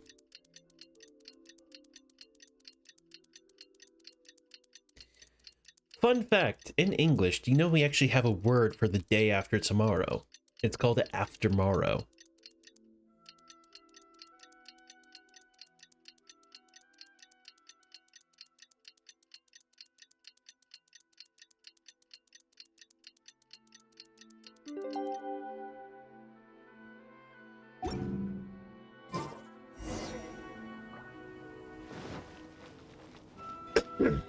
Excuse me. How much longer does your master plan to hold them off? I have no idea. We're stuck in limbo here. Master's been very on edge these past few days. He gets irate over the smallest things, and is suspicious of everything. He's been yelling at me a lot. I understand that he's anxious, but I mean, what can we do? I've told him before, never cross the Yashiro Commissioner. Yeah, good advice.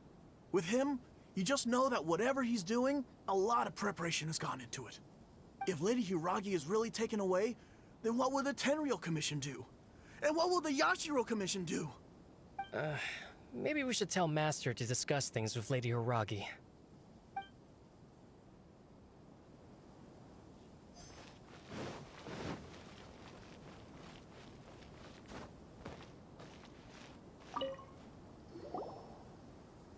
Hello. How may I help?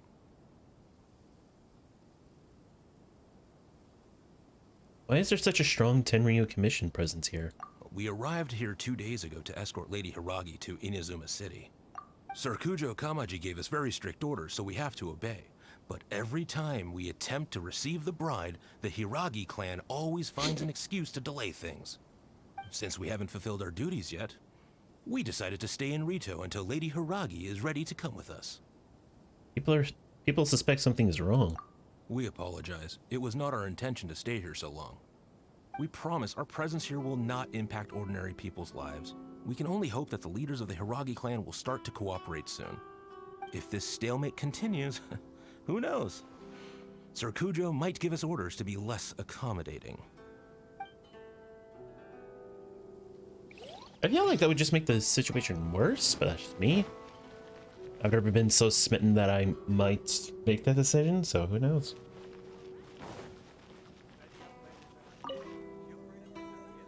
These people from the Tenryou Commission have been here for days now.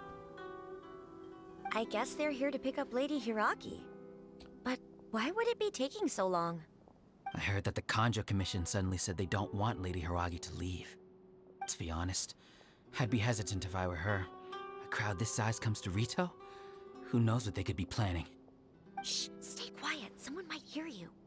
Oh, right. Sorry. How did things get to this point? The manipulation of the same people. Chisato is now at the center of every conversation in Rito. By now, the Kanjo Commission probably knows how important she is.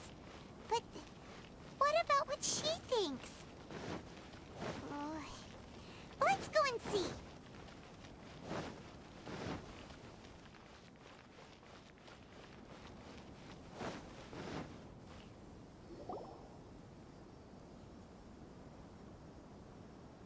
Oh, Traveler! I assume you've heard about everything that's been going on out there. What on earth is happening? Don't worry, we can explain everything. So, what happened was... Hold on, someone might be eavesdropping. Let me check it out. After the Tenryou Commission arrived, they suddenly became alarmed. They keep having secretive discussions and won't allow me to have any direct contact with the Tenryou Commission. I never would have thought that this was Sir Kamisato's plan. Now it all makes sense. Since we last met, have you made your mind up? I'm sorry. I haven't. Maybe there's no right or wrong decision. Maybe everything would be easier if I simply didn't have the choice. I used to tell myself things like this to avoid having to think about it. But once I saw the notices appearing out of nowhere on the streets, signaling that the wedding was confirmed, I didn't feel reassured at all. Instead, I felt a great sense of regret. I keep thinking back to what Sir Kamisato said. This is supposed to be my bright and beautiful future. But what if it's not? You can't rush into important things. I can happily accept that if someone was trying to take advantage of my marriage, I should absolutely refuse to go through with it. But that's not the answer I'm looking for.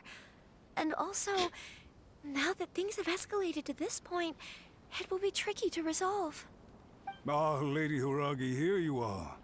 You scared me for a second. I thought you'd gone missing. You? Wait, you're the ones who were with the Yashiro Commissioner that day. What do you think you're doing here? Are you trying to convince Lady Hiragi to leave? Calm down. They're my friends. They're just here to visit me. Friends? Are you sure? Just friends? Lady Hiragi, I told you already, these are exceptional circumstances. You need to be more vigilant in everything you do. You are extremely important to us, and to the entire with this cracking? Commission. Who's to say they don't have a hidden agenda? If you want to accuse us of trying to abduct her, just come out and say it. You're acting far less dignified than when we last met. Don't be rude. You've been very highly strung lately, seeing everything as a threat. You owe even fellow Lady Hiragi's or you follow even Lady Hiragi's orders now. Listen to me. I know all the ins and outs of everything that's happened so far. Her arrival might well be your very last chance to fix this. The present state of affairs in Rito shows me that the situation has escalated well past the point where you could hope to control it.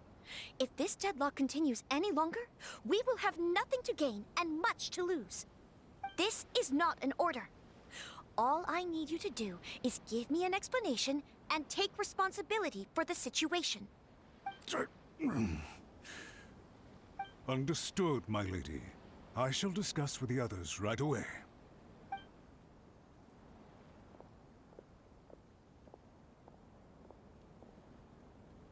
Good job, Chisato.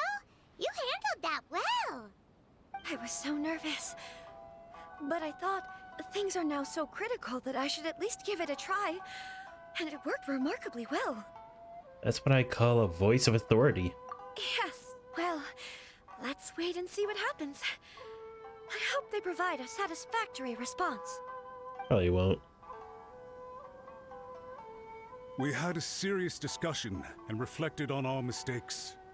In all honesty, no one can handle the weight of the situation here. Everyone is besides themselves with worry. It'll drive us mad if it continues any longer. Oh, cut the theatrics. I'm so sorry. My actions were radical and duplicitous. I was selfish and ignored the greater good. And then I left the situation to fester. Would you please give us a second chance? For my lady's sake, please give the Conjo Commission another chance. There's no use talking to me. I suppose you're right. The only person who can change the Khaenri'ah Commission's mind will be the Yashiro Commissioner. We'll head off to the Kamisato estate shortly and beseech him to help us with the utmost sincerity. Lady Hiragi, might I ask you to join us? You are the most important person. Without you, we have no other way. This guy's playing up a little too hard.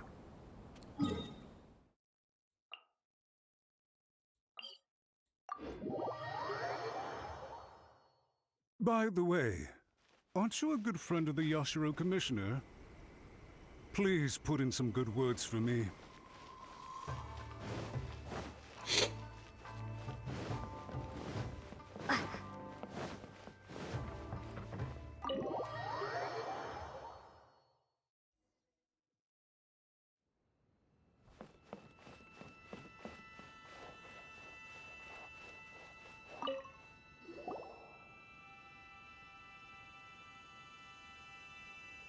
Yashiro Commissioner, I'm sure you've heard the news. The Khaenri'ah Commission has now occupied Rito, refusing to leave until we hand Lady Hiragi over to them.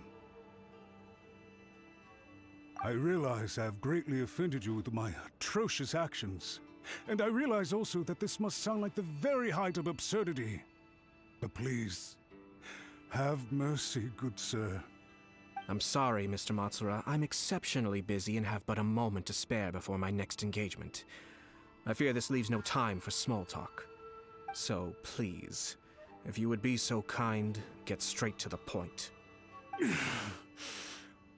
I know our apology means nothing to you, but we really have nothing else left to offer by this point.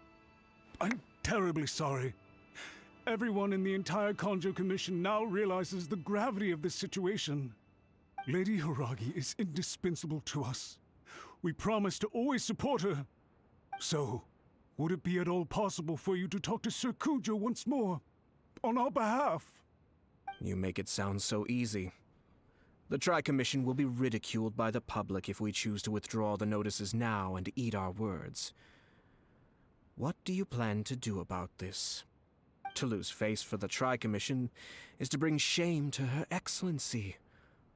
Are you and your associates ready to face the thunderous wrath of the almighty Shogun? We'll take full responsibility. We'll publish a new notice and hold a conference to explain the situation. We will make sure that the public knows this was all a huge misunderstanding. We'll do everything we can to minimize the impact. Everything we can. Master Matsura, you should have known it would come to this.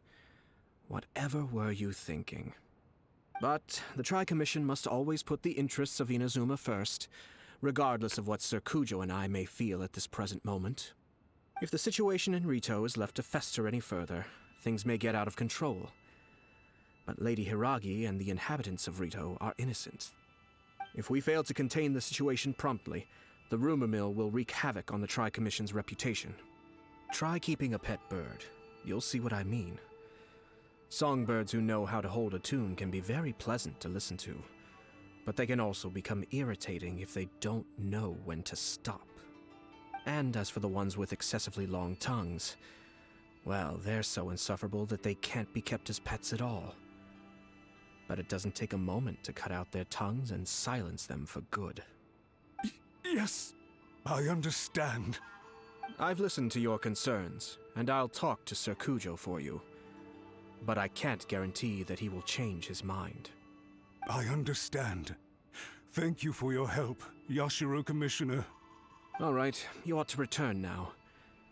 I'm sure you have a sizable mess to deal with back in the Kanjo Commission. Okay, then please excuse me. Thank you once again, Commissioner.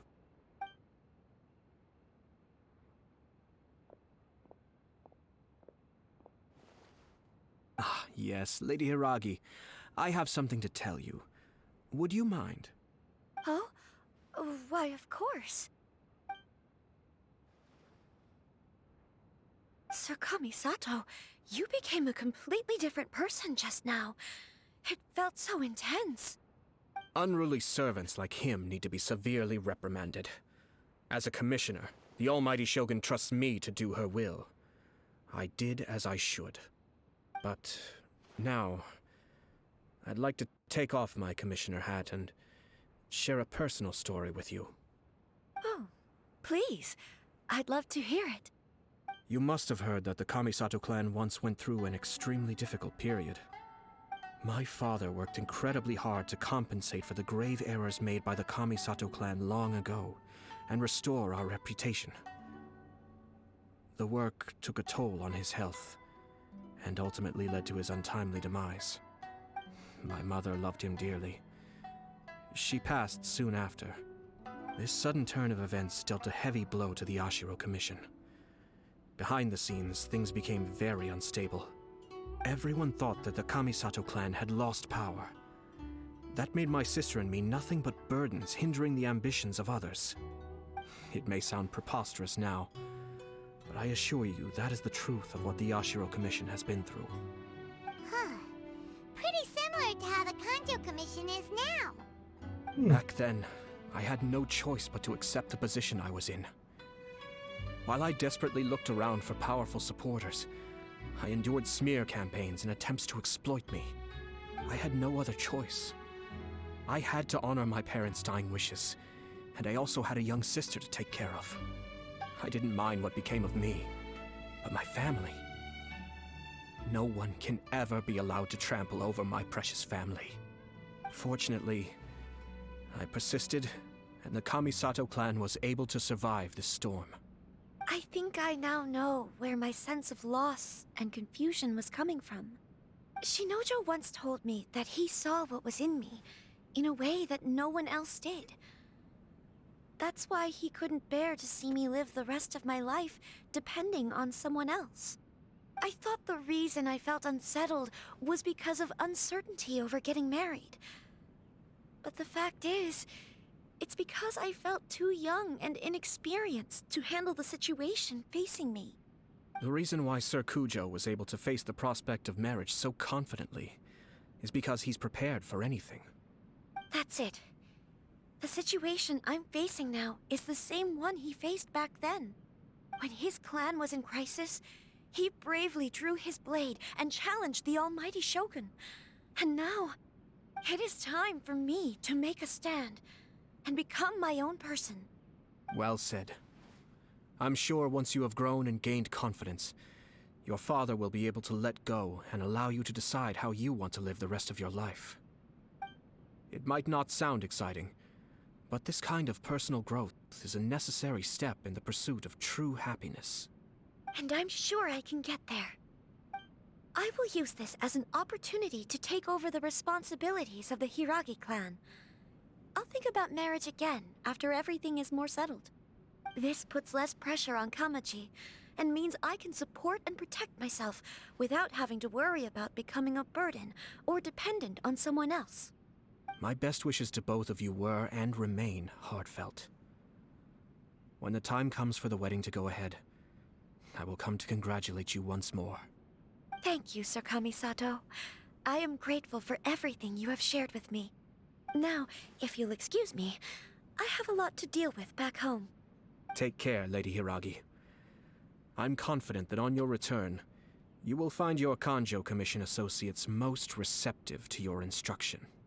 Yes, in fact, my recent experience suggests the same. Thank you once again.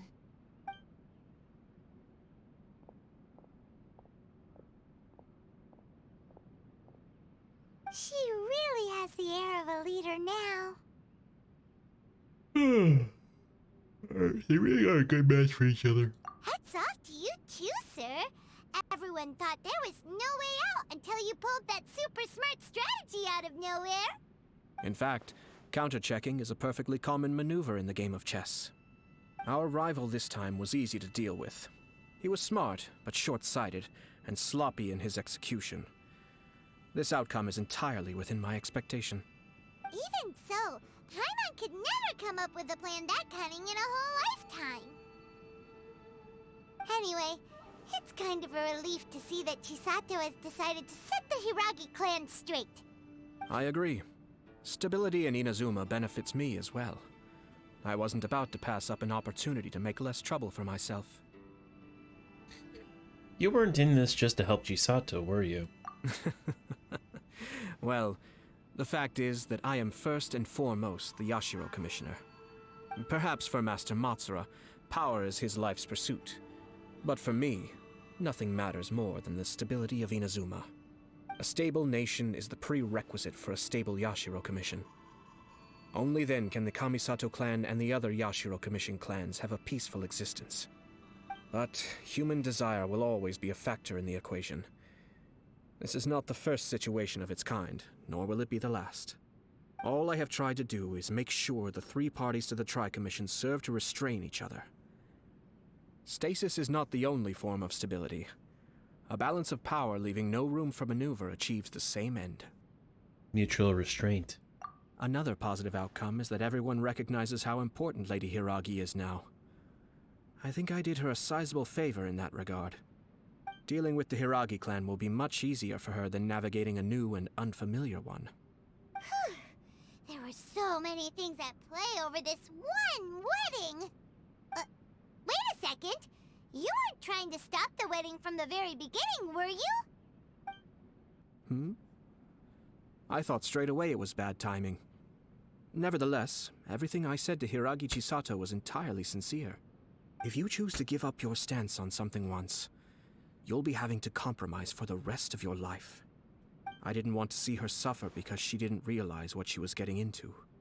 Now, she has the chance to become her own person. Let's see who she becomes. Okay then, guess we'll have to wait and see. See you next time. All right. Farewell, and profuse thanks to you both. I shall have to host you at the Kamisato estate when my sister is next available.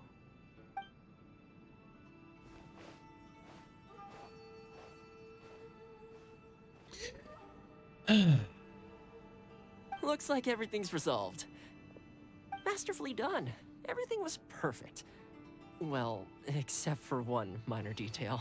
I somehow ended up with a glass of very peculiar tasting milk. Didn't you like it? I distinctly remember you saying you are quite partial to exotic flavors. Oh! My lord? The Traveler had one of those as well. I'm sure she's made a great impression on you. The Traveler did indeed play a critical role in this case. I'm sure both families would have been more guarded against me had she and her companion not been present. It wouldn't have been so easy to get to the heart of the matter. There you go again, my lord. Placing the focus on other people while discreetly performing your job to perfection. Naturally. Yes. Now that we're both free, let's finish off that game of chess we started a few days ago.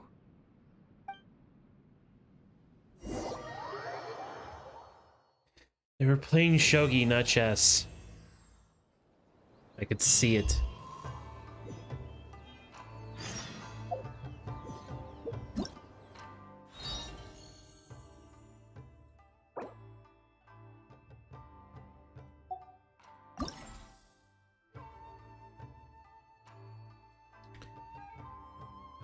Huh.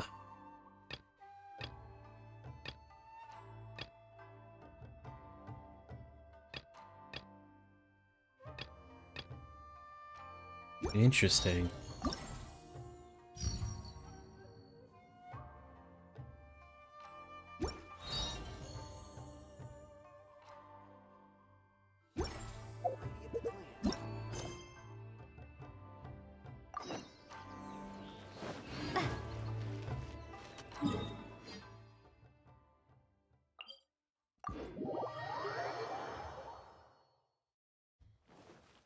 All right.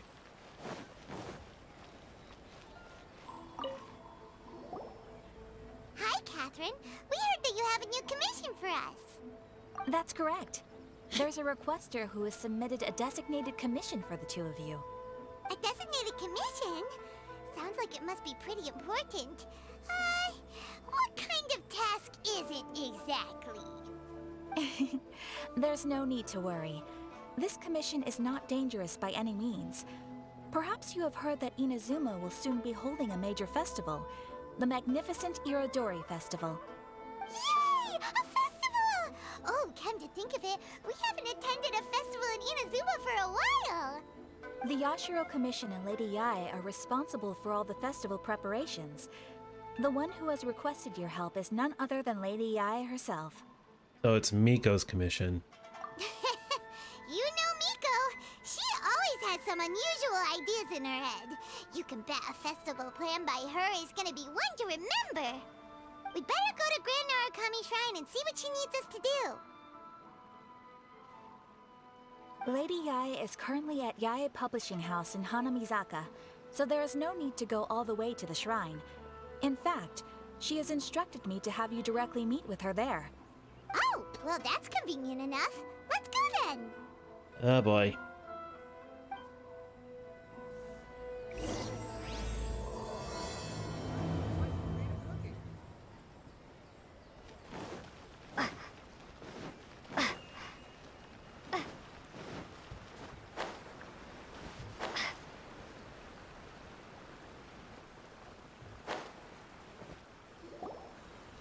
Aratani and Kuroda, how are things coming along? All the books and commission prints for Yae Publishing House were bound and sent out yesterday afternoon, Lady Yae. Very good. And Murata? We have already received word from Apekusu and Sailing Breeze that the materials are all in place for Shogun Almighty reborn as Raiden with unlimited power and Pretty Please Kitsune Guji. Well done. And what about you, Onodera?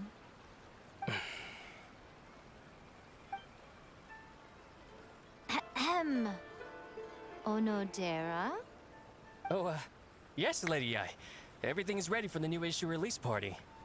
You are the one who organized the plans for this release party. In other words, you are the team's fearless leader now. So please, show some confidence. Besides, there's no need to be nervous. This project is destined for success.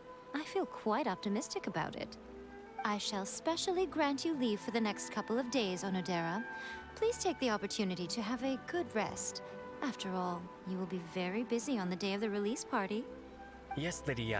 Thank you very much. All right then. Is everyone clear about their assignments? Good. We are running out of time, so let's get moving. Chop chop!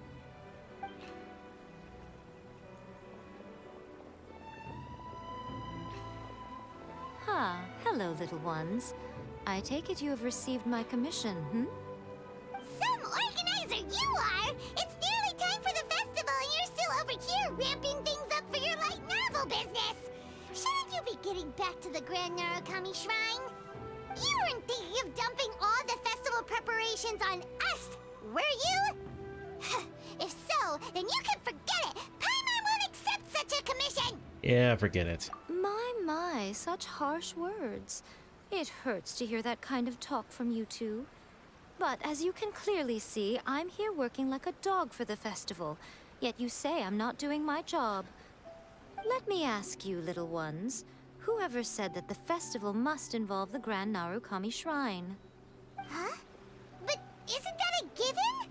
This is Inazuma after all. Yes, that is true. But now that the Sokoku decree has been lifted, Inazuma is no longer the same nation that once resisted change tooth and nail. Therefore, rather than sticking to the same old traditional festival, the Yashiro Commission and I have decided to shake things up a little. This time, we'll be holding an international cultural festival, distinctly Inazuman, but with a unique twist. International Cultural Festival. I suppose I should start by telling you the origins of the Irodori Festival. Legend has it that there were 5 poets in ancient Inazuma who were supremely gifted in singing and writing poetry. They are known as the 5 Kasen. Every year, one of the 5 would present a collection of the group's poems to the shogun for review, which would then spark culture discussions regarding those works. Thanks to them, Inazuma's culture blossomed and gained great influence at that time. As time passed, people began creating various tales based on the 5 Kasen. The Irodori Festival was also developed as a result to show appreciation for their works, which so greatly enriched our lives. Sounds like a festival that's really rooted in culture. Indeed. To describe it in the words of the ancients, it'd be refined elegance. Unfortunately, with the flow of time, people have gradually forgotten about the 5 Kasen and the festival. Which is precisely why I've decided to revive the Irodori Festival by holding a cultural convention featuring light novels. But wait a minute! Light novels? What about the stuff, the refined elegance stuff you just said? Please stop looking at me with those baffled expressions. In ancient times, poetry was all the rage, but nowadays, the entertainment format of choice is light novels. The important thing is not the format, but the creative work itself. It is impossible to come up with anything fresh if you're stuck using some rigid format of the past. Speaking of which, don't you think that the concept of focusing on the now perfectly suits the current Inazuma? And besides, it's a great opportunity to reintroduce Inazuma to all Teyvat through light novels. As they say, it's 2 birds with 1 stone. Sounds like a whole lot of tiny, valid self-justification. Whoa, that was close. Paimon was nearly carried away by Miko's persuasive tongue. Come on, Miko! You can't fool us. We know you by now. This is all definitely stemming from your own personal interest. I can't deny that my hobbies had no part to play in this. However, regardless of whether it's light novels or a festival, catching people's attention with a fresh concept is the essence here. Well, what do you say? Aren't you two even a little curious about what interesting things you might see at the festival? Maybe a little. Oh, all right. Paimon's super curious now. Come, let's pay a visit to the venue in Rito together. I promise that it will give you a whole new perspective on the festival. Oh man, There I think my we'll meet nose a is finally special clearing. someone who will tell you more about your tasks. Oh, we're just going. Or not.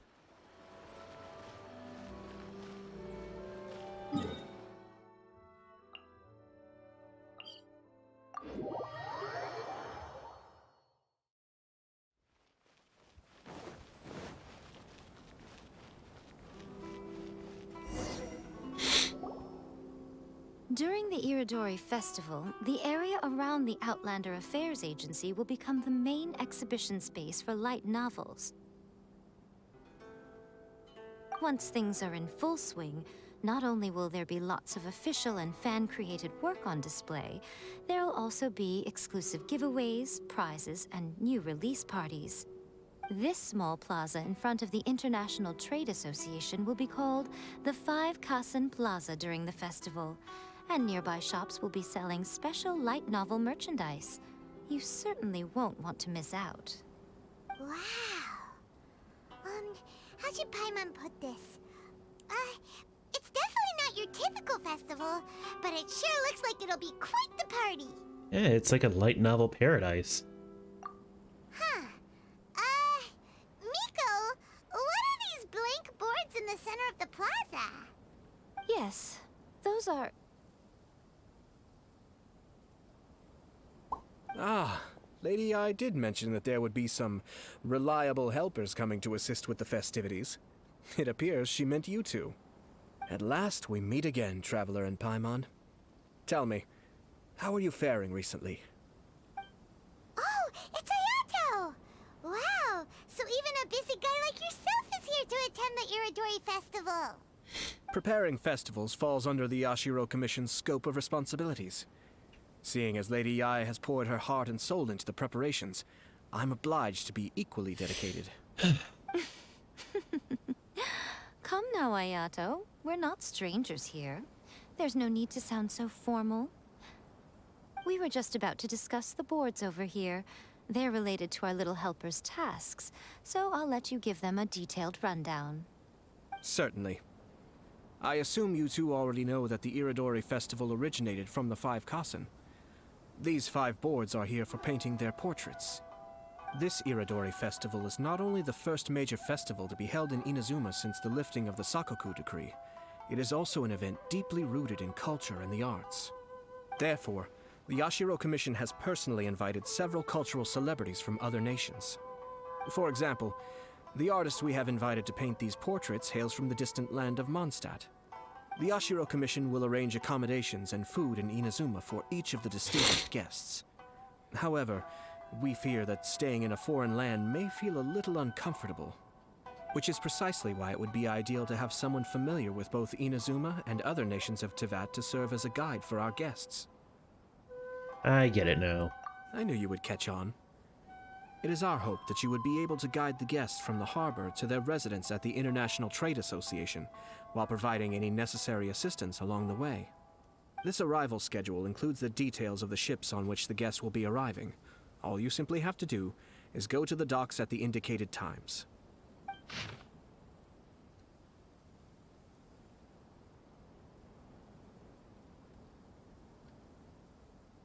All right.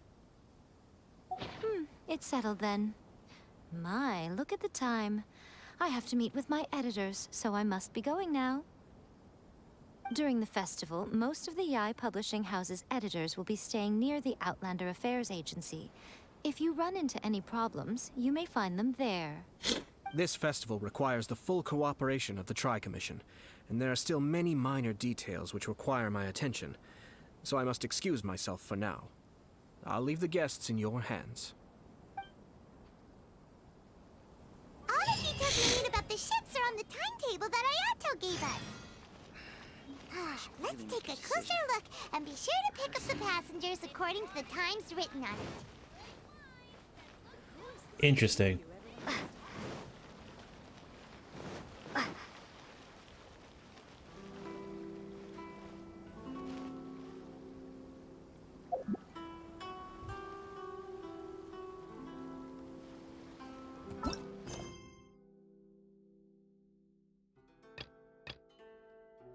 You've now arrived at the magnificent Irodori Festival.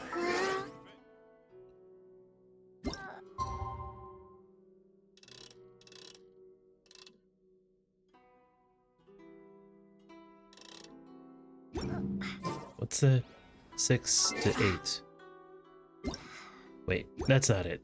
This.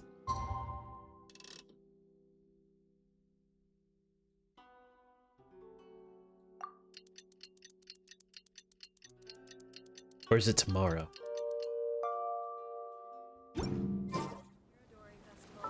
Knew it. It was tomorrow.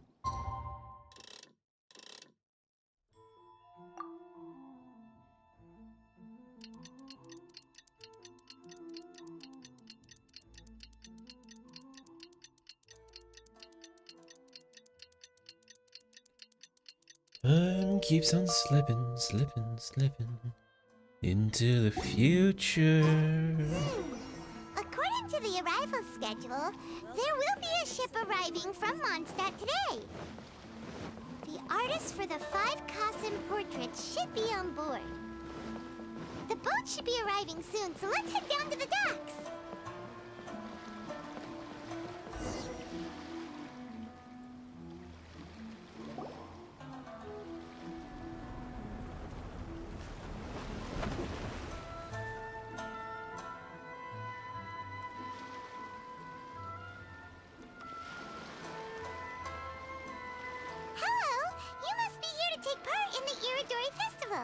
We're the festival guides, and we'll show you around.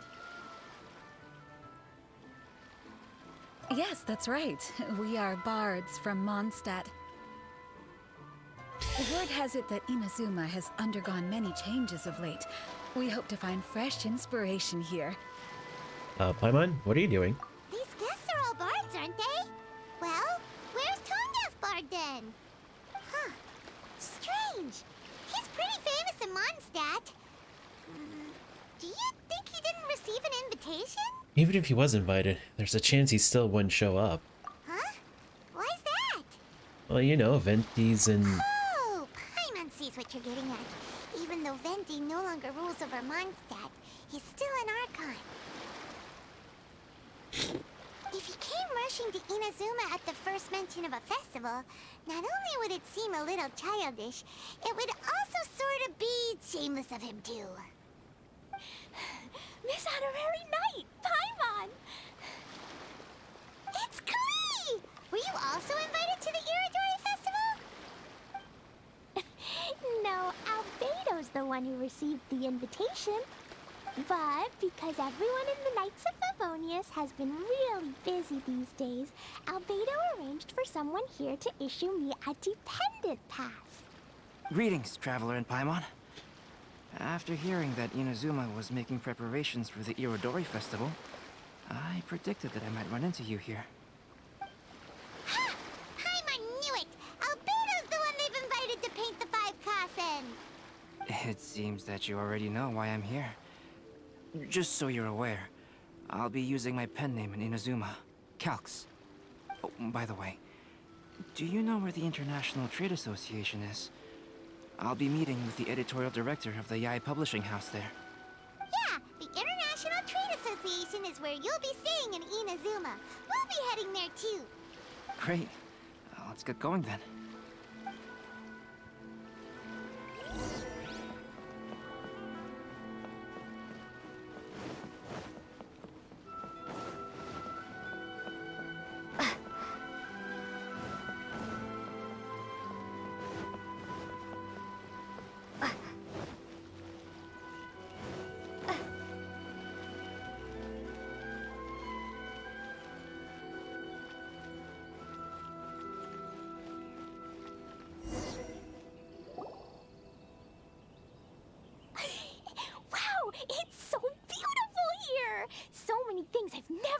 seen before. Slow down, Klee. Please be careful not to bump into others. Telling Klee so many stories about Inazuma during the trip was probably not the best idea. As a result, she could hardly sleep all the way here. It appears she's even more excited now that we've arrived. It's just how kids are. Strange. It seems that the editorial director, Mr. Hirayama, isn't here yet. I'm certain he said that he'd be sure to arrive before me. This might be a problem. What's wrong? Well, Mr. Hirayama was supposed to meet with me and give me some reference materials about the 5 Kasen today. That way, I could better visualize the content for my paintings. You mean you had no idea what you'd be painting before you arrived in Inazuma? I only know of the 5 Kasen by name. Because of the sheer age of the tale, very little has been passed down to this day. So Mr. Hirayama decided to help me collect some more information. I'm the type of painter who can complete a painting quickly as long as I'm inspired. So I agreed on only receiving the details today. So when do the paintings have to be done by? According to the festival plans, the portraits will be revealed one at a time throughout the various stages of the Irodori festival. The first one, depicting Suiko, will need to be done before the festival's official opening ceremony, which is the day after tomorrow. The day after tomorrow? Then you're already running out of time! There's no need to panic. When I was working on light novel illustrations, because the manuscripts are shipped by boat, things were always tight and finished at the last minute.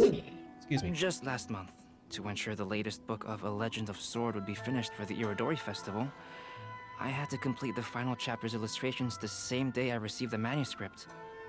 I heard that my illustrations were sent to print as soon as they arrived in Inazuma. I still don't know how well they turned out. Paimon isn't sure if she should feel sympathetic for your working conditions or compliment you on your artistic genius. Of course, I would still prefer to receive any possible reference materials in advance, so that I can be better prepared. Speaking of which, Miko did mention... Oh, right! The editors of the Yai Publishing House will all be around the Outlander Affairs Agency these next few days. Who knows? Maybe Mr. Hirayama's over there too. We'll take you over there to see if we can find him, Albedo. Alright, it's worth a try. Klee, you haven't slept for a while now. Please stay at our residence in the International Trade Association and get some rest. We will be back soon. Okie dokie. Don't worry, Albedo. I'll be on my best behavior. I worry. I worry severely.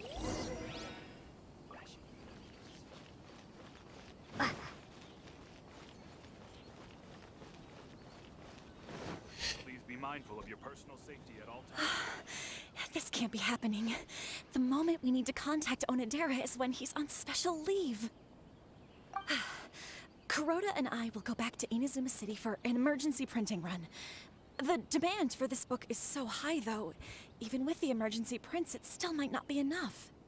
Despite everything, we're still lucky that we found out today. If this had happened a few days later, then we'd really be in boiling water. Hey, do you think that suspicious guy they found in the warehouse has anything to do with this? Well, the editorial director is on his way over there to investigate the situation as we speak. Sorry to interrupt, but what's going on here? Oh, hey, Traveler. Don't worry. It's nothing, just an internal issue. That's all. How can I help you? I'm looking for the editorial director, Mr. Hirayama. Does anyone know where he is now? Mr. Hirayama is currently at the warehouse down by the harbor. Oh, hold on a second, Murata.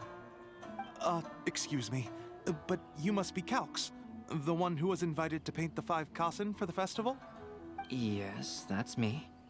My name is Kuroda. You must be inquiring about information regarding the 5 Kasen. I do apologize, but please make yourself comfortable at the International Trade Association, and I will let Mr. Hirayama know to send you the materials right away. Oh, no need. You guys look super busy, so we can go find him ourselves. About that. Excuse me, but is there something wrong with the latest volume of A Legend of Sword? Huh? How did you know? Since you were all aware that Mr. Hiroyama needed to send me some supporting materials, that means the editorial director didn't forget about it. Instead, something urgent must have cropped up. To add to that, despite being aware that I am Calx, you were still unwilling to let me go to Mr. Hiroyama directly. After considering these factors, the only reason you would try to stall me is if something happened to A Legend of Sword, which I did the illustrations for. Well, I'm very sorry. The situation is just as you said, Calx. I suppose it doesn't hurt to tell you now. Earlier today, someone spotted a suspicious outlander sneaking around inside the Irodori Festival warehouse down by the docks. So they promptly alerted the Khaenri'ah Commission. The Khaenri'ah Commission was concerned about potential cargo theft, so they contacted everyone who was renting space in the warehouse. It was then that we realized that the latest copies of A Legend of Sword had suddenly gone missing. What? The books are missing? Shh, not so loud. Not only is this book an eagerly anticipated release in the last phase of the Irodori Festival, but the author, Khaenri'ah, will be personally attending the release party as well. Because of the dire situation, Mr. Hiroyama immediately hurried to the warehouse to determine whether the theft was related to that suspicious outlander. I see. It would be a great misfortune if A Legend of Sword would not be released on schedule. And quite a disappointment for Khaenri'ah as well. If Mr. Hiroyama has gone to the warehouse at the docks, then I'll go down to see if I can be of any help. So the author of A Legend of Sword is Khaenri'ah. Sounds familiar. Hey, isn't that Xingqiu's pen name? Oh, do you know him? We met him on a couple of occasions. Xingqiu would definitely be upset if he discovers his books are missing. Let's accompany Albedo to the warehouse, too.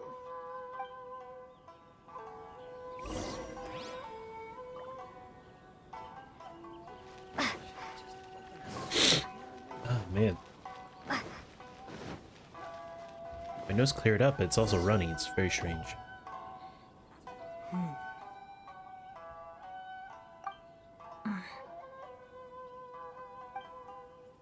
Venti? Huh? It's you! Why are you here? I'm here on behalf of the Khaenri'ah Commission, of course. Is that surprising? No, Sarah, Paimon wasn't talking about you! So, Tone Deaf Bard. The suspicious outlander in the warehouse wouldn't happen to be you, would it? Considering the evidence, it appears that the suspicious outlander is indeed me. As I have told you, you are a suspect. Before your allegations of theft and illegal entry as a stowaway are cleared, you are to remain silent. Don't make me say it again. Traveler, Paimon, do you know this self-proclaimed bard from Mondstadt? You could say we're quite familiar. Listen, Sarah. Knowing him, it's safe to say that he wasn't behind the theft. But what's this about being a stowaway? Although he claims to be a special guest for the Irodori Festival, he's failed to present his invitation letter. Therefore, we can only suspect that he might have entered the country illegally. And just a moment ago, we caught him in a dandelion wine crate near the Sailing Breeze. We asked him a few questions. If it would help shed any light on the situation, then please, be my guest.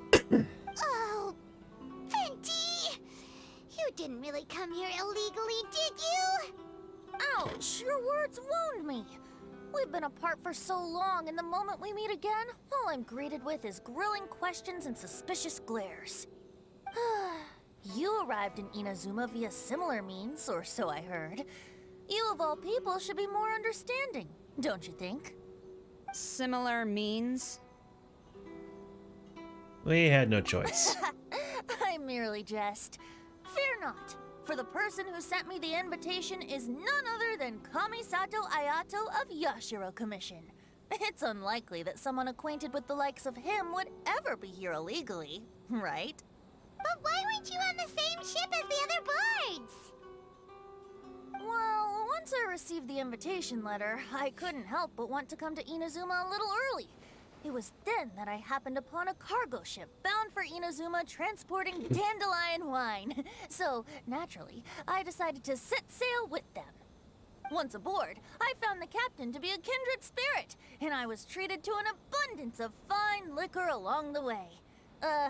I must have fallen asleep in the cargo crate while carefully comparing the tastes of dandelion wine and Inazuman sake.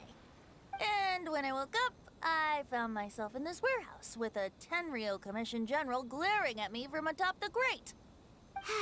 Coming from Venti, this story is quite believable. But it still feels a bit... shameless. Excuse me, I'm the owner of the stolen goods from the IA Publishing House, and there are some questions I would like to ask you. Based on what you just said, it seems you've been in the warehouse for some time now. If that's the case, did you happen to hear anything unusual? Actually, I did hear some faint footsteps around me a couple of times, but I didn't consider the sound anything out of the ordinary. But if you clearly heard something, why didn't you feel it was unusual? Oh, I seem to understand now. Huh? What did you notice, Albedo? When it comes to burglars, they are generally associated with prying or rummaging through things. What Venti means is that he did not hear anything unusual like that. As for the sound of footsteps, because this is a warehouse where many goods are coming in and out each day, it is quite normal for people to be walking around. I see. But if that's the case, then we're back to square one regarding the stolen books. No, not quite. From the facts that have been presented to us, we can draw at least 3 conclusions now. First, whoever took the novels is not a spur-of-the-moment burglar. They had their sights on the books from the very beginning. Second, the culprit was very familiar with the warehouse, and might even have a key. And third... there must be more than one criminal involved. I knew you'd catch on, Traveler. One person couldn't possibly transport so many heavy books in such a short window of time. It must have been a team effort. It goes without saying that Venti clearly does not match up with our culprits. Yes, I agree with your reasoning. Mr. Hirayama, the Khaenri'ah Commission will continue by investigating the warehouse staff. If you come across any further clues, please notify us immediately. Yes, understood. I'll leave it to you then. I suppose I'm free as a bird then. Called it. Not so fast. Even though we've cleared the theft allegations, we still haven't ascertained whether your arrival in Inazuma was legal or not. Aw, 'tis a shame. I thought surely after my honest account you might let me off the hook. Sara's quite the meticulous one. So, where's your invitation letter, Venti? Yes, the invitation letter. I'm truly sorry. I can't seem to remember where I may have put it. How could you lose something so important? Don't be mistaken. I was well aware of how important it was. But I didn't bring any luggage with me, and the letter was too big to fit in my pocket. So I kept it in my hand the whole trip. Strange. Though I had a little too much to drink, I know that I kept it in a secure place. I even recall being most pleased at coming up with a good idea at the time. If you were holding the invitation in your hand the whole time, then why did you put it down? Well, to properly compare the taste of Mondstadt wine and Inazuman sake, I had to hold a glass in each hand. I couldn't both hold the invitation and a glass at the same time. But surely I wouldn't put it in just any random place. It could easily be misplaced. In which case, I believe there's only one place it could be. Have you figured it out, Traveler? Huh? You're way ahead of Paimon. Do you two already know where the invitation letter is?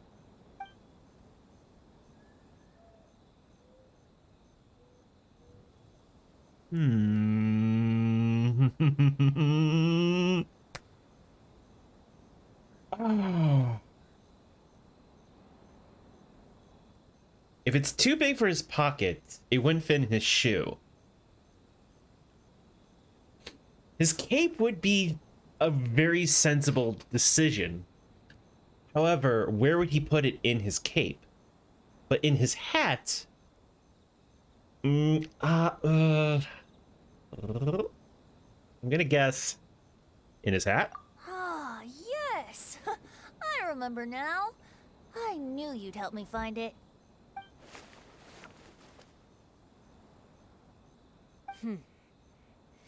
This is indeed an invitation letter issued by the Yashiro Commission.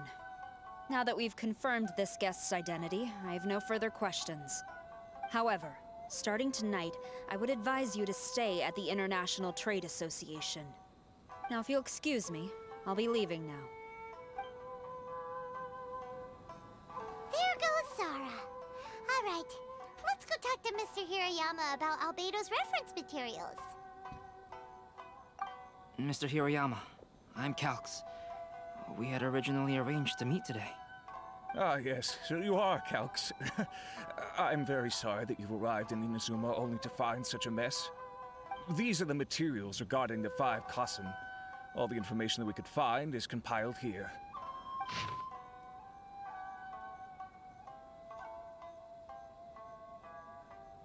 Interesting.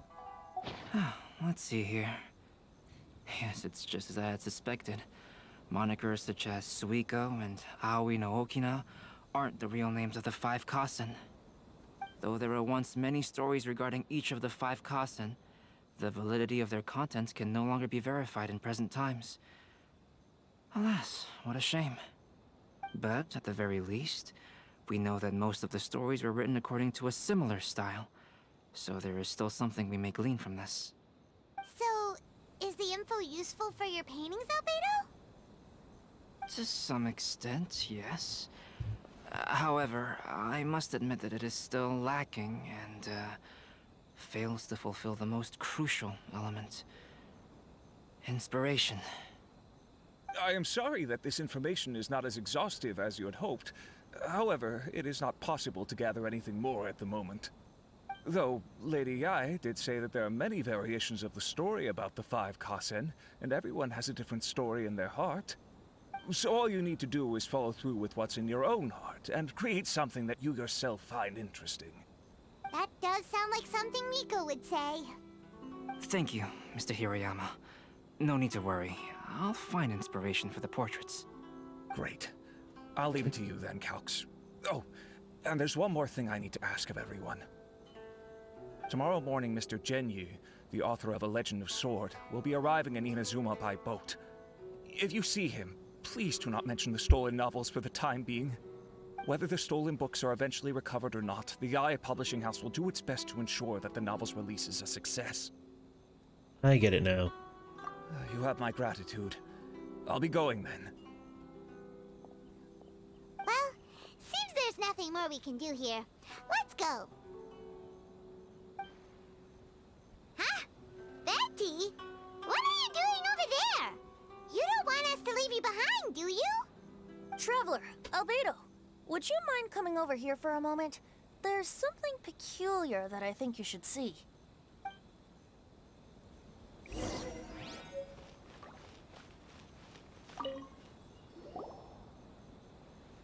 What is it, Venti? A piece of paper? Indeed.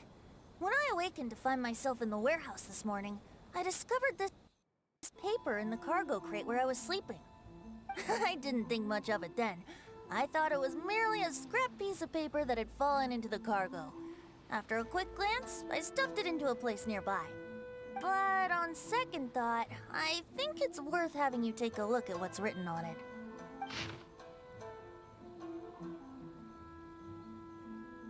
Let me see. Suiko chapter. Wait a minute. Isn't Suiko the name of one of the 5 Kasen? The story told in this poem roughly boils down to Suiko getting tipsy and letting some poems that were meant for the Shogun get stolen. Ah, this story sounds familiar to my ear. Where have I heard it? Seriously? It's literally the same story you just experienced yesterday! Oh, indeed it is. Interesting, isn't it? It's almost related to the stolen novels. Yes, I concur. The person who left this paper could quite possibly be the criminal, or even a witness to the theft. But why leave the paper here in such a fashion? And if the one who left it here was a witness, why didn't they attempt to stop the burglary? Alright, let's not get ahead of ourselves. Meeting together in Inazuma like this is a most rare occasion. Since we've been busy from the start of the day, let us find an inn with good drink to keep our thirst at bay. Hey! You just sobered up and you're already thinking about more drinks? And let's not forget that Albedo still has a portrait to complete. We don't have time to be slacking off. No, it's fine. Let's all go for a drink together. It'll be my treat. Wait a minute. What about your portrait? As I mentioned before, I'm the kind of artist who can work quickly once I'm inspired. And now, it seems I've found my source of inspiration. If I use a model as reference for the piece, we must pay him back with the appropriate recompense. In that case, we'll need to order more dishes. Oh boy. One year, the poet Suiko made his way to Tenshukaku and presented the Kasen's work for the shogun's perusal. But a page from the works of Aoi no Okina had been torn out, and Suiko was questioned regarding the matter. Suiko pleaded guilty. He admitted to drinking at the tavern the night before, and vaguely recalled a mysterious figure approaching while he was intoxicated. Wow, you really came through, Albedo. You were able to complete the first portrait before the opening ceremony.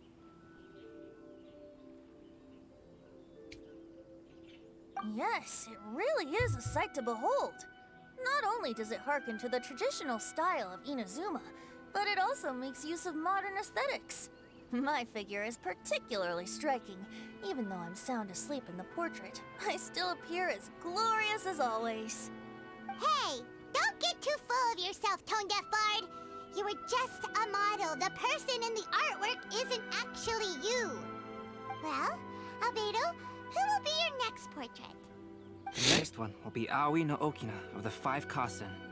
Albedo, might I suggest waiting a little before starting on the next one? Who knows? You might soon discover another story. Another story? I believe he's referring to the possibility of finding another paper with tales of the 5 Kasen. According to the reference materials I was given, we've only found the first of a total of 4 chapters. Do you think the mysterious person who left the first paper will strike again? It certainly is a possibility. Also, there are some points regarding the stories of the 5 Kasen that have left me rather curious. For example, the reference materials make mention of 5 legendary figures, yet all the popular stories only consist of 4 parts. It appears that throughout all the stories, there is never a chapter dedicated to Kuronushi. Yes, I'm also curious about these stories myself. But who knows? They may merely be akin to the old saying in Mondstadt. Seeds of stories brought by the wind and cultivated by time. So for now, we need but just wait patiently. All right. Enjoy the blessing of Lesser Lord Kusanali.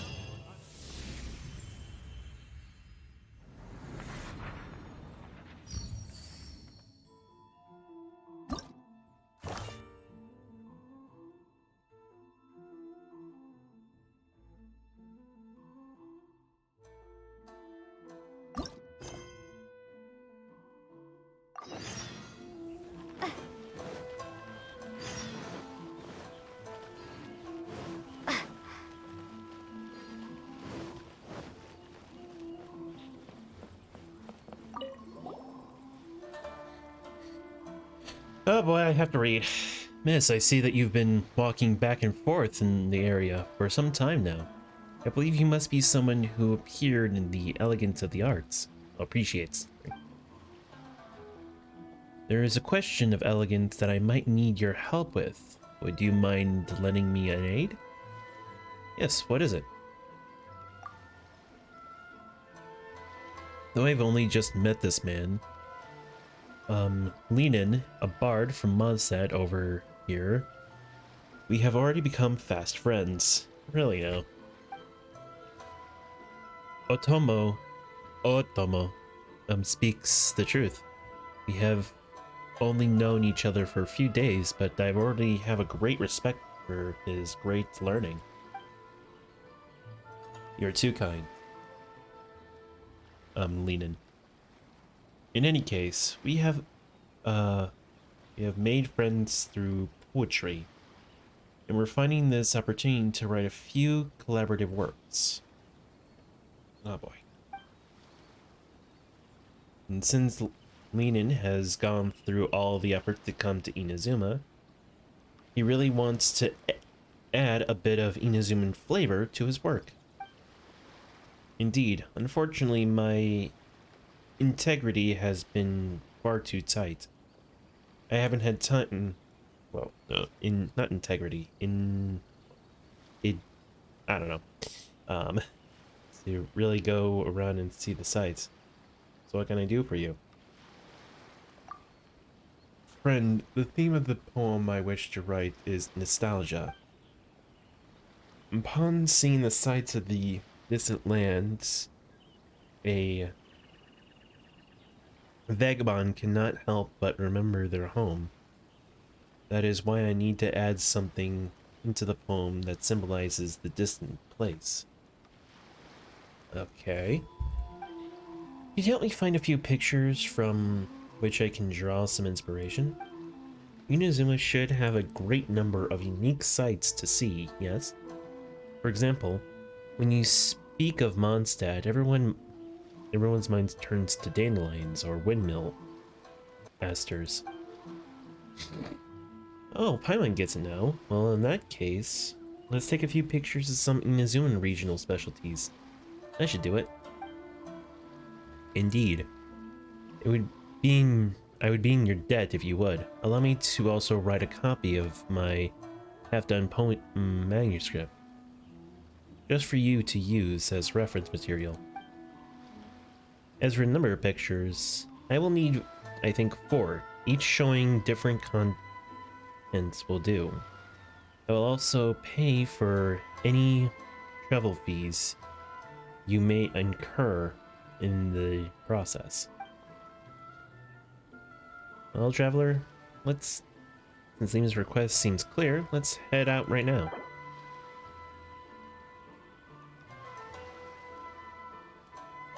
Okay.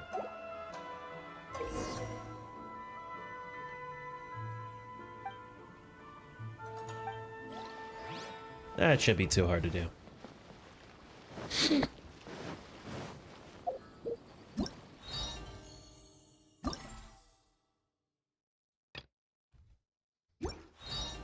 Wait.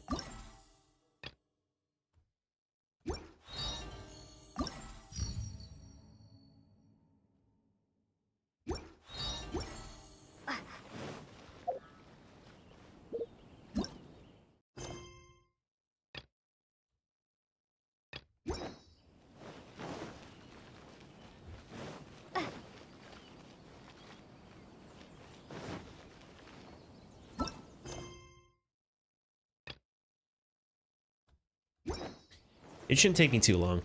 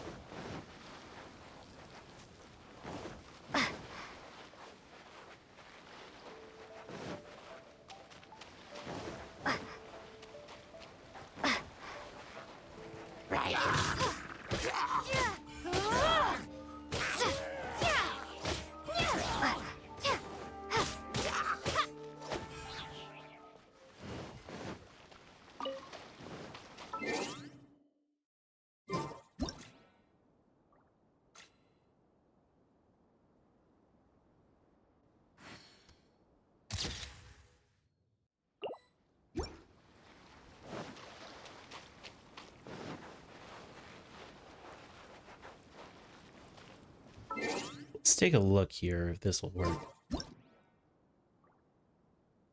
Nope.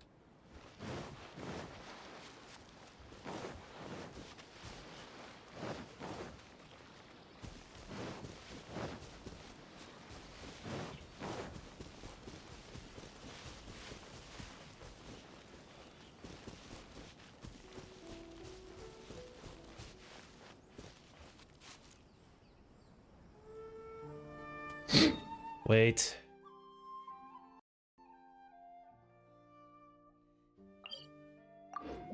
Let's see, we can do cherry blossoms.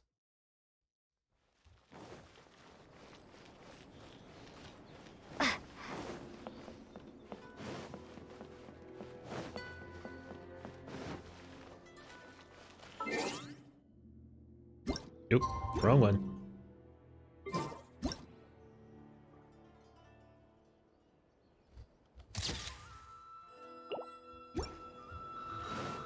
Okay.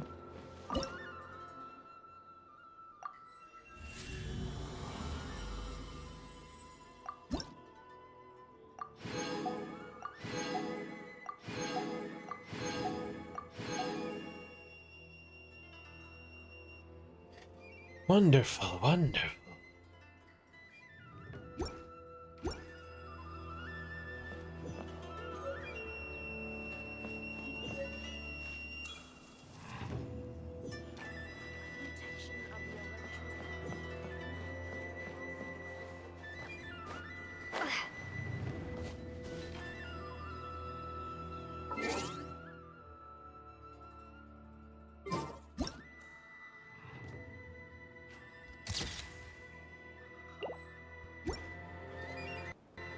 Alright, now I just need one more thing.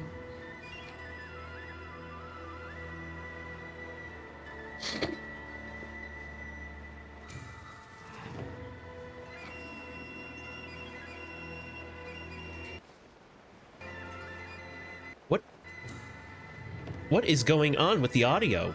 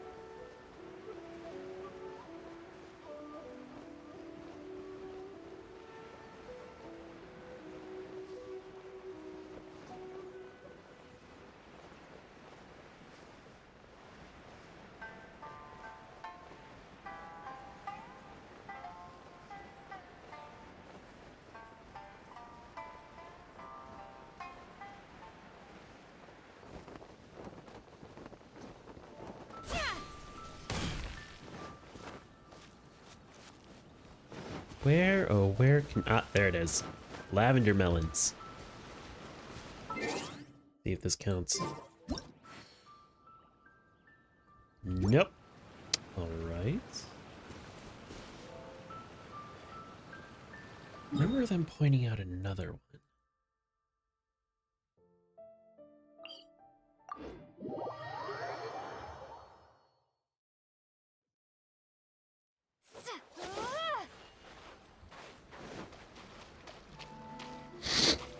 Where are you? There.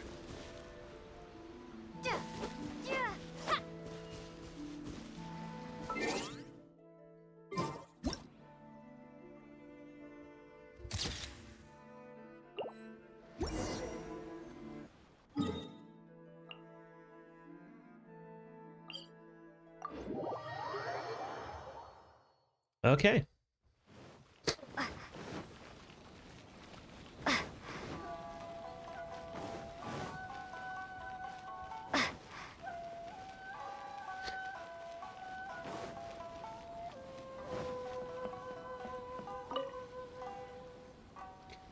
Oh, it's you. Did you finish taking those pictures? I've taken them. Wonderful. You have my thanks. Let me have a look. Oh my, I've never seen any of these. Ah, these pictures are wonderful. This one also seems quite noteworthy. Friend, your photos are truly inspiring. Well, are a true inspiration. Many thanks. Now, I have attempted to write several different stanzas according to the pictures you provided me. I'm quite torn on which one to use. I'm quite curious, actually. If you were, which one would you use? The day I took my leave of loving, I found a love all... Wait. The day I took my leave of loving, I found I loved all things again. When tired at last of seeking and striving, I heard again freedom's refrain. A radiant flower abroad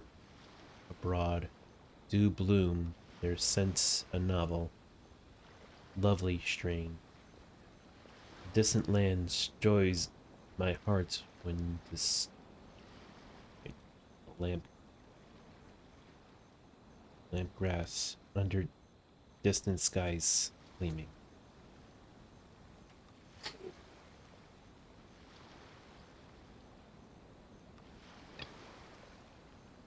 And then suddenly I saw 'twas the unseen breeze that helped push me from my home shores.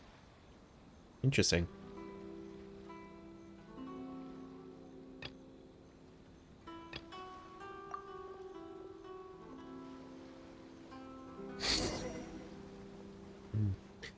Meaning of these two is the wind brings the flowers fragrance, which is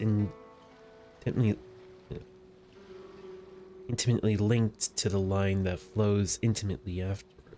Well, immediately, not intimately. Miss, you truly have a good eye.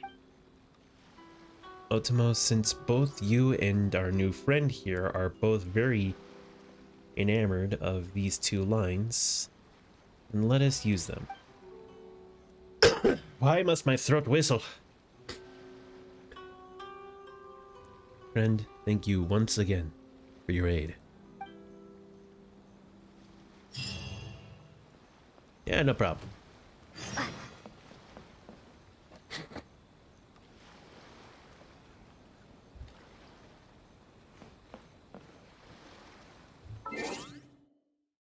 Oh boy.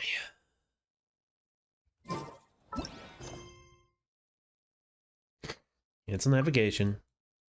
We're doing this.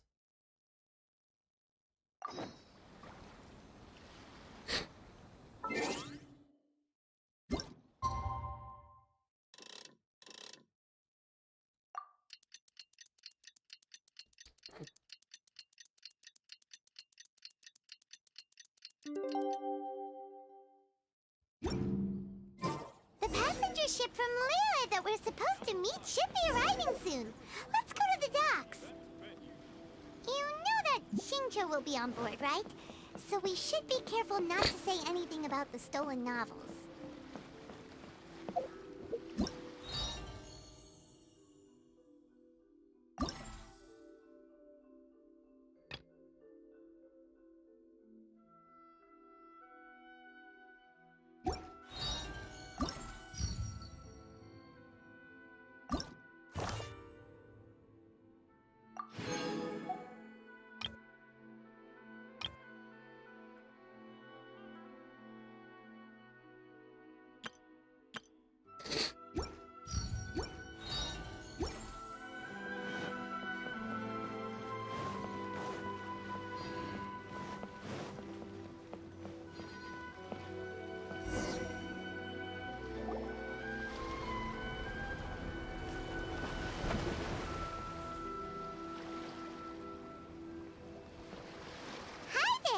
You must be visiting from Liyue to participate in the Irodori festival. We'll be your guides, and we'll take you onto the island.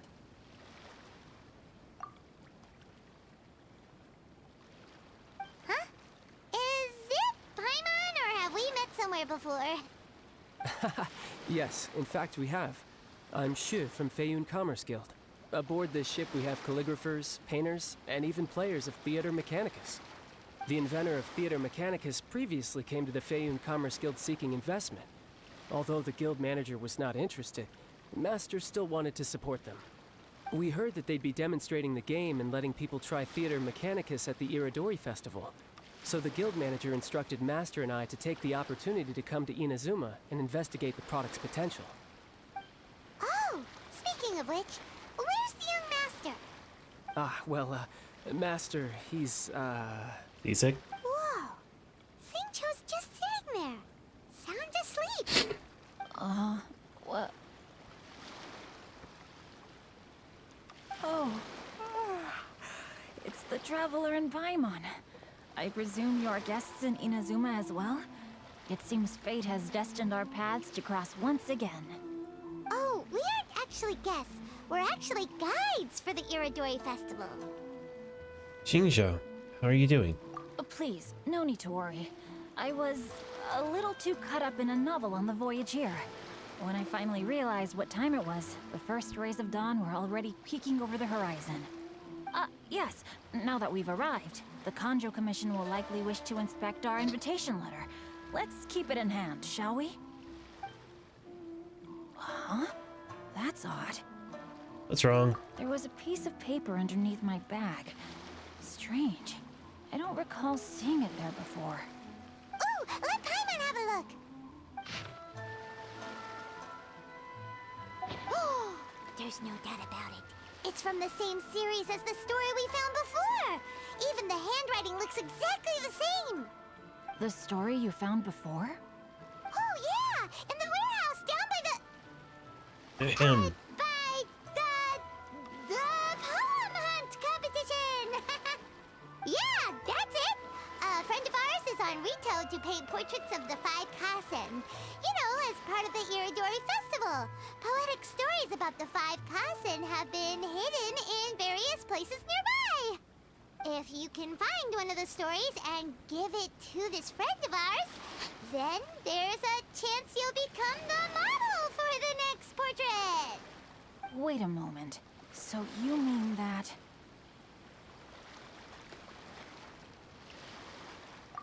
Hey! It's hard coming up with stuff on the spot like that. There's a chance of meeting Calx in person? Huh? Oh, yeah. You could say that. Really? That's wonderful! I knew that Calx would attend the Irodori festival, but convincing my father to let me come to Inazuma was proving to be quite the high hurdle. I had to really rack my mind to come up with the excuse of evaluating the investment value of Theater Mechanicus. Just a few days later, word then came that Calx would be busy painting portraits of the 5 Kasen during the festival. It is a most rare opportunity for both Calx and I to be in Inazuma together, but it seemed he would be too busy with the portraits to meet with me. So, I felt quite disappointed for some time now. Don't worry, Xingqiu. Even though Calx has work to do, he still has time to see friends. We can take you to see him right now. Also, we heard that Calx did illustrations for your A Legend of Sword novel. Ah, so you've already heard. To be honest, my works have drawn little interest in Liyue. However, the novels are selling quite well in Inazuma with the help of Calx's beautiful illustrations. Calx is not only a skilled artist, but he also carries out his craft with great alacrity. I heard that it took him merely a few hours to finish the illustrations for the latest chapter.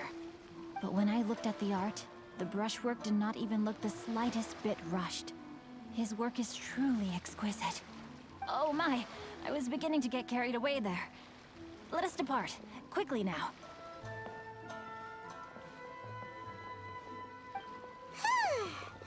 Luckily, the idea of meeting Albedo managed to draw Xingqiu's attention and keep the situation under wraps. Let's just hope we don't let anything slip while meeting Albedo. Oh boy.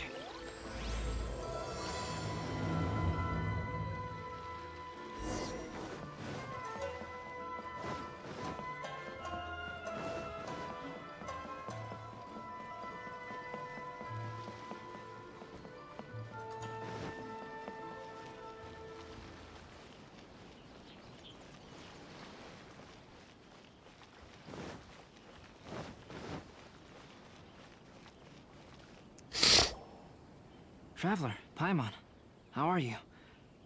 And who is this accompanying you? You must be Calx. It's a great pleasure to finally meet you. I am the author of A Legend of Sword, forgive me.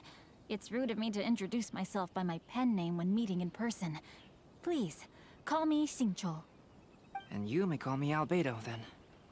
No, that would be most improper. Why not? Seeing as we're both friends of the Traveler, it'd be more convenient for us to use our real names. Besides, we've already corresponded with each other many times before. In fact, I feel a bit self-conscious seeing you act so politely. It's not just you, Albedo. We haven't seen Xingqiu act this awkward before either.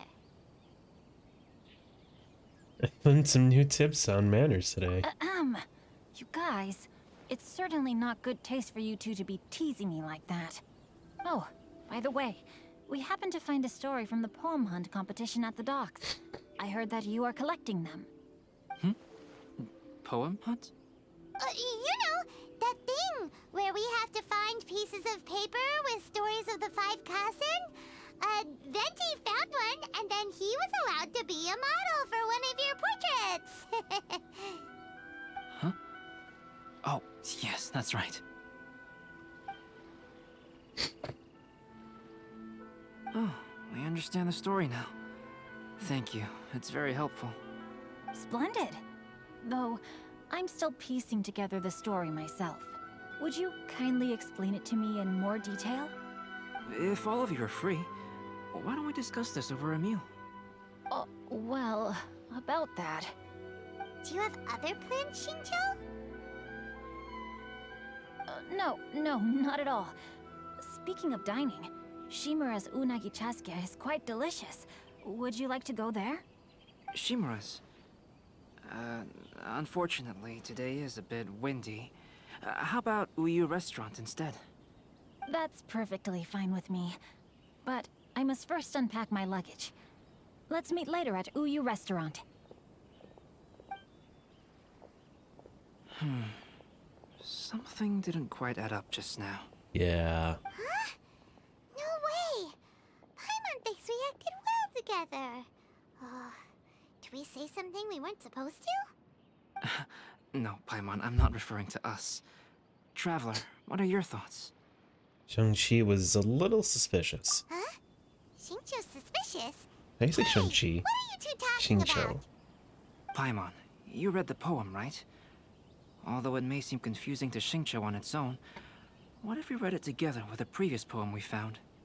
Read them together? Let's see. Suiko lost Aoi no Okina's poem in a drunken stupor. So, Aoi no Okina recovered the poem and gave it to some mysterious person. Huh? Wait a minute. Could today's story be hinting that the one who stole the latest copies of A Legend of Sword is Xingqiu himself? No way! That can't be right! Xingqiu only arrived in Inazuma this morning! And that is precisely the point of suspicion. If Xingqiu had only just arrived in Inazuma, how could he recommend Shimura's chasuke? Moreover, he didn't raise any questions when I suggested another place because of the windy weather. This means he knows that Shimura's is an open-air restaurant. Are you saying that Xingqiu has already been in Inazuma for some time, and that he's only pretending he just arrived? Yes, that is indeed my conclusion. But how could Xingqiu be the book thief?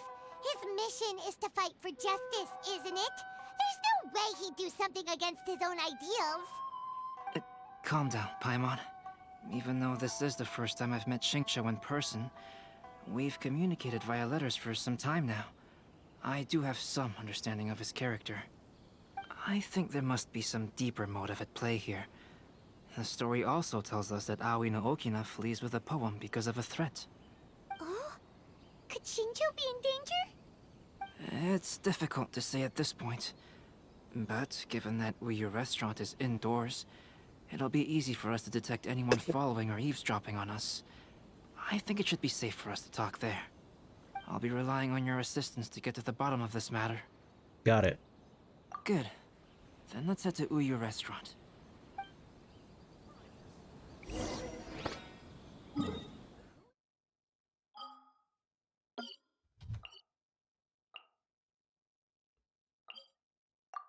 One moment, I have to blow my nose.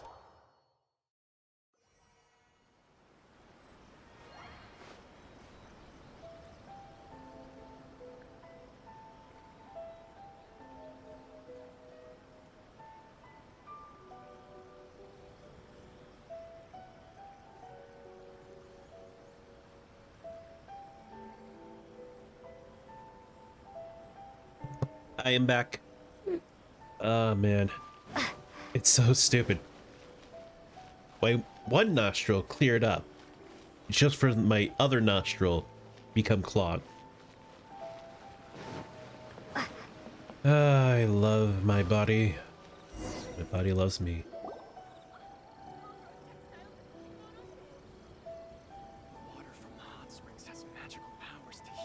I don't see anyone suspicious around. It seems clear for the moment. Let's go inside and wait for Xingqiu. Oh, this whole thing's starting to make Paimon a little nervous. What do we do? And what do we talk about when Xingqiu gets here? First, we must ascertain whether Xingqiu was already in Inazuma or not. If we can find evidence of him deceiving us, then we can use it as leverage to persuade him to tell us the truth. Since we're still waiting for him, why don't you go and chat with other guests in the restaurant and see if you can learn anything useful?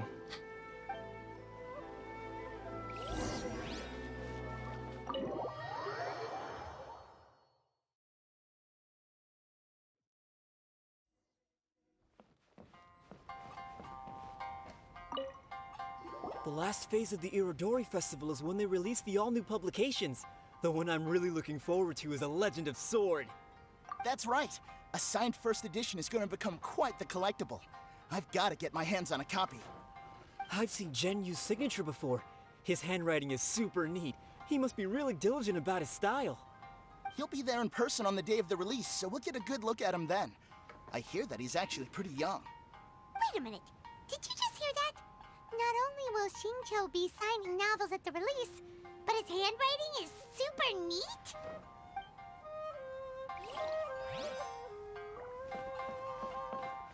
Oh boy, I have to go up. Welcome to Uyu Restaurant. Please talk to me if you want to order. Or not. There has been so many lively young customers recently. Oh, it's you, Pops. Hello there. What can I get for you? Hi! Do you have any special recommendations today? Why, of course. I personally recommend our freshly caught seafood.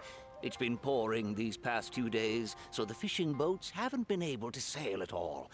But the weather finally cleared up today, so we have some fresh catch. So the weather at sea has been bad these past few days? It sure has. A few guests from Liyue were just telling me that their boat was heaving and rolling all the way here. They couldn't do anything but sleep the entire trip. Oh, this might be some useful information. Welcome to Uyu Restaurant. Please talk to me if you want to order.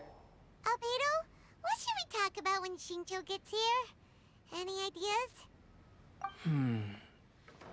I will try to break the ice by talking about our work on novels and illustrations. If he really is hiding something, then he might feel even more nervous than we do. If we start by talking about our work creating novels, perhaps he will lower his guard. Oh, come to think of it, Xingqiu mentioned that he'd like to thank you for finishing the illustrations on time. He said they looked amazing despite the time you had. Is that so? That is also a very valuable clue.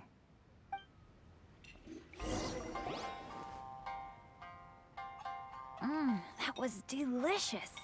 Inazuman cuisine largely consists of fresh seafood, which is certainly to my liking. That's good. We were worried you might not have an appetite because you didn't sleep well. Now's our chance. Let's talk to Xingqiu and see if he says anything useful. Maybe we could start by asking him about the journey.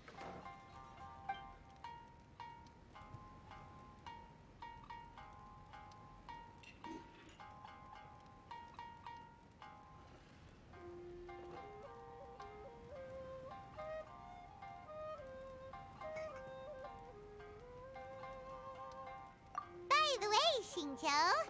What book were you reading on the way here? Oh, I was reading a novel called Pretty Please Kitsune Guji. It was sent to me by my editor. Didn't you feel dizzy while reading on the ship? It was nothing I couldn't handle. Don't forget, I'm proficient in the arts of the Guhua clan. That being said, there were quite a few people aboard who felt seasick. Well, there doesn't seem to be anything suspicious about what he said so far.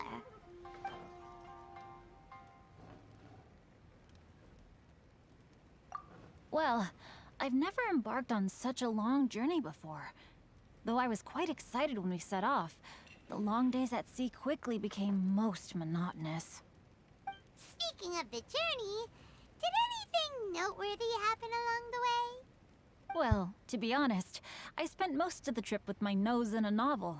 Well, that didn't tell us much. To be honest, there wasn't much to see. Just water all around, morning to night.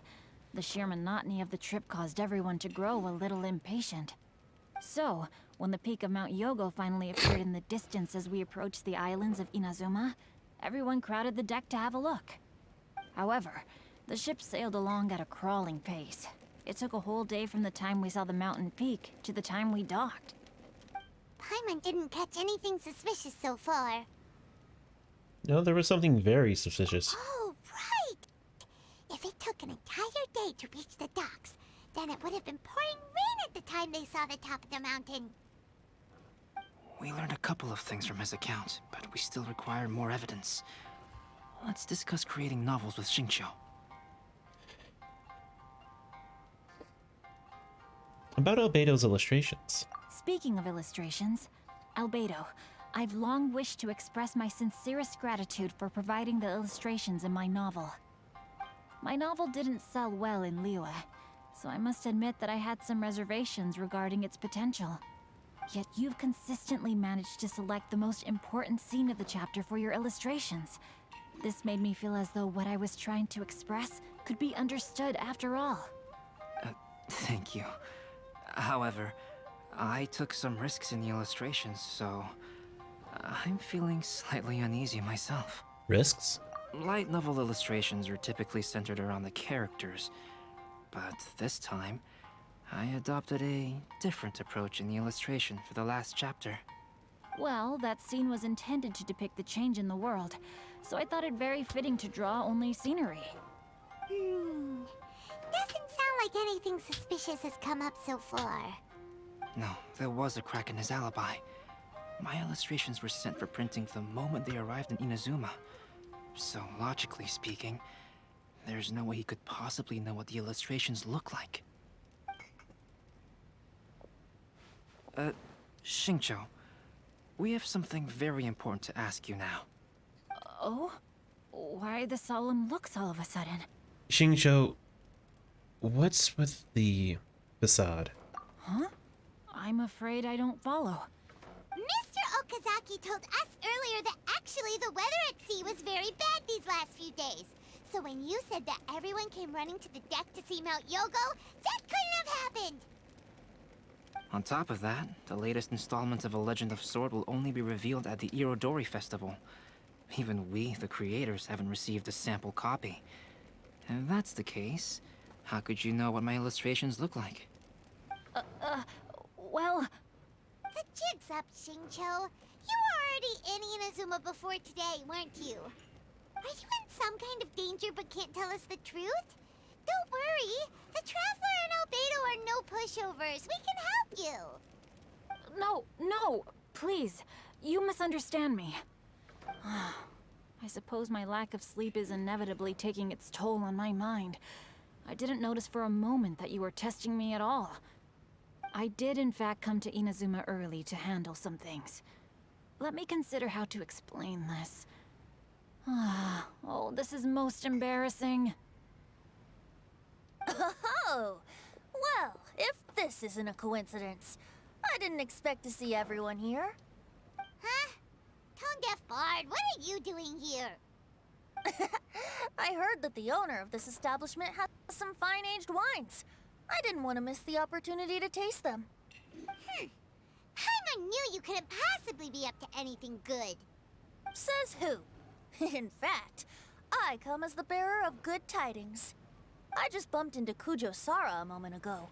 She said that the Khaenri'ah Commission has apprehended the criminal who stole all those copies of A Legend of Sword. You needn't worry about it any longer. Huh? The criminal who stole A Legend of Sword? Did I say something I shouldn't have? Oh no. The person they apprehended, was it by chance an editor named Onodera? Apologies, Kujo Sara didn't mention a name, but I saw her taking someone toward Hanamizaka. Everyone, it's too late to explain. We must make haste and rescue Onodera. Welcome to Uyu Restaurant.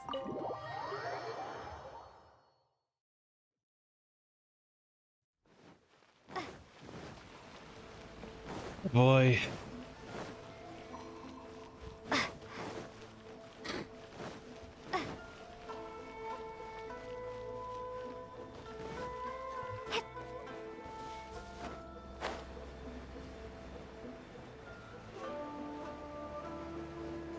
Oh boy, I'm starting to get tired.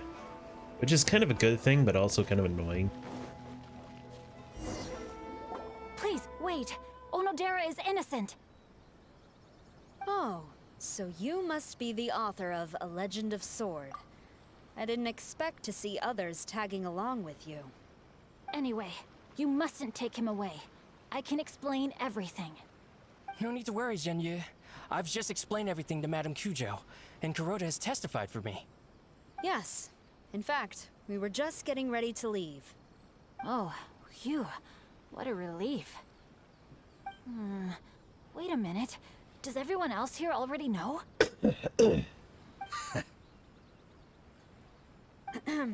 Well, to be precise, we had dispatched 2 additional squads here, in order to prevent the suspect from escaping. Xingqiu looks pretty flustered. What exactly is going on here? I bet it has something to do with his signature. Though it's most embarrassing, it appears quite a few people are aware of the situation now. There's no use keeping it a secret. In the end, I'm the one responsible for this whole predicament. No, Zhenyu. It's only appropriate that I take responsibility for this. Everyone, please let me explain. For the Irodori Festival, I recommended the idea of selling newly released novels signed by the authors. Not only was this the first major project I was in charge of since joining the Yae publishing house, but Lady Yae also gave me a lot of support. However, I did not discuss our plans with the authors in advance. As a result, it caused a great deal of trouble for Zhenyu. Yes, to be frank, calligraphy is not my strong point, so signing events are really not my forte. Even though such an event will be difficult for Zhenyu, after telling him how important the plans were to me, he immediately boarded a ship to Inazuma to come up with a solution. So these past few days, Zhenyu has been actively practicing his handwriting. However, it takes time to sign each book, and we realized the time we reserved for the signing was not nearly enough. So I came up with the idea of moving the new books from the warehouse to my place. That way, Zhenyu could use these few days to sign them all. I thought everything would work out without a hitch. I never expected that someone would immediately realize that the books were missing from the warehouse. To make things worse, I was on vacation and staying with Zhenyu in my house these past few days. I had no idea that the situation had turned into such a huge mess. All of this happened because I wanted to prove myself through this event. Onodera, I agreed to your proposal because I didn't want the readers to know of my unsightly handwriting. Also, I knew that Onodera had been misled by one of my prior signatures. At a previous event, the Yae publishing house had requested autographs of authors so that they could be put on display. I practiced tirelessly for an entire day to finally deliver a stylish and elegant signature for the event. But looking back on it now, I had dug myself into a hole by delivering that nice signature for the sake of my pride. Hey, come on, you two. Loosen up a little. The theft was nothing more than a simple misunderstanding. Besides, everyone has something they do not wish others to see. Yeah, that's right. All that matters is that Xingqiu and his books are okay.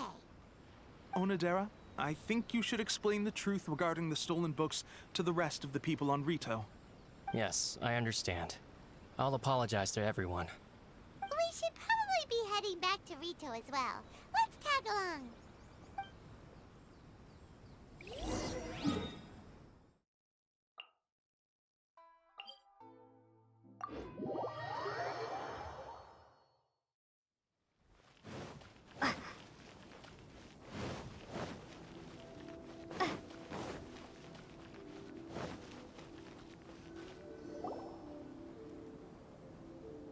Onodera, what are you doing here?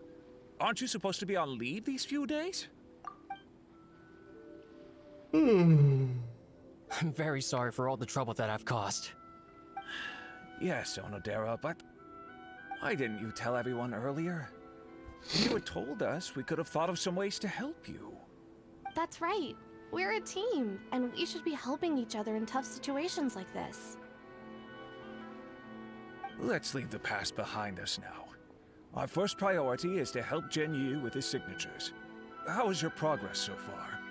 My progress is not what I had hoped for. Even after working through the night these past few days, I've only finished perhaps 1/10 of the signatures. Oh, no wonder Shincho looked so sleepy today. I understand. Murata, go back to Yae Publishing House and get Aratani to book a room on the second floor of the Uyu restaurant. We'll be using it for Genyu's emergency calligraphy lessons. Yes, Mr. Hirayama. It just so happens that my brother is a calligrapher. Should I ask him to lend his assistance as well? Yes, good idea. Ah, you've just reminded me. 2 calligraphers from Liyue arrived today. We've worked with them before, so I'll go and ask them to help out too. It seems I'm really in for it now. No need to worry, Genyu. I'm sure you can do it. Didn't you finish the last chapter of your novel in just 1 week's time? Yes, but writing novels and learning calligraphy are 2 entirely different skills. Even though Shincho still has to deal with his handwriting issue, Paimon somehow feels a little relieved now.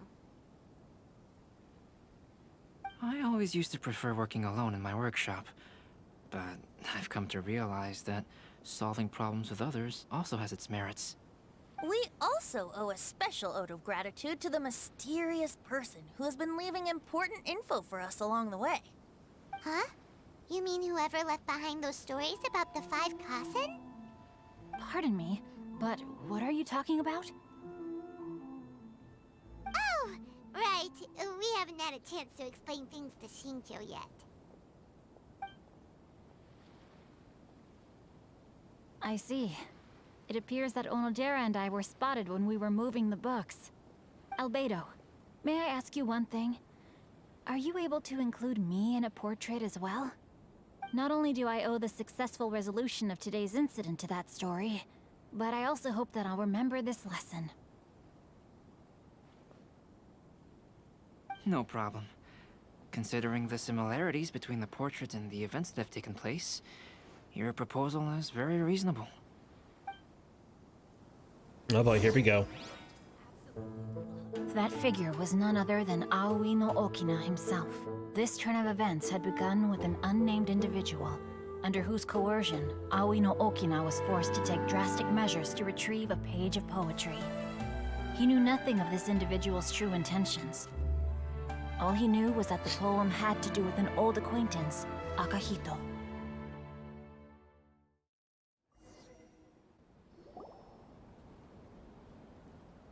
Albedo really is something. He finished the portrait of Aoi no Okina in no time at all.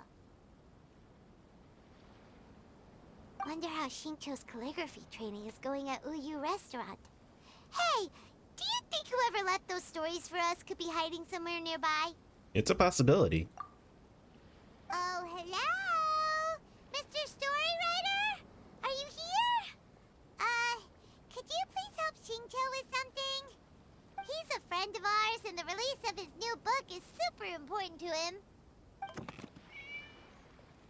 Oh, what's that sound? She's a cat.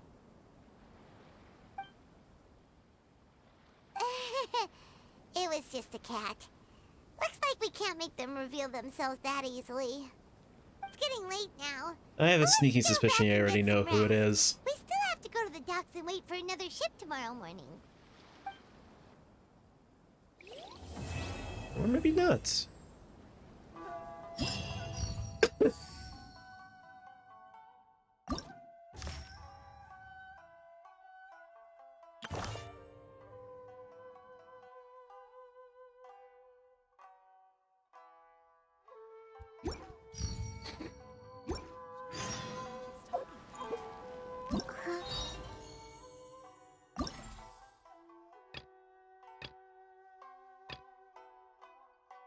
Excuse me.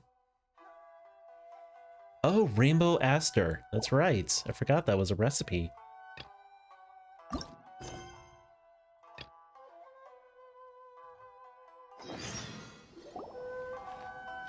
What a coincidence. I was wondering where I might be able to find you, and here you are. What's up? Well, can't I come and see you when nothing is up? Alright, as much as I'd like to sit and chat with you, this time I'm here mainly for Klee. Before bringing Klee here, I told her many stories about Inazuma. It got her very excited to experience the local culture here. However, I've got other things to do in Inazuma this time besides painting the portraits of the 5 Kasen. Over the next couple of days, I won't have the time to show her around. Inazuma is not like Mondstadt. I can't just let Klee wander off by herself when I'm busy with other things. So I had to have her stay at the International Trade Association while I finish my work. She hasn't complained, but I can tell she's not enjoying being stuck there on her own. Fortunately, I now have you and Paimon. So, Yay! Miss Honorary Knight's here! What you talking about, Miss Honorary Knight? Are we gonna go play? Klee, are you saying you'd like to go and play? Yeah! But Albedo is really busy. I can't go too far away or he'll be worried about me. Aw, Klee, you're such a thoughtful kid. Unlike Paimon. Paimon's very thoughtful, thank you very much. Paimon always thinks of you whenever she's eating a delicious slime.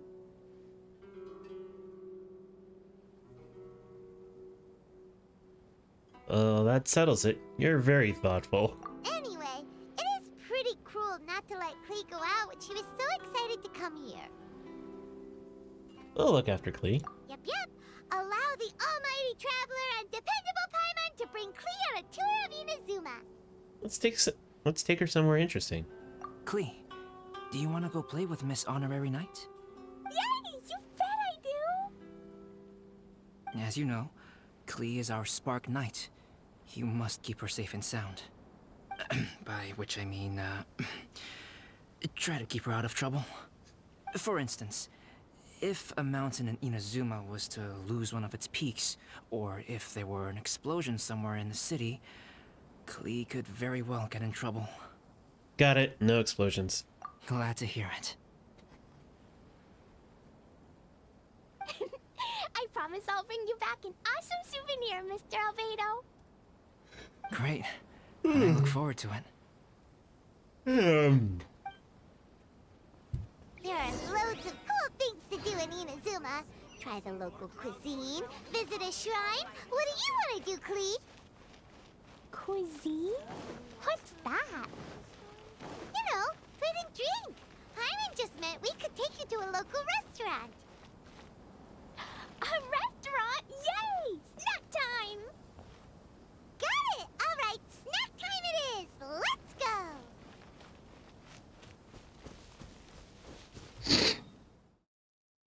Birds of a feather, I suppose.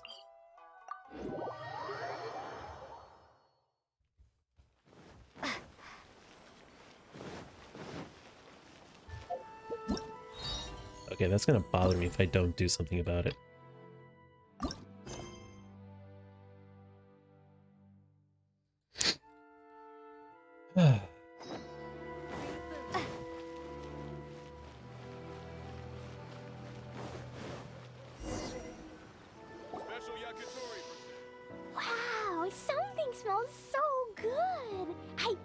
coming from the steaming thingy. Miss Honorary Knight, look at this noodly soup. It's so pretty. There's so many nice things inside. It's It's ramen. not noodly soup. It's tonkotsu ramen, actually. Oh, so, what are those yellow and red thingies on that plate? You're kidding, right? Those are tri-flavored skewers. And what about this little yellow cake? That's an egg roll. They're amazing. Have you really not tried one before? Wow, tonkotsu ramen, tri-flavored skewers, and egg rolls. They all sound delicious. They sure are. Guess you're not from around here if you haven't tried any of these before. Let me buy you an egg roll with my allowance so you can get a taste of our Inazuman food. Really? But Master Jean said I shouldn't go taking other people's things. Also, that's your allowance, right? Taking another kid's allowance just seems kind of wrong. I'll cook them myself. Oh, I remember you. You're Yoimiya's friend. How come you know how to make egg rolls? Egg rolls are a piece of cake for this gal. Why don't you make some for Klee well? Sure. I'll throw in some for you too. Really? Wow, Paimon is so touched. You're learning. All right, we'll be waiting on those egg rolls.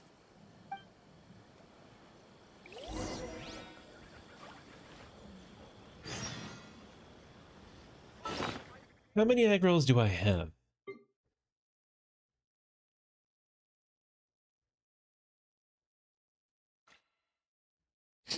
None. All right.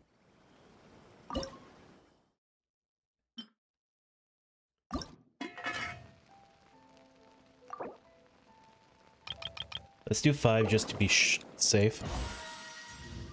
Ha, good.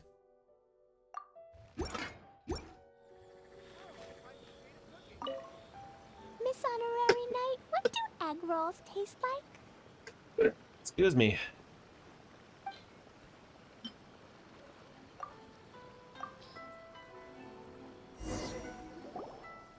Wow, you really can cook them.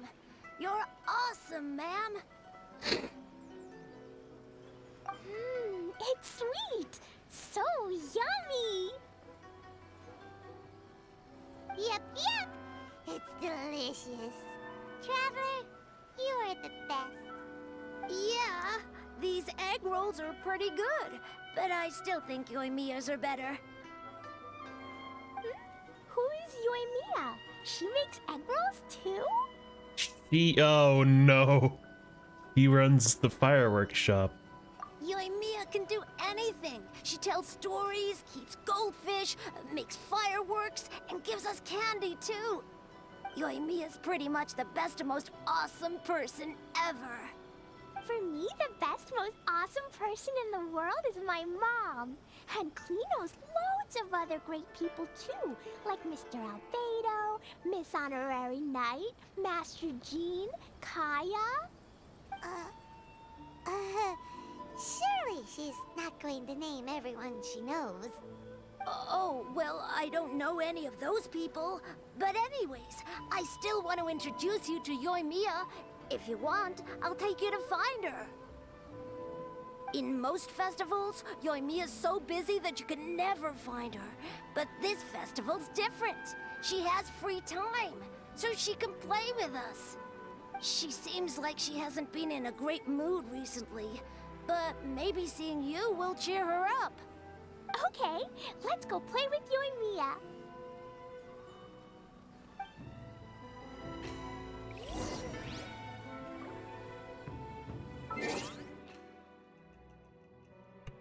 Sorry, I forgot I muted myself.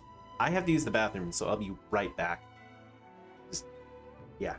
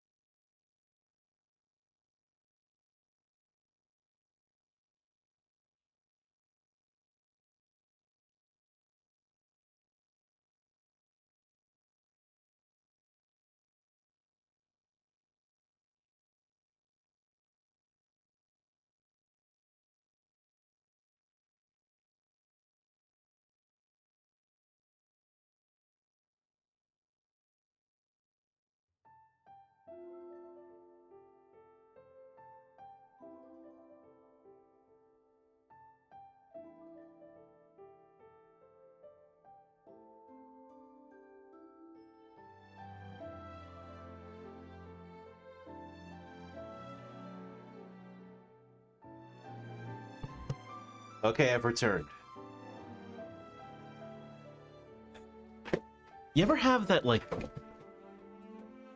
feeling that you need to pee so bad that, like, it immediately relieves, like, pressure in your body? It's just like, oh man, I really needed to go. And I didn't even realize until I got up. Because I had gotten up to, like stretch my legs and such, but the moment that I did, I realized, oh, no, I have to go to the bathroom.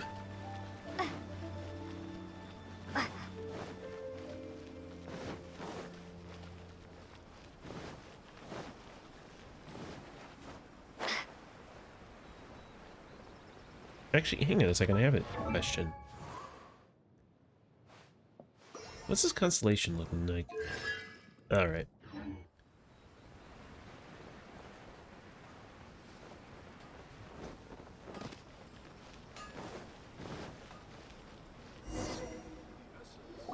Mia, don't be sad. Oh, I know. Let me tell you something that'll cheer you up.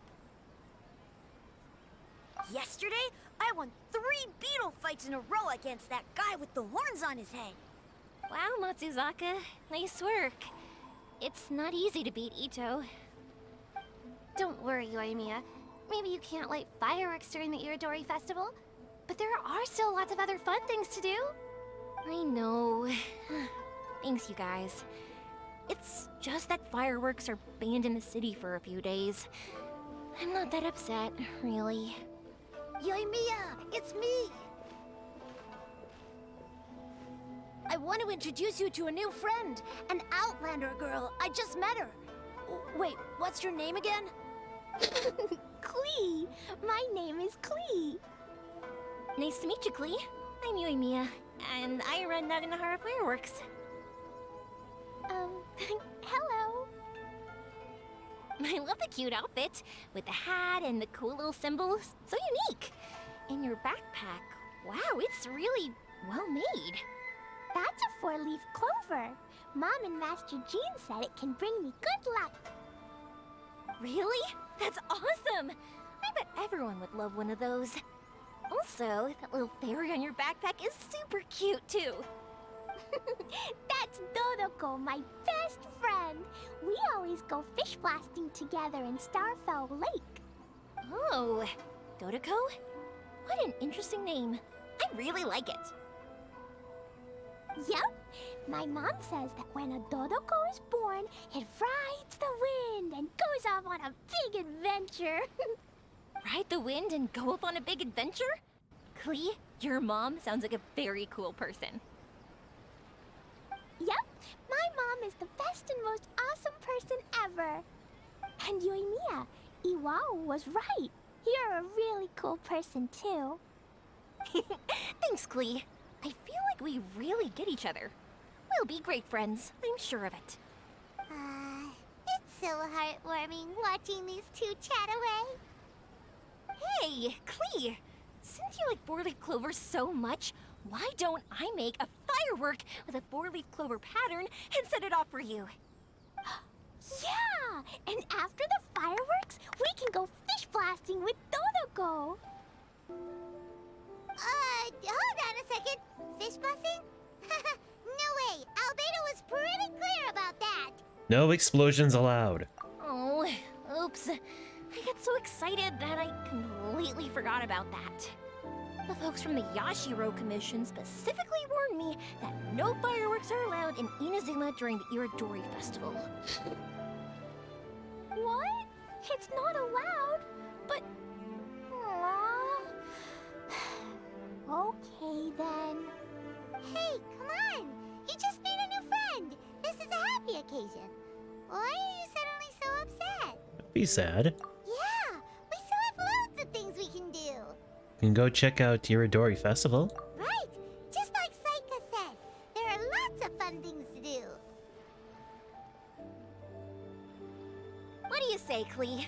Sounds like the Irodori Festival could be a real blast. Okay, then. Let's go! How old is Klee supposed to be again? I know that since she's an elf, she's going to have a much longer lifespan than most people, but still. How old is she? Because I can't tell, honestly.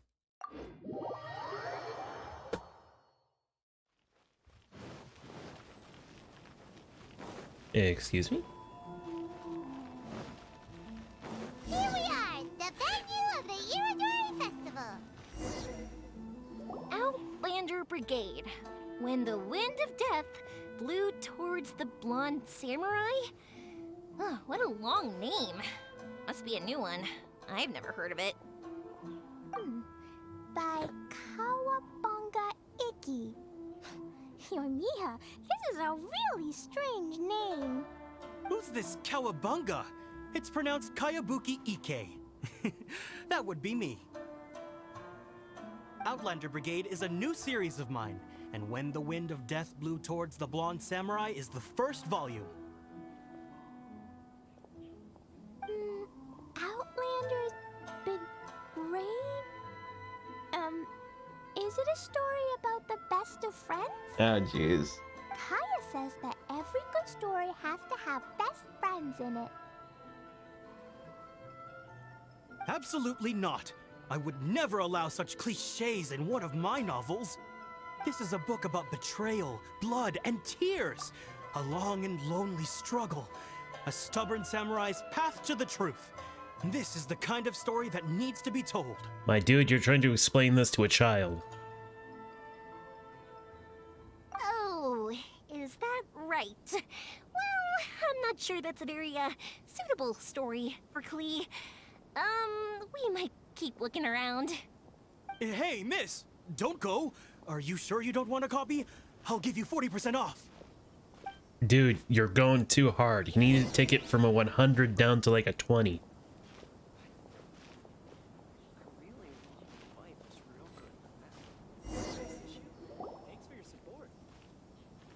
Flowers for Princess Fischl. Oh, look! It's Fischl's story!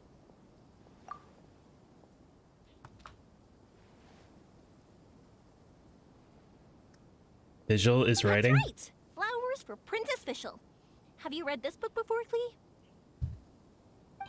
Nope, but I know Fischl's story. Fischl always hangs out with Oz. Everyone in the Adventurers Guild knows. It's just like how me and Dodoko are always together. I wonder if Dodoko is getting bored now. Oh, Klee, I'm afraid it can't be helped. There are a lot of flammable items at the festival, and we have to be careful not to start a fire. Darn. It seems like even the Irodori Festival can't cheer Klee and Yoimiya up. There must be plenty of things you can do with Dodoko besides lighting fireworks and going fish blasting. Yeah, like,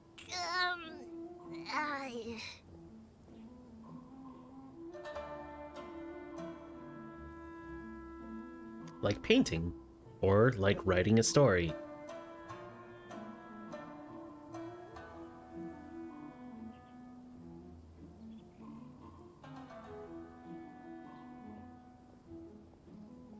Wait, so that's what you're suggesting? Yeah, the Irodori Festival is the perfect occasion for storytelling. That's right! The Irodori Festival is a place for putting your work on display. You could show Dodoko's story for everyone here! Think of it like Dodoko playing with everybody. Bingo! What do you think of that idea, Klee? Mr. Albedo taught me how to paint. I can paint the story of Dodoko's adventure in Inazuma. That's very imaginative. I think it's a great idea. We could even put the finished story on display at the festival. Yay! Great! Dodoko will be so happy. Perfect. Okay, so I have some paper, paintbrushes, and paint at the shop. Let's go to the shop and paint your story there. Yay! Let's go! Let's go!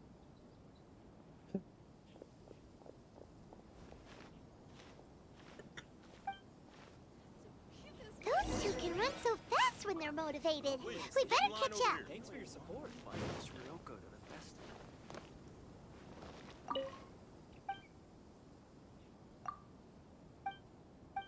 Actually, I'm just seeing if I can get some stuff out of these guys.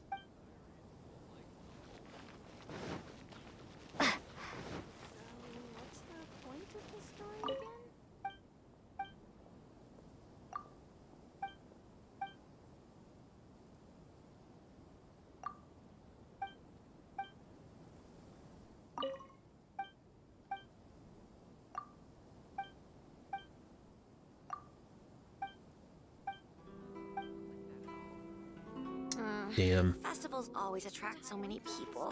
Ugh.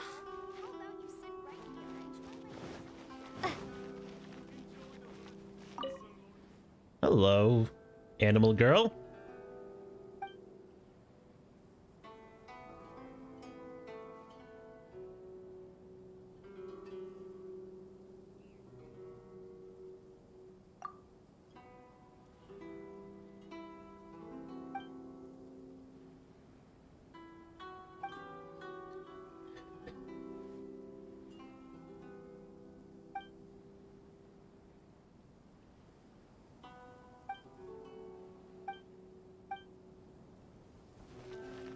Well then.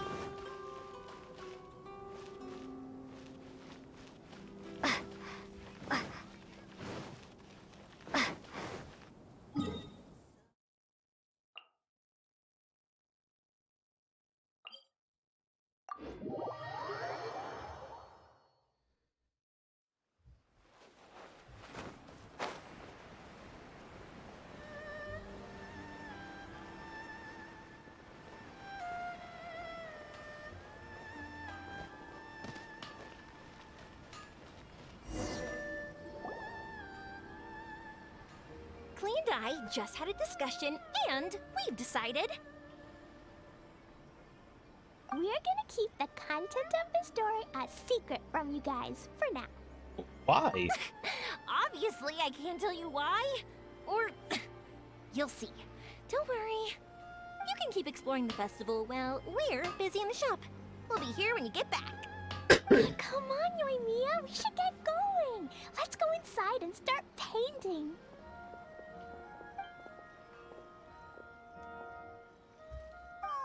Paimon was hoping that we could all paint together.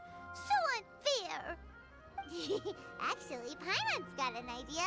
Come on, let's go around to the windows and take a sneaky peek.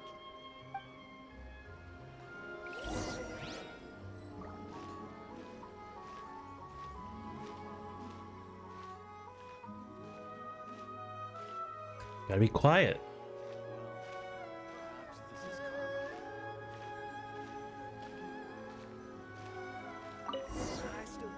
So, what does Dodoko do after getting to Inazuma? Dodoko goes to eat tri-flavored skewers, tonkatsu ramen, and egg rolls. Ooh, that sounds great! Is that what you're painting? It looks beautiful! Once you're done painting, let's go get it printed. We'll print a whole bunch of copies and go hand them out at the festival. Although it'll cost a lot more to get it printed. Let me see if I've got enough saved up. It's okay, Yoimiya. I have some mora. Look! 50 mora is probably not quite enough. Well, if we don't have enough, we can ask the Traveler for ideas. Miss Honorary Knight has helped a lot already. I don't want to trouble her. So, I think I should just go fish blasting to earn some mora. No fish blasting. Paimon and the Traveler said so. Oh, then we've got no choice. We'll have to go see Mr. Albedo. Who's Mr. Albedo? He's my older brother. He's super duper smart. He can do anything. And he knows how to paint, too. He paints Hilichurls, Kaya, and even Dodoko. That's why he came to Inazuma this time, to do paintings for everyone. Oh, is that right? Then I guess Mr. Albedo must be an artist working with the iPublishing House. An artist? Oh, that means he has 2 jobs. One as an alchemist, teaching Sucrose alchemy, and the together as an artist, doing paintings for people. Yoimiya, let me show you something. Mr. Albedo taught me you can paint Dodoko's color like this. Wow! I can see the resemblance. All right, I'll paint the streets, and Klee, you fill in Dodoko's colors. Hey, you can even write the story over here to explain what's happening in the painting. Okay, let's write this. Oh. Mm-hmm. Shoot! Paimon didn't hear the last part. Dodoko sure had a lot of fun in Inazuma. Those two sound like they really did go on an adventure with Dodoko. They couldn't be happier. Now, we have to get Dodoko's story printed. Come on, let's go to the Yai Publishing House.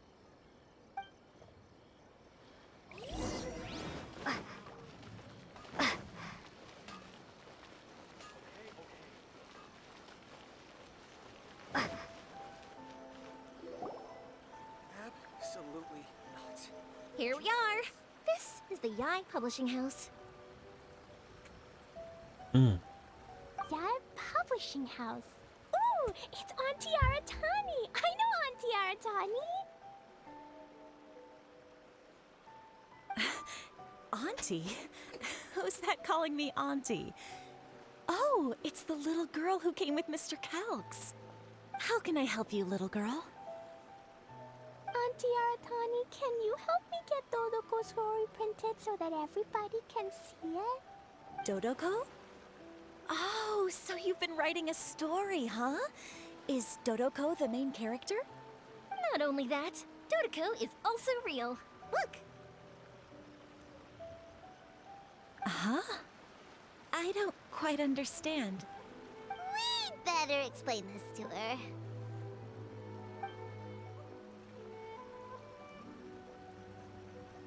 Oh, I see. Oh, I'd love to help you make this wish come true, but I'm sorry. The deadline has passed for accepting printing orders for the Irodori festival. Auntie, are you saying Dodoko won't be able to meet everyone after all? Oh, I'm sorry, little girl. Oh, Klee, don't be upset. You still have me and the Traveler. We'll think of something. We'll find a way. Miss Aratani, is there any way at all we can still get this printed? We can pay extra. And if you're short on staff to help with the printing, I can pitch in. Miss Yoimiya, I understand your sentiment, but I'm afraid it's not as simple as that. We've been printing many people's personal works for this festival, and a lot of the books are already well behind schedule. The printing press is already working overtime to try and catch up. At a time like this, we really can't squeeze any more jobs in. What do we do? Seems like we might have to give up on this idea. No, I won't let that happen. I remember this one time when I was little. Pop said he'd take me to the festival, but he was so busy with work that he forgot all about it. I waited and waited and kept wondering when Pops was finally gonna take me there. Eventually, people started coming home from the festival. That night, I cried miserably. To this day, I still remember how sad I felt. I don't want Klee to feel the same way. If we can't get it printed, then we'll just have to find our own way. I can paint. Over the next few days, I'll paint as many as I can. Then we'll take those to the festival. My, Yoimiya has quite a determined spirit. I like it very much. It's Miko, and Albedo too! We heard everything. Oh, Lady Yai. It's okay, I know. You were just following the rules. Plus, we really are quite behind schedule with the printing. But our mission at Yai Publishing House is to bring dreams and happiness to the masses. It would be a crying shame if we couldn't even help one adorable little girl fulfill her wish. Let me think. Oh, I know. Yoimiya, little girl, You can print your book, but on one condition, okay? Of course, Lady Guji.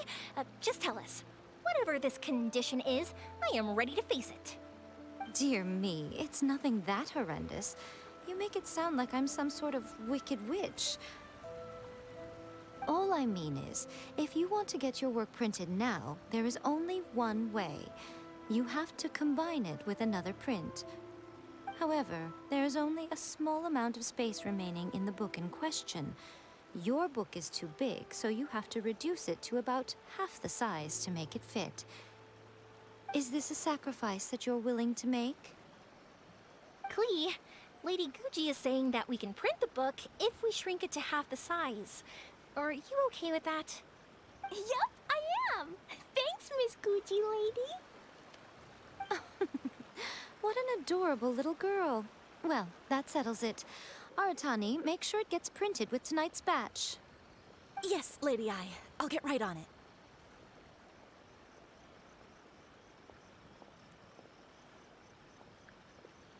Combining the prints is a plausible solution, but it'll cause a lot of extra work for the printing press. I am terribly sorry about that. No problem. Just think of it as my greeting gift for little Klee. Besides, the Yai Publishing House will need your help with the illustrations again next time, Mr. Calx.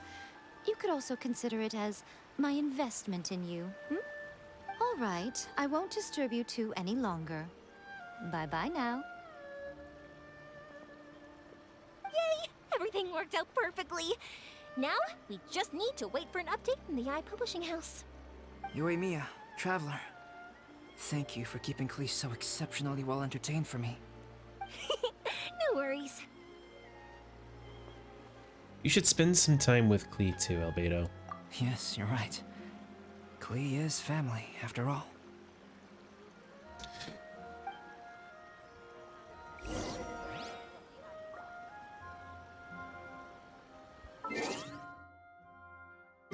$14 to $16.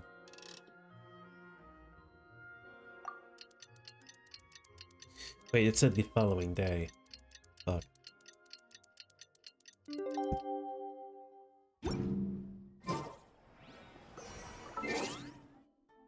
Ugh.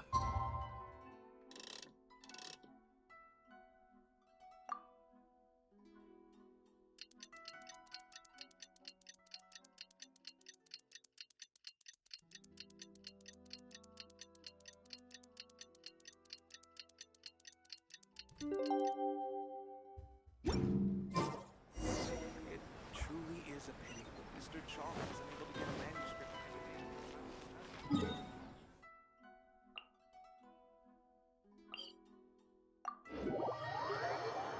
All right, let's take a look here.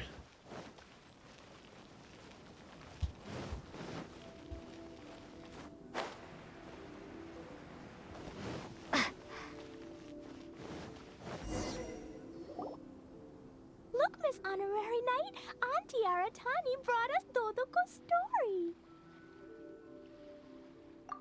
Now we can finally see what secrets Klee and Yoimiya were keeping from us. Oh, it's really nothing that exciting. It's the story of Dodoko and me.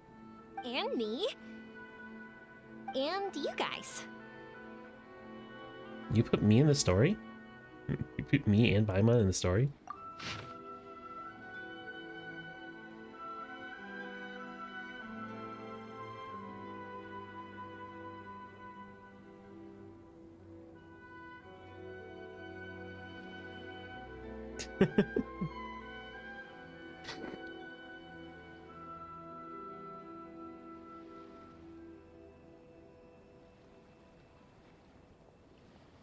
That is so adorable. I love it. Paimon's in the story too! This is Paimon's first time featuring in a printed book! Woohoo! Paimon's gonna be famous! Of course we included Paimon. This is the story of everyone's big happy adventure with Dodoko. This story is me and Yoimiya's gift for Miss Honorary Knight. Lady Yai wanted me to inform you that since this book was printed together with another work, there are many more copies than you may have anticipated.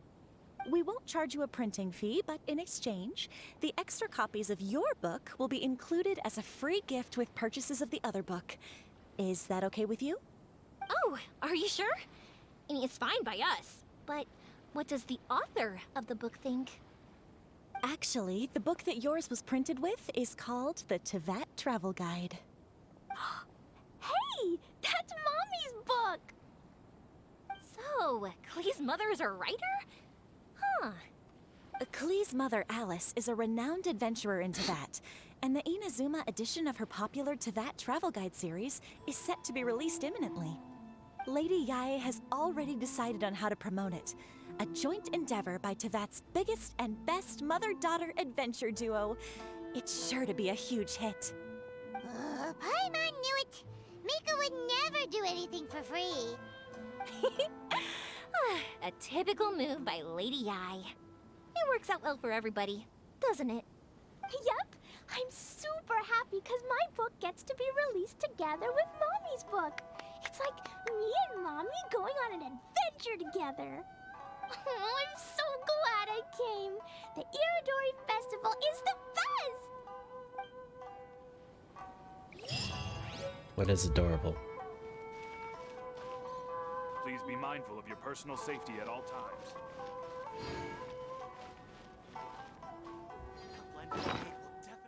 Why did I press B? I want to press J.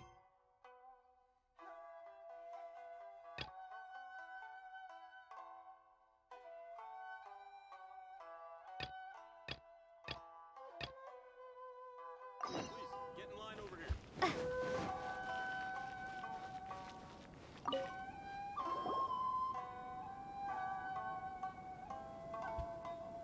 So many complaints.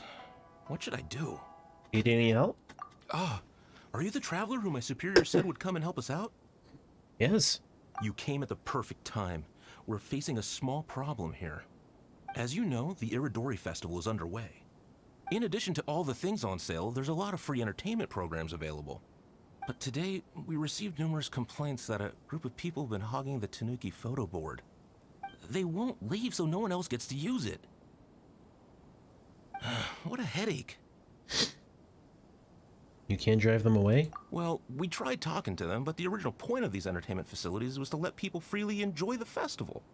So in principle, it's open to everyone. And there's no time limit on usage. This means that as long as they haven't done anything technically illegal, even if they keep hogging it, there is nothing we can do. So, can you try negotiating with them for us?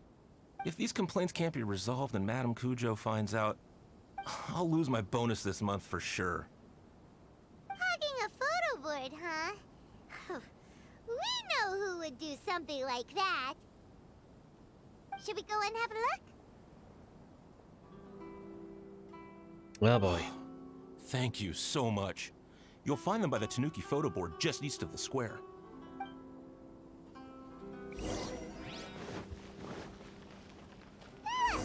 Well, if it isn't Arataki Ito and his gang. Paimon knew it was gonna be them. Let's go and see what all this is about. Now, Lender Brigade will definitely be a big hit. Maybe I could just... Hey, Traveler, Paimon, what's happening? Oh, you came here for the Irodori Festival too? Oh, see, I knew it! Great minds think alike, huh?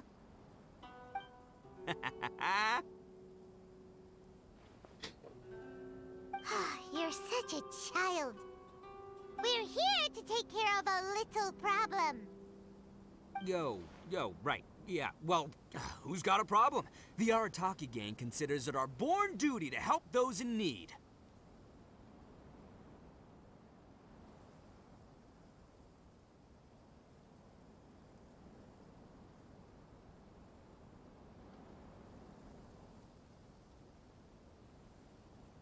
Sorry, that blew my nose. You are the problem. Wait, huh? The Arataki gang is the problem.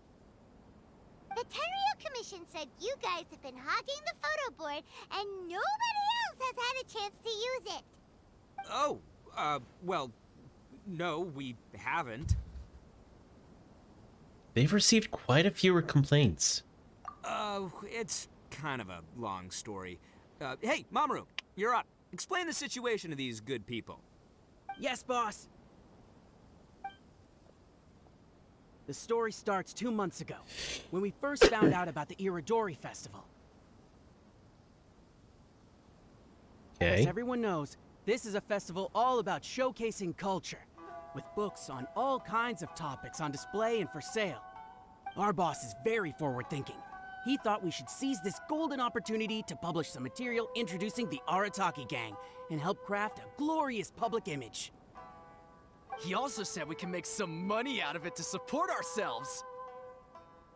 Well, that wasn't the main reason, obviously. Of course that was your main reason.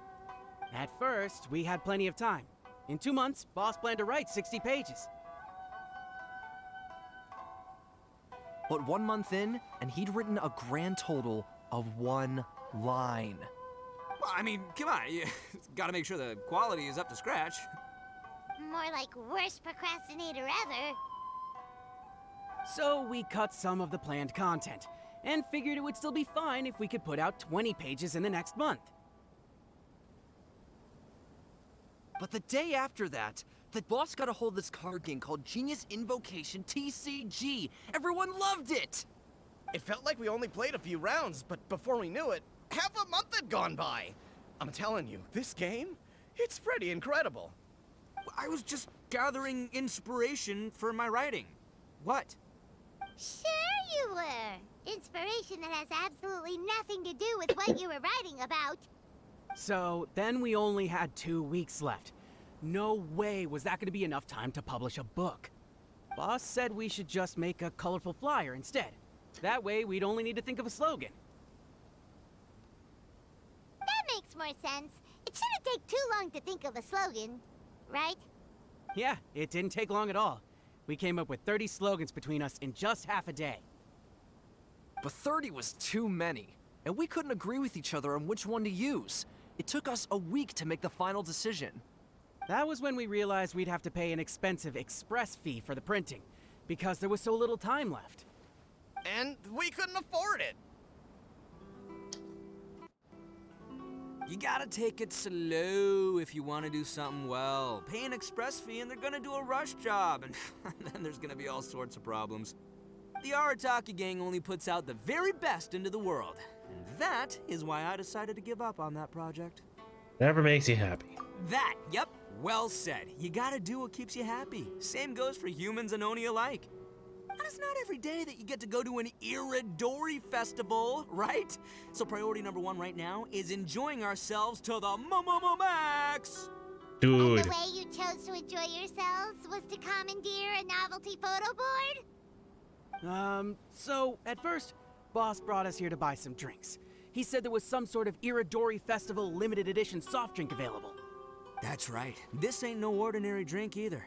It's a special edition joint creation of Sailing Breeze and Yae Publishing House, as featured in the popular novel Pretty Please Kitsune Guji.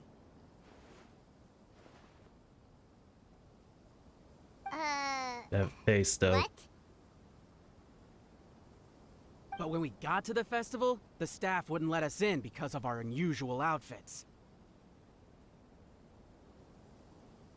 They said we had to show up looking like our normal selves before they'd let us in. We'd invested a lot of time and money into the way we looked, and then they accused us of spoiling the image of the city. One thing led to another, and by the time we finally got to Sailing Breeze's booth, all the drinks were sold out. We were pretty disappointed, but there was nothing we could do. Then we saw this photo board on the way back. Boss said we can't let the trip go to waste, so... So you decided to take over the whole area for your own use?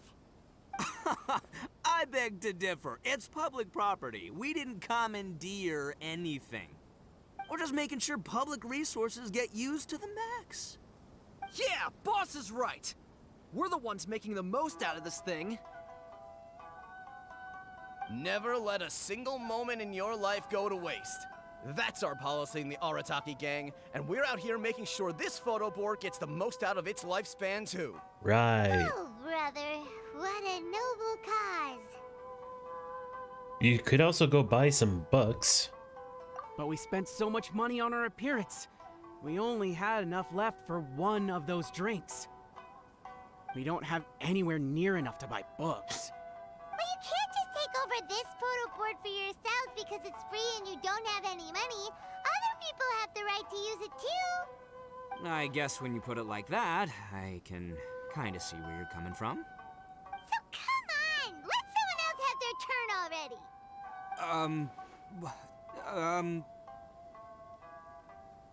But you know full well that the Arataki gang has a reputation to uphold. If I say I'm gonna make the most out of this board, then I have to live up to my words. If we just scrap our plan like that, we'd be going against our word. A gang's gotta have integrity, or it does huge damage to your prestige. That being said, we won't have to worry about any of that if we can settle this the Arataki way. The Arataki way, huh? Paimon has a bad feeling about this. Well, let's go beetle hunting. So I, Arataki numero uno Ito, challenge you to an all-out, no-holds-barred, anything-goes duel. If you win, I will leave this board alone. Wait, do you mean a beetle fight? Oh, beetle fighting is an awesome idea. Just so happens I caught myself a true beast of an Onikabuto the other day. I call it Demon of Darkness. Unfortunately, I didn't bring Demon of Darkness with me today, so... Well, that's a relief. So, how are we gonna do this duel? Let's think. Yeah, wow, this is a tough nut to crack. Let me think for a second. Hey, look! Isn't that Toma? Guess he's here for the festival too. Excuse me. Why don't we ask Toma how to do this duel? Paimon bets he'll have tons of ideas. Toma! Toma! Over here! Hey, Traveler and Paimon.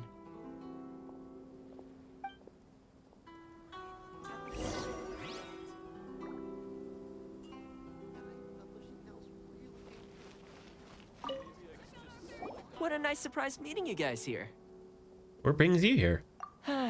Well, I heard that a certain well-known individual had made an appearance at the festival and taken quite a liking to the Tanuki photo board. Since the Yashiro Commission is the host of this festival, I felt I simply had to come and meet them in person. Red horns. If I'm not mistaken, you must be the esteemed Arataki Ito, leader of the widely renowned Arataki gang. Is that right? Toma, my bro, your eyes do not deceive you. And you are the housekeeper extraordinaire of the Kamisato clan. You're quite the celebrity yourself, you know. Well, I'm flattered, Ito. And it's nice to meet you too, bro. Whoa. There's a serious bromance developing here. I didn't expect to run into both Ito and the Traveler here. Oh my god. Speaking of which, I kind of count as the host here, so is anything wrong? Don't worry, you can tell me anything. It's all Ito. He wants to... No, it's no big deal. We were just about to have a duel, and, we're trying to think of what format it should take. Oh, a duel. In that case, I have a suggestion. Since your duel is taking place at the Irodori Festival, why don't you have a volunteering competition? Then, you can both do your part for the Irodori Festival while settling your duel at the same time. What do you think? Volunteering competition? It sounds a little low-key. Not quite hardcore enough for the Arataki gang. I give this idea an interest rating of 2 points. One for the Traveler, one for Toma. Boss means, 2 points out of 100. Yeah, this job isn't the most high stakes, that's for sure. It just takes a little patience and responsibility. Also, since it's volunteering, by definition, there's no remuneration. All you'll get is this special edition drink from Sailing Breeze, as a small token of appreciation. On second thought, this is nowhere near enough for the prestigious Arataki gang. I don't know what I was thinking. Wait a sec. What was that part about the, token of appreciation? Oh, it's just a special edition drink produced by Yae Publishing House and Sailing Breeze. It's really nothing special. Boss, that's the one! If we take this gig, we'll get that drink! Oh, so, Toma, my bro, my guy, my dude. Maybe I didn't explain properly. When I said 2 points, that's out of a total of 2. If there's one thing the Arataki gang is known for, I kid you not, it's our patience and responsibility. It's an awesome idea, totally hardcore, practically tailor-made just for me.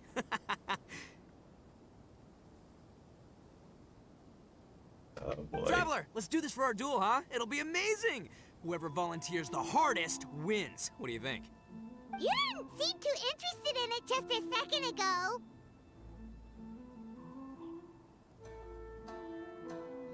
If you want that drink, just ask Toma. Hey, this is the mighty Arataki, above all bold-blooded Ito you're talking to here. I'ma say what I mean what I say, might sound mean, but I say it anyway kind of guy. And I say, we're gonna have this duel. AKA doesn't want people to know he's only doing it for the drinks kind of guy. If it's decided, then allow me to take the role of your judge. The volunteer work is simple. You just need to give your help to people who need it during the festival. I will assign some job requests that I've already received to you. If you're ready, we can begin. Sure. Okay, our first job is to help a busy vendor. His stand is just nearby. Are you the volunteers? As you can see, there's a lot of dust and dead leaves around my stand. I've just been so busy with my customers these past few days. I keep meaning to sweep up, but I just haven't found a spare moment. Whoa, oh, my bad. Can you help me clean up the place, please? Thank you. Oh.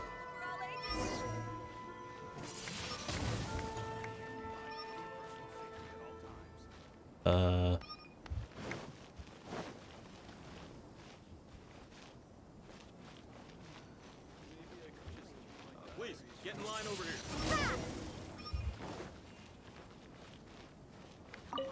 You're finished already? Wow, you work hard.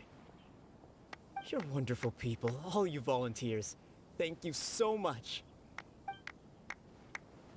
Let's see. Our next job is to help a visitor. Hey, miss! Come and help me! Hey, Khaenri'ah! Fancy meeting you here at the festival. But we don't have time to play games with you right now. I'm not playing games. I'm in trouble. I heard they were selling a new kind of tamari at the festival, so I came to check it out. But I couldn't find it anywhere. And then I went and lost my current one. It's gotta be nearby. I still had it a moment ago. Can you help me, miss? So basically, every time we run into you, we have to go tamari hunting. Just turn my diary.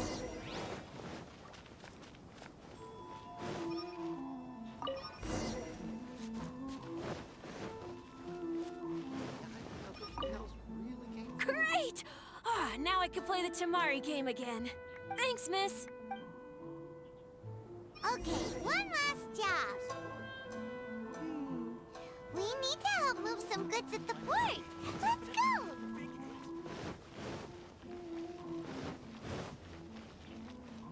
What was Ito so quick?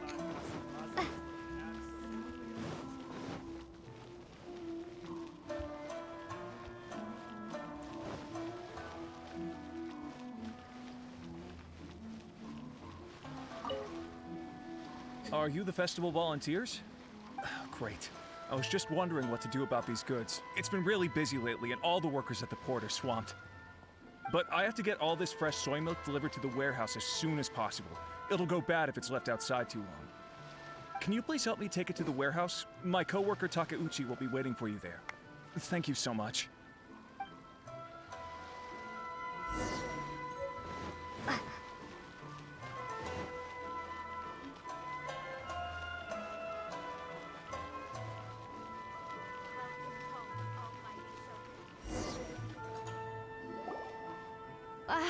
You must be the volunteers here to save the day. You must be tired. Put down the goods and have a rest. I heard the Yashiro Commission has arranged for Sailing Breeze to prepare some special drinks for the volunteers as a way of saying thank you. Soy milk is actually one of the ingredients for the drink. It's freshly made every day. In fact, the last batch of soy milk we processed has just been sent over. You'll get to try it very soon. What? So Sailing Breeze's special drink has soy milk in it? Ito won't be able to drink that! Hurry! We've got to get to Sailing Breeze before he does!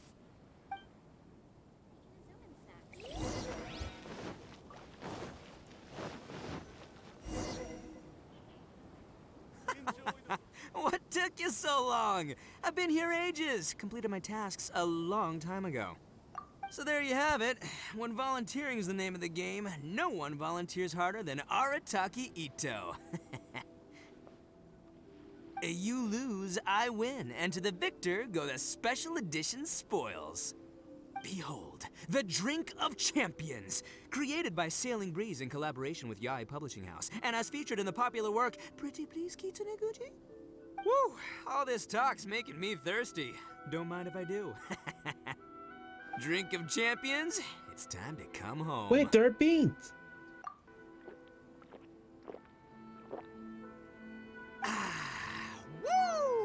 Woo! That's the good stuff! That was a mighty fine drink. Although, maybe it was past its prime. Boss, they said they think there might be, beans in the drink! Huh?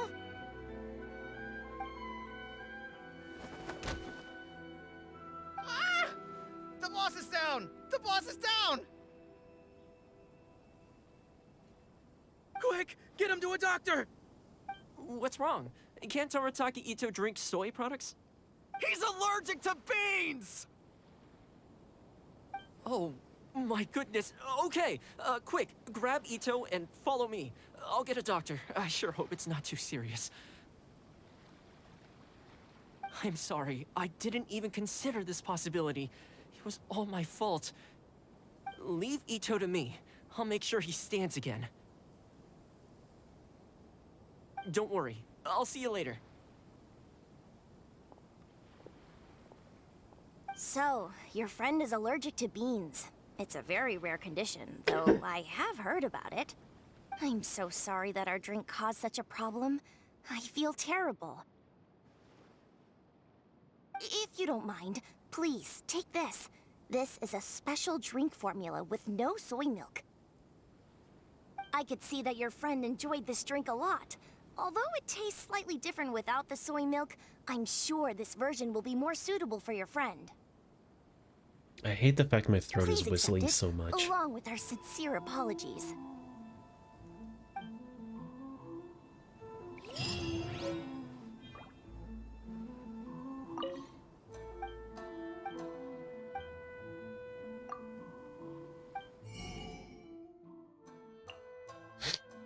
Rainbow Aster.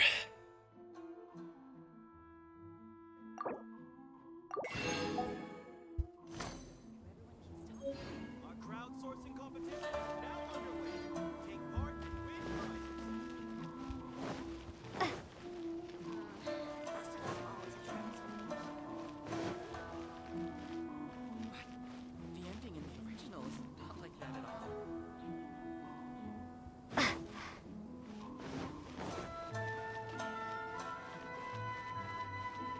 Is there nowhere we can cook in this little island?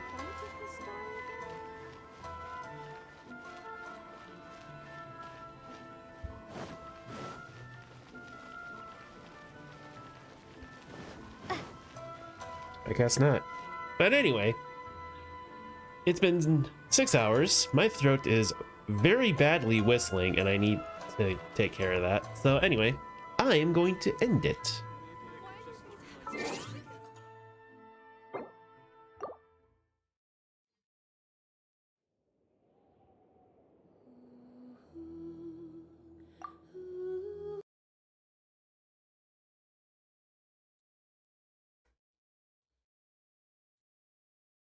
And start music. All right. I'm really sorry for my allergies and asthma kicking up. I can't exactly do anything about it, but I am sorry. Anyway, I'm going to send you to...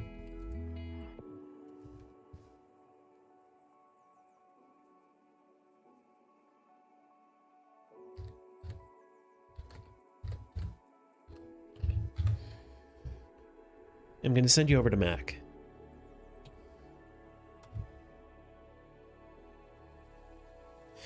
So anyway, thank you guys so much for hanging out with me. Thank you to everyone who chatted with me. It's very kind of you. Thank you to Jelly for raiding. And I will be back tomorrow, bright and early. Until then, keep being awesome. See ya.